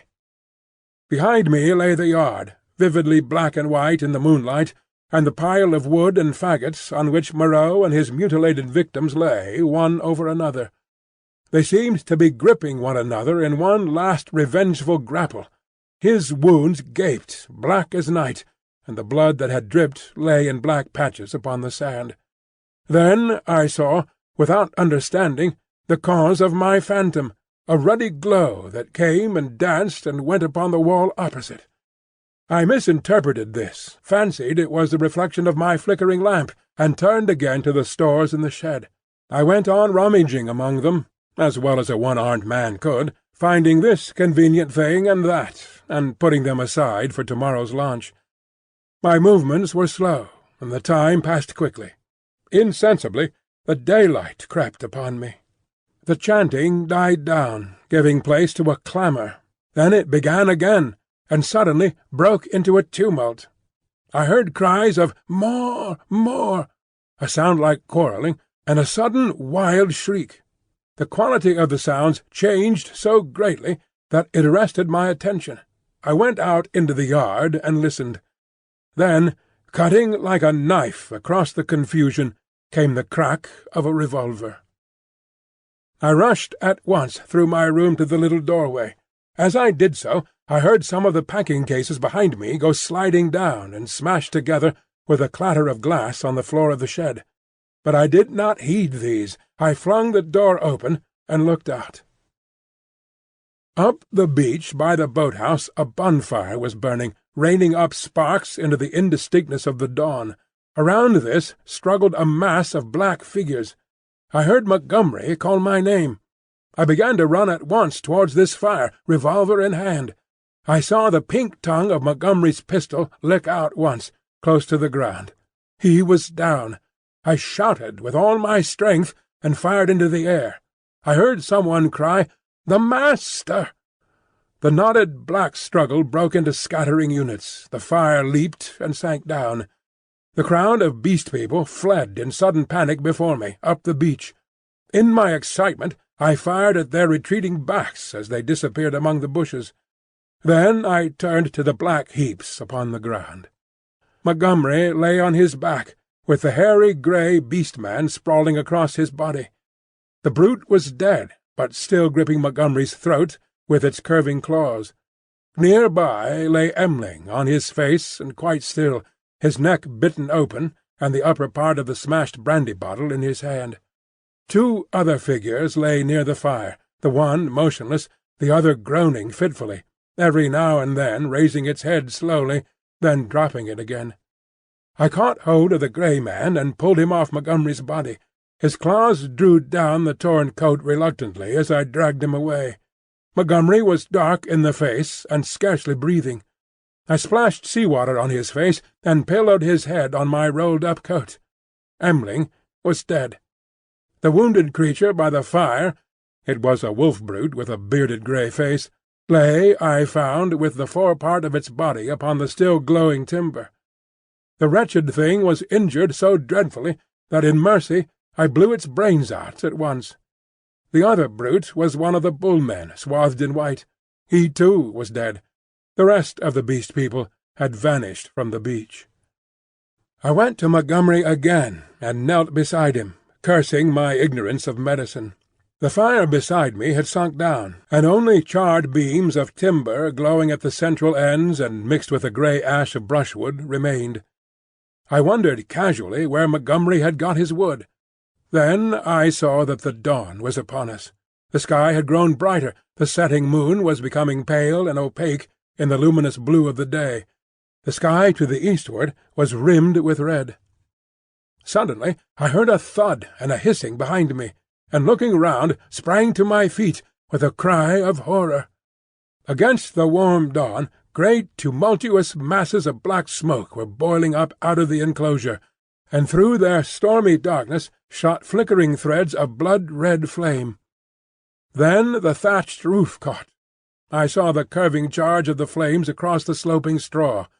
A spurt of fire jetted from the window of my room. I knew at once what had happened.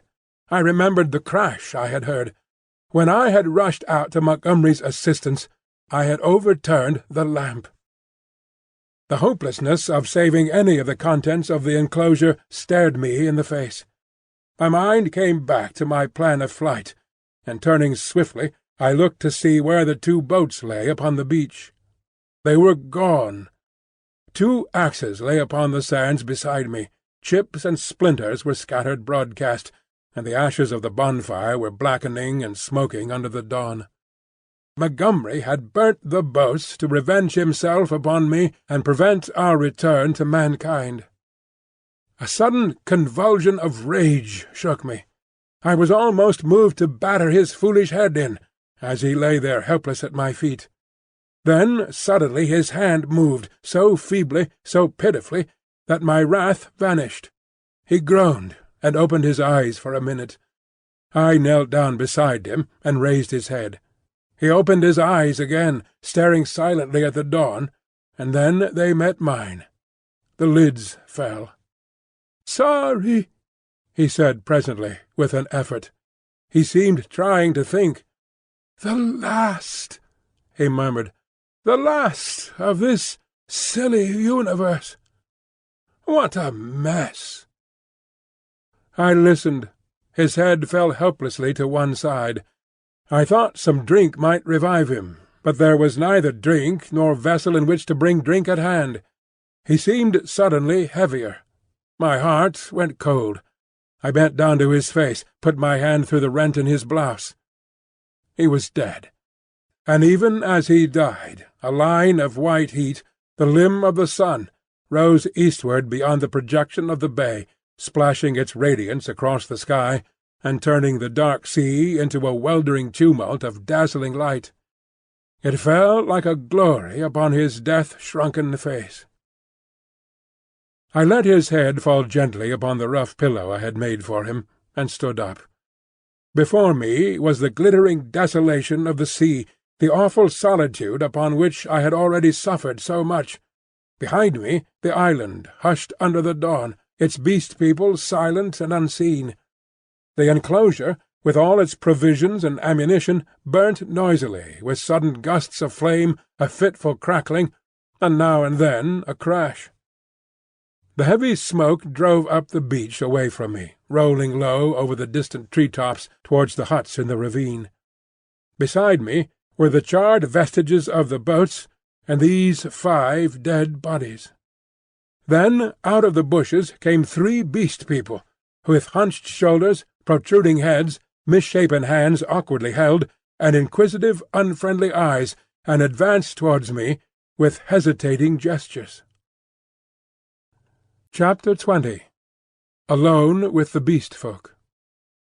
I faced these people, facing my fate in them, single-handed now, literally single-handed, for I had a broken arm. In my pocket was a revolver with 2 empty chambers. Among the chips scattered about the beach lay the 2 axes that had been used to chop up the boats. The tide was creeping in behind me. There was nothing for it but courage. I looked squarely into the faces of the advancing monsters. They avoided my eyes, and their quivering nostrils investigated the bodies that lay beyond me on the beach. I took 6 steps, picked up the blood-stained whip that lay beneath the body of the wolf-man, and cracked it. They stopped and stared at me. "Salute," said I. "Bow down." They hesitated. One bent his knees. I repeated my command, with my heart in my mouth, and advanced upon them. One knelt, then the other 2. I turned and walked towards the dead bodies, keeping my face towards the 3 kneeling beastmen, very much as an actor passing up the stage faces the audience. "They broke the law," said I, putting my feet on the sayer of the law. "They have been slain, even the sayer of the law, even the other with the whip. Great is the law. Come and see." "None escape," said one of them, advancing and peering. "None escape," said I. "Therefore hear and do as I command." They stood up, looking questioningly at one another. "Stand there," said I. I picked up the hatchets and swung them by their heads from the sling of my arm, turned Montgomery over, picked up his revolver, still loaded in 2 chambers, and bending down to rummage, found 6 cartridges in his pocket. "Take him," said I, standing up again and pointing with the whip. "Take him, and carry him out and cast him into the sea." They came forward, evidently still afraid of Montgomery, but still more afraid of my cracking red whiplash, and after some fumbling and hesitation, some whip-cracking and shouting, they lifted him gingerly, carried him down to the beach, and went splashing into the dazzling welter of the sea. "On," said I, "on! Carry him far." They went in up to their armpits, and stood regarding me. "Let go," said I, and the body of Montgomery vanished with a splash. Something seemed to tighten across my chest. "Good," said I, with a break in my voice, and they came back, hurrying and fearful, to the margin of the water, leaving long wakes of black in the silver. At the water's edge they stopped, turning and glaring into the sea, as though they presently expected Montgomery to arise therefrom and exact vengeance. "Now these," said I, pointing to the other bodies.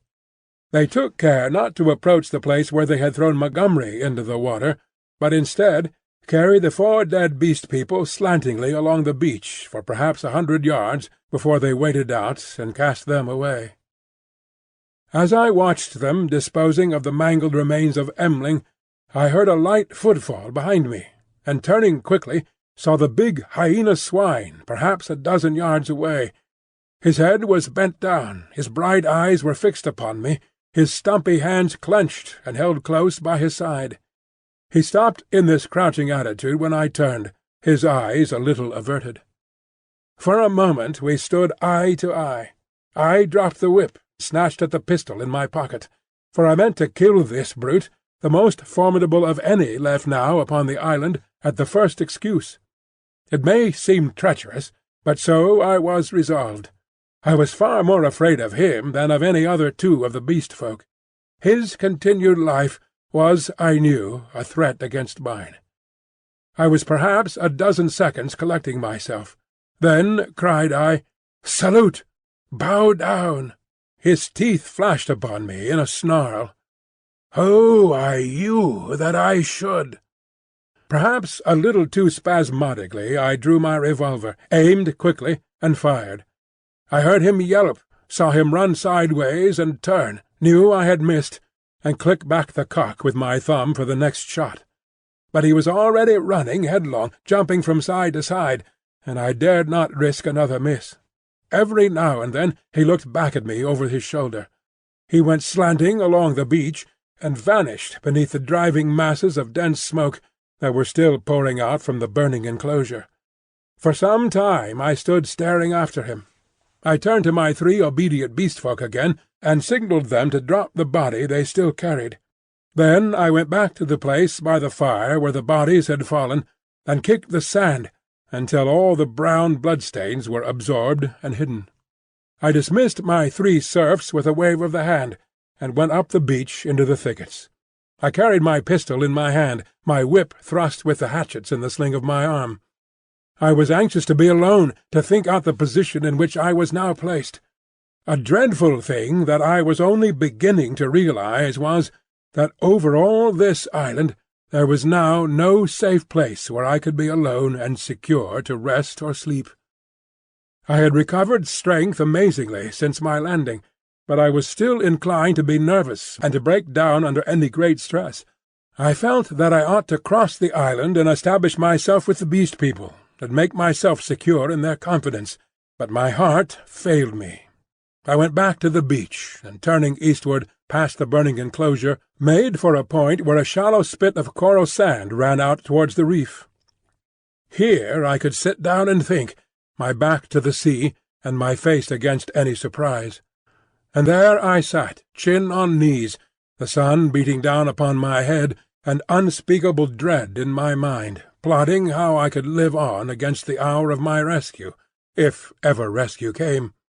I tried to review the whole situation as calmly as I could, but it was difficult to clear the thing of emotion. I began turning over in my mind the reason for Montgomery's despair. "They will change," he said. "They are sure to change. And Moreau, what was it that Moreau had said? The stubborn beast-flesh grows day by day back again.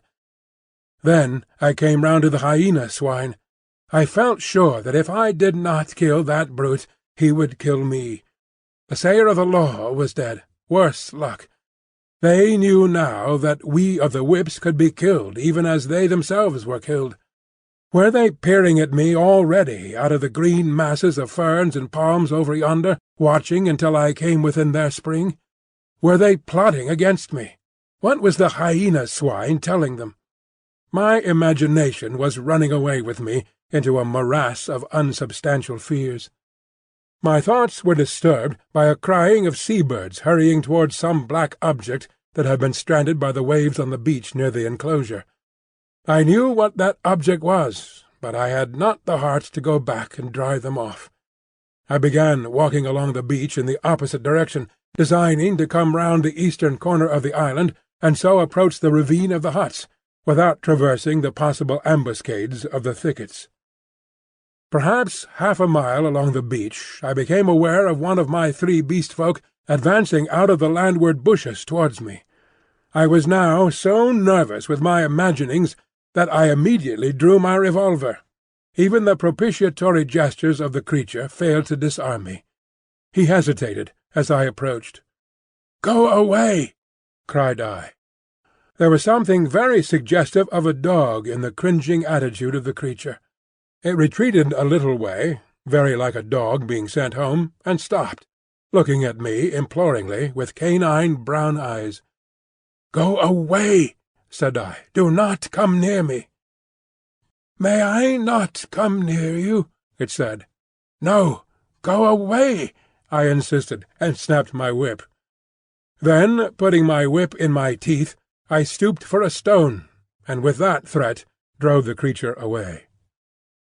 So, in solitude, I came round by the ravine of the Beast People, and hiding among the weeds and reeds that separated this crevice from the sea, I watched such of them as appeared, trying to judge from their gestures and appearance how the death of Moreau and Montgomery and the destruction of the House of Pain had affected them.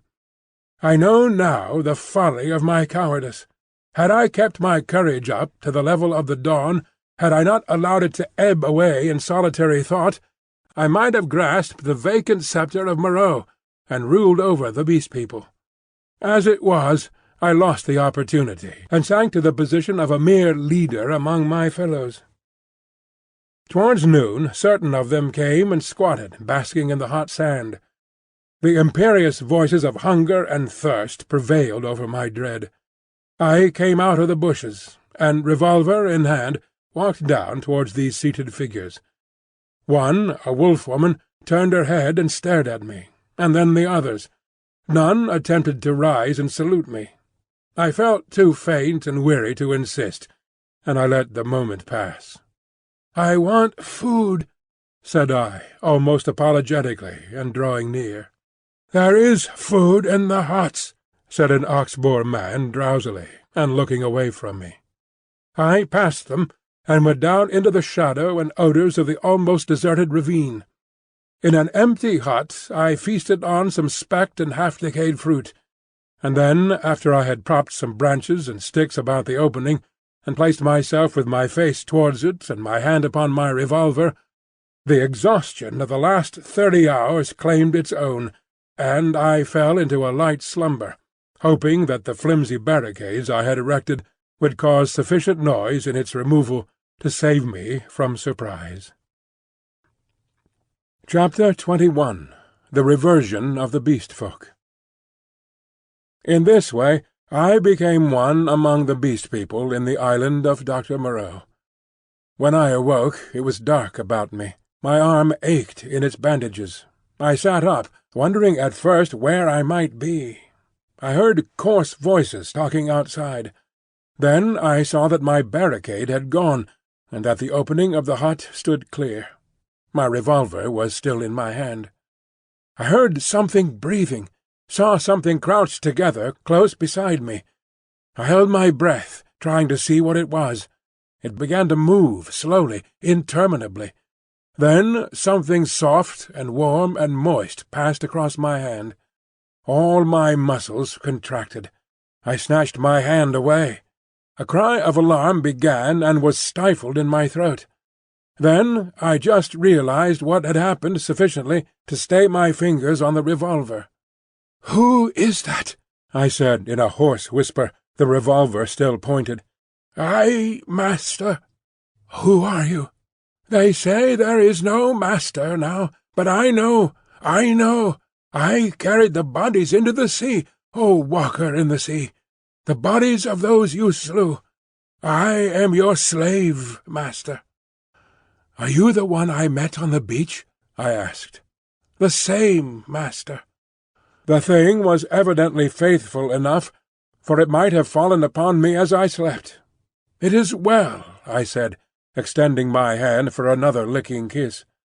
I began to realize what its presence meant, and the tide of my courage flowed. "Where are the others?" I asked. "They are mad. They are fools," said the dog-man. "Even now they talk together beyond there. They say the master is dead. The other with the whip is dead. That other, who walked in the sea, is as we are. We have no master, no whips, no House of Pain any more. There is an end. We love the law and will keep it, but there is no pain, no master, no whips forever again. So they say. But I know, master, I know." I felt in the darkness and patted the dog-man's head. "It is well," I said again. "Presently you will slay them all. said the dog-man. "Presently," I answered. "I will slay them all, after certain days, and certain things have come to pass. Every one of them, save those you spare, every one of them shall be slain. What the Master wishes to kill, the Master kills," said the dog-man, with a certain satisfaction in his voice. "And that their sins may grow," I said, "let them live in their folly until their time is ripe. Let them not know that I am the Master." "The Master's will is sweet," said the dog-man, with the ready tact of his canine blood. "But one has sinned," said I. "Him I will kill, whenever I may meet him. When I say to you, 'That is he,' see that you fall upon him. And now I will go to the men and women who are assembled together." For a moment the opening of the hut was blackened by the exit of the dog-man. Then I followed, and stood up, almost in the exact spot where I had been when I had heard Moreau and his staghound pursuing me. But now it was night, and all the miasmatic ravine about me was black. And beyond, instead of a green sunlit slope, I saw a red fire, before which hunched, grotesque figures moved to and fro. Farther were the thick trees, a bank of darkness, fringed above with the black lace of the upper branches. The moon was just riding up on the edge of the ravine, and like a bar across its face drove the spire of vapour that was forever streaming from the fumaroles of the island. "Walk by me," said I, nerving myself, and side by side we walked down the narrow way, taking little heed of the dim things that peered at us out of the huts. None about the fire attempted to salute me. Most of them disregarded me, ostentatiously. I looked around for the hyena swine, but he was not there. Altogether, perhaps 20 of the beast-folk squatted, staring into the fire or talking to one another. "He is dead! He is dead! The Master is dead!" said the voice of the ape-man to the right of me. "The House of Pain! There is no House of Pain." "He is not dead," said I in a loud voice. "Even now he watches us." This startled them. 20 pairs of eyes regarded me. "The House of Pain is gone," said I. "It will come again. The Master you cannot see, yet even now he listens among you." "True, true," said the dog-man. They were staggered at my assurance. An animal may be ferocious and cunning enough, but it takes a real man to tell a lie. "The man with the bandaged arm speaks a strange thing," said one of the beast-folk. "I tell you it is so," I said. "The Master and the House of Pain will come again. Woe be to him who breaks the law." They looked curiously at one another. With an affectation of indifference, I began to chop idly at the ground in front of me with my hatchet.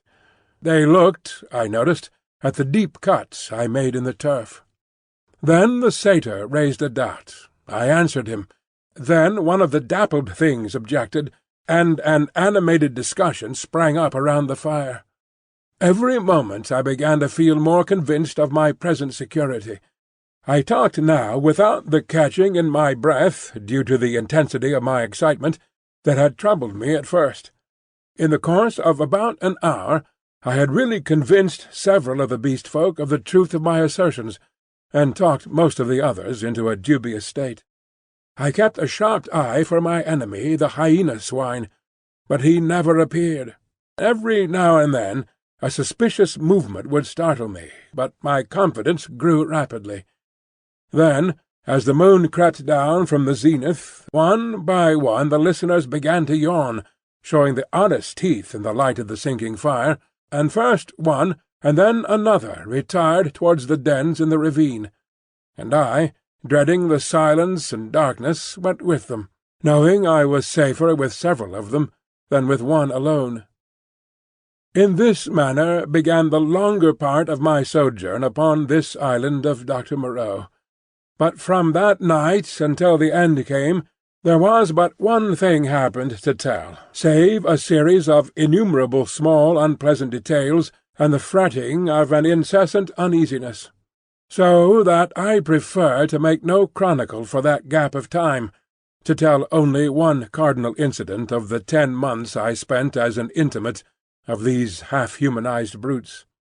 There is much that sticks in my memory that I could write, things that I would cheerfully give my right hand to forget, but they do not help the telling of the story.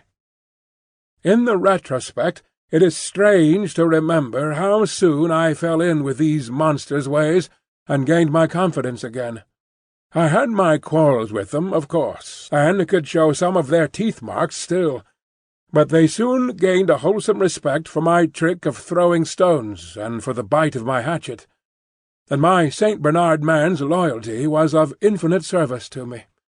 I found their simple scale of honour was based mainly on the capacity for inflicting trenchant wounds. Indeed, I may say, without vanity, I hope, that I held something like preeminence among them. One or two, whom in a rare access of high spirits I had scarred rather badly, bore me a grudge, but it vented itself chiefly behind my back, and at a safe distance from my missiles, in grimaces. The hyena swine avoided me, and I was always on the alert for him. My inseparable dogman hated and dreaded him intensely. I really believe that was at the root of the brute's attachment to me. It was soon evident to me that the former monster had tasted blood, and gone the way of the leopard man. He formed a lair somewhere in the forest, and became solitary. Once I tried to induce the beast folk to hunt him, but I lacked the authority to make them cooperate for one end. Again and again I tried to approach his den and come upon him unaware, but always he was too acute for me, and saw or winded me, and got away. He too made every forest pathway dangerous to me and my ally with his lurking ambuscades. The dogman scarcely dared to leave my side. In the first month or so, the beast folk, compared with their latter condition, were human enough, and for one or two besides my canine friend I even conceived a friendly tolerance. The little pink sloth creature displayed an odd affection for me, and took to following me about. The monkey-man bored me, however. He assumed, on the strength of his 5 digits, that he was my equal, and was for ever jabbering at me, jabbering the most arrant nonsense. One thing about him entertained me a little. He had a fantastic trick of coining new words. He had an idea, I believe, that to gabble about names that meant nothing was the proper use of speech. He called it big things to distinguish it from little things, the sane, everyday interests of life. If ever I made a remark he did not understand, he would praise it very much, ask me to say it again, learn it by heart, and go off repeating it, with a word wrong here or there, to all the milder of the beast-folk. He thought nothing of what was plain and comprehensible. I invented some very curious big things for his especial use. I think now that he was the silliest creature I ever met. He had developed in the most wonderful way the distinctive silliness of man, without losing one jot of the natural folly of a monkey. This, I say, was in the earlier weeks of my solitude among these brutes. During that time they respected the usage established by the law, and behaved with general decorum. Once I found another rabbit torn to pieces by the hyena swine, I am assured, but that was all. It was about May when I first distinctly perceived a growing difference in their speech and carriage, a growing coarseness of articulation, a growing disinclination to talk. My monkey-man's jabber multiplied in volume, but grew less and less comprehensible, more and more simian. Some of the others seemed altogether slipping their hold upon speech, though they still understood what I said to them at that time. Can you imagine language, once clear-cut and exact, softening and guttering, losing shape and import, becoming mere lumps of sound again? And they walked erect with an increasing difficulty.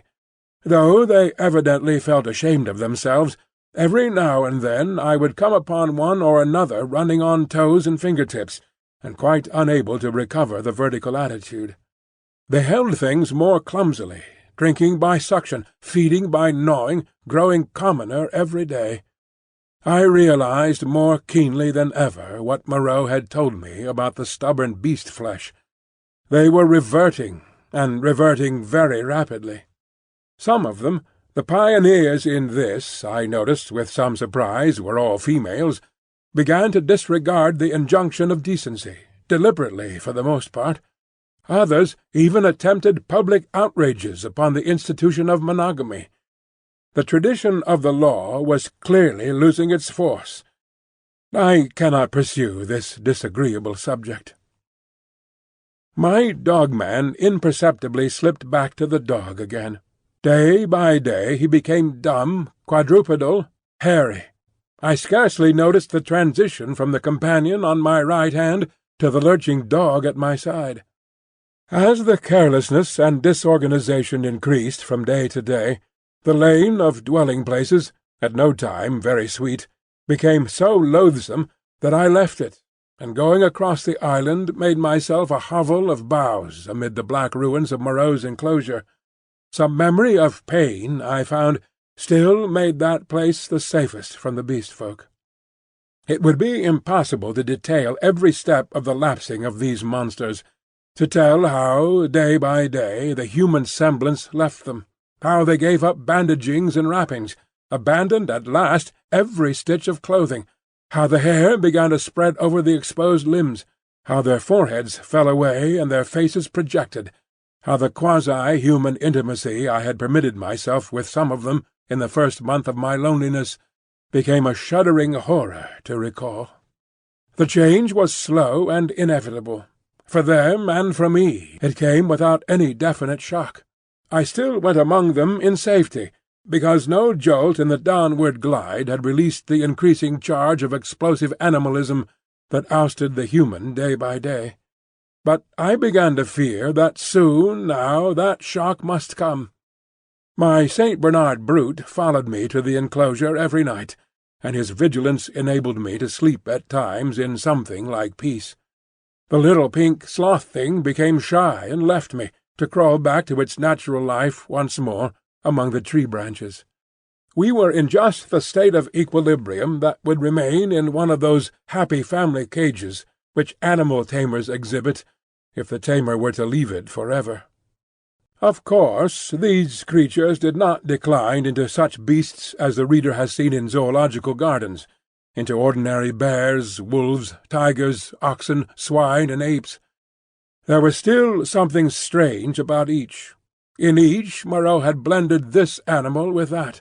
One perhaps was ursine chiefly, another feline chiefly, another bovine chiefly.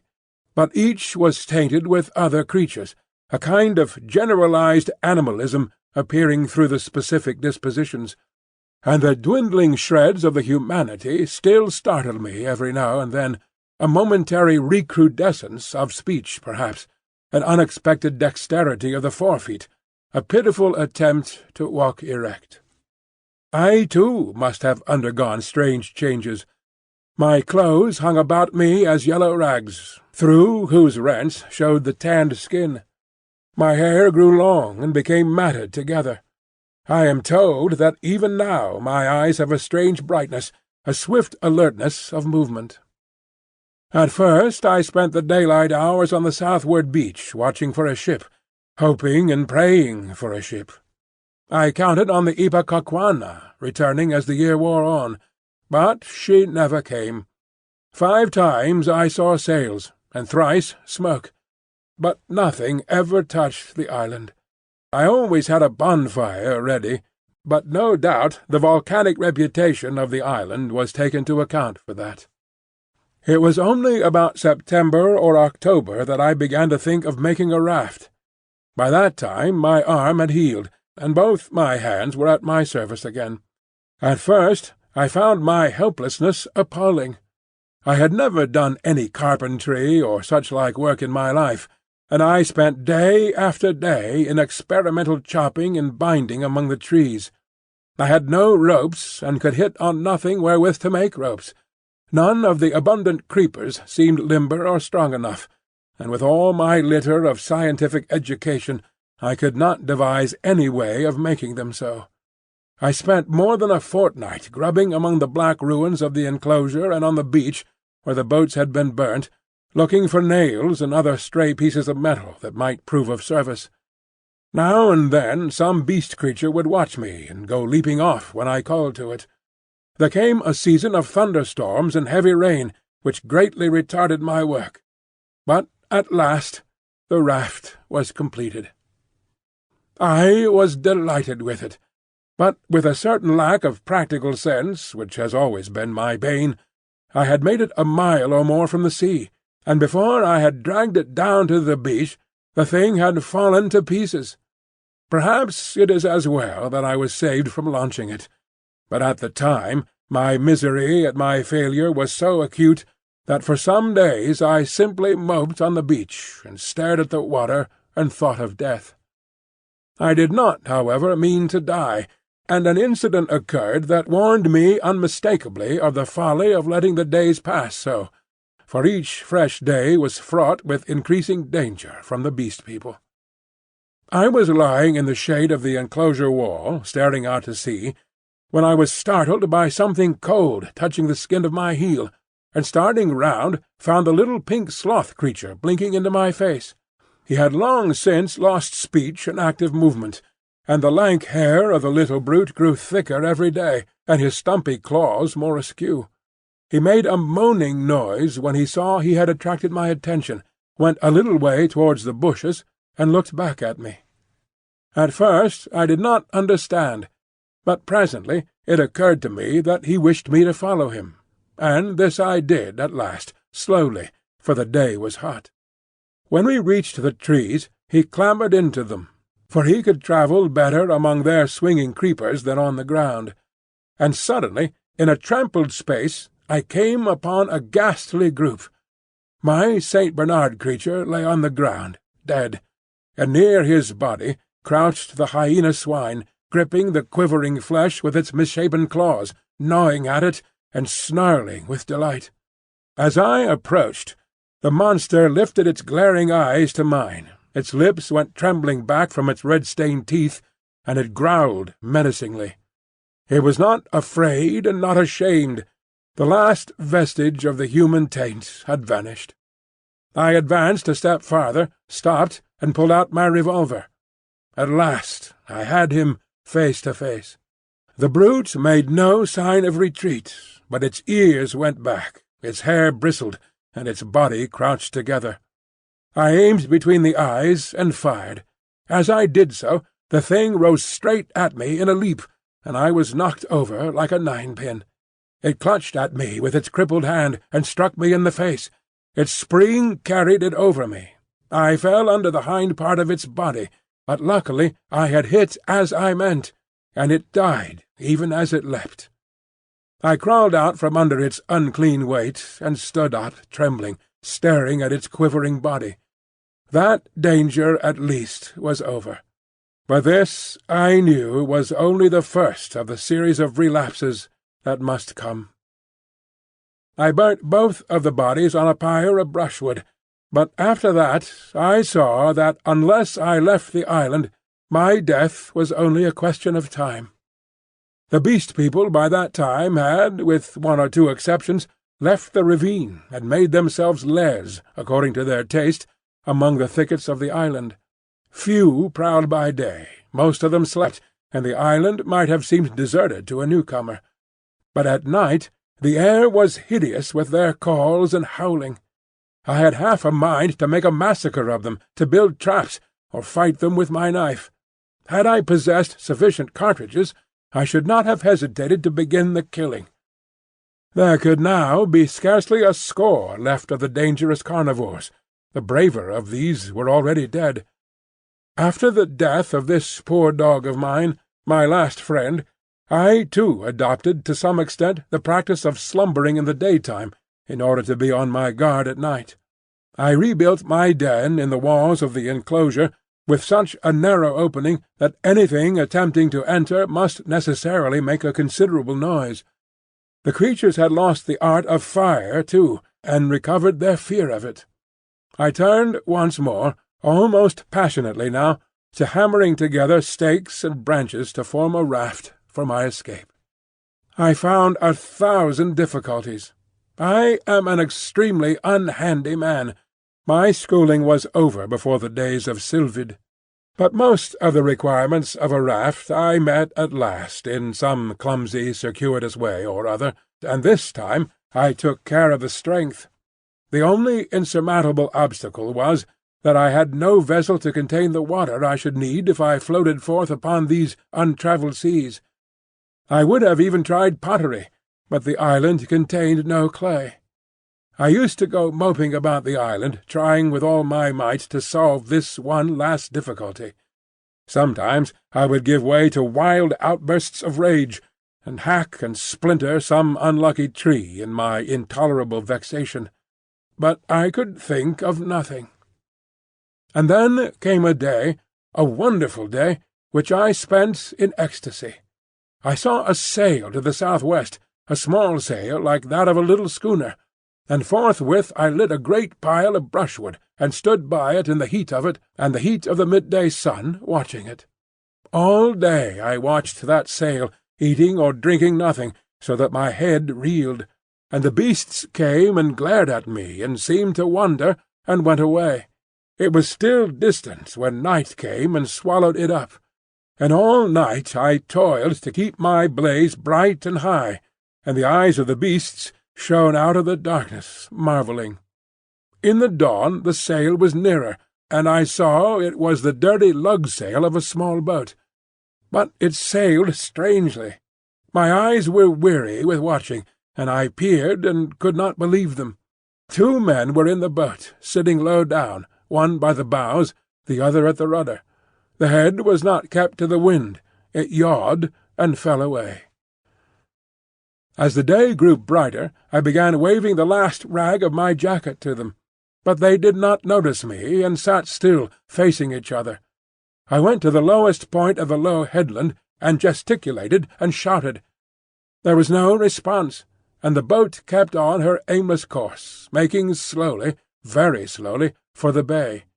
Suddenly a great white bird flew up out of the boat, and neither of the men stirred nor noticed it. It circled round, and then came sweeping overhead with its strong wings outspread. Then I stopped shouting, and sat down on the headland, and rested my chin on my hands, and stared. Slowly, slowly the boat drove past towards the west. I would have swum out to it, but something, a cold, vague fear, kept me back. In the afternoon the tide stranded the boat, and left it 100 yards or so to the westward of the ruins of the enclosure. The men in it were dead, had been dead so long that they fell to pieces when I tilted the boat on its side and dragged them out. One had a shock of red hair, like the captain of the Ipecacuanha, and a dirty white cap lay in the bottom of the boat. As I stood beside the boat, 3 of the beasts came slinking out of the bushes and sniffing towards me. One of my spasms of disgust came upon me. I thrust the little boat down the beach and clambered on board her. 2 of the brutes were wolf-beasts, and came forward with quivering nostrils and glittering eyes. The 3rd was the horrible nondescript of bear and bull. When I saw them approaching those wretched remains, heard them snarling at one another, and caught the gleam of their teeth, a frantic horror succeeded my repulsion. I turned my back upon them, struck the lug, and began paddling out to sea. I could not bring myself to look behind me. I lay, however, between the reef and the island that night, and the next morning went round to the stream and filled the empty keg aboard with water. Then, with such patience as I could command, I collected a quantity of fruit, and waylaid and killed 2 rabbits with my last 3 cartridges. While I was doing this, I left the boat moored to an inward projection of the reef, for fear of the beast people. Chapter 22. The Man Alone. In the evening I started, and drove out to sea before a gentle wind from the southwest, slowly, steadily. and the island grew smaller and smaller, and the lank spire of smoke dwindled to a finer and finer line against the hot sunset. The ocean rose up around me, hiding that low dark patch from my eyes. The daylight, the trailing glory of the sun, went streaming out of the sky, was drawn aside like some luminous curtain, and at last I looked into the blue gulf of immensity which the sunshine hides, and saw the floating hosts of the stars. The sea was silent, the sky was silent. I was alone with the night and the silence. So I drifted for 3 days, eating and drinking sparingly, and meditating upon all that had happened to me, not desiring very greatly then to see men again. One unclean rag was about me, my hair a black tangle. No doubt my discoverers thought me a madman. It is strange, but I felt no desire to return to mankind. I was only glad to be quit of the foulness of the Beast People, and on the 3rd day I was picked up by a brig from Apia to San Francisco.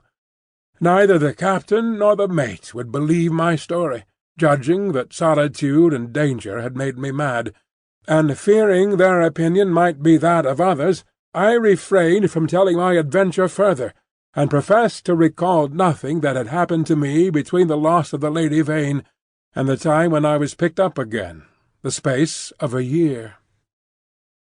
I had to act with the utmost circumspection to save myself from the suspicion of insanity. My memory of the law, of the 2 dead sailors, of the ambuscades of the darkness, of the body in the canebrake, haunted me. And unnatural as it seems, with my return to mankind came, instead of that confidence and sympathy I had expected, a strange enhancement of the uncertainty and dread I had experienced during my stay upon the island. No one would believe me. I was almost as queer to men as I had been to the Beast People. I may have caught something of the natural wildness of my companions. They say that terror is a disease, and anyhow I can witness that for several years now a restless fear has dwelt in my mind, such a restless fear as a half-tamed lion-cub may feel. My trouble took the strangest form. I could not persuade myself that the men and women I met were not also another Beast People, animals half wrought into the outward image of human souls, and that they would presently begin to revert, to show first this bestial mark and then that. But I have confided my case to a strangely able man, a man who had known Moreau, and seemed half to credit my story, a mental specialist, and he has helped me mightily, though I do not expect that the terror of that island will ever altogether leave me. At most times it lies far in the back of my mind, a mere distant cloud, a memory, and a faint distrust. But there are times when the little cloud spreads until it obscures the whole sky. Then I look about me at my fellow men, and I go in fear. I see faces, keen and bright, others dull or dangerous, others unsteady, insincere, none that have the calm authority of a reasonable soul. I feel as though the animal was surging up through them, that presently the degradation of the islanders will be played over again on a larger scale.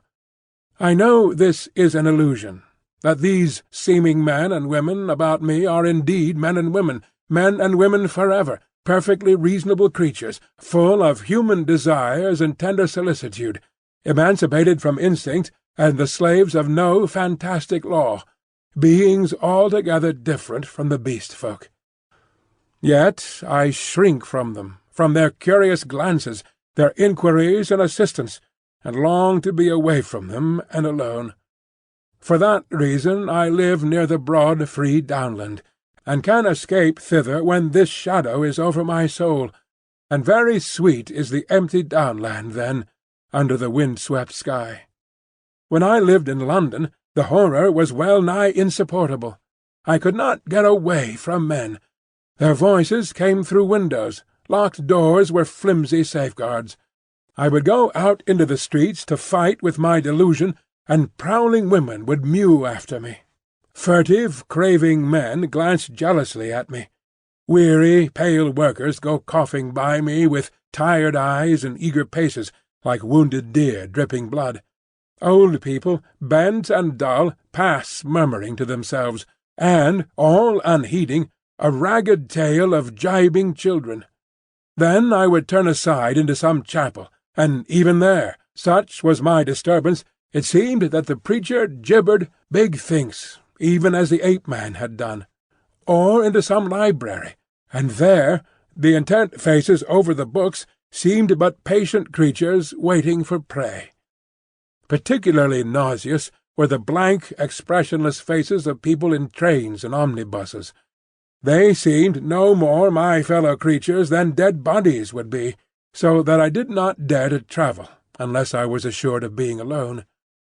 And even it seemed that I too was not a reasonable creature, but only an animal tormented with some strange disorder in its brain, which sent it to wander alone, like a sheep stricken with gid.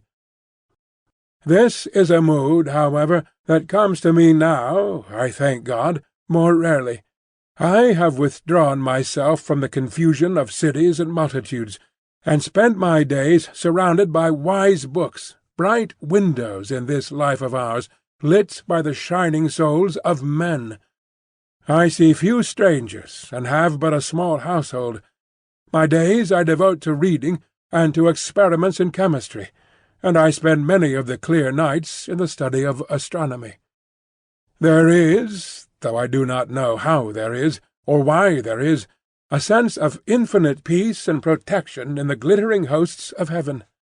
There it must be, I think, in the vast and eternal laws of matter, and not in the daily cares and sins and troubles of men, that whatever is more than animal within us must find its solace and its hope.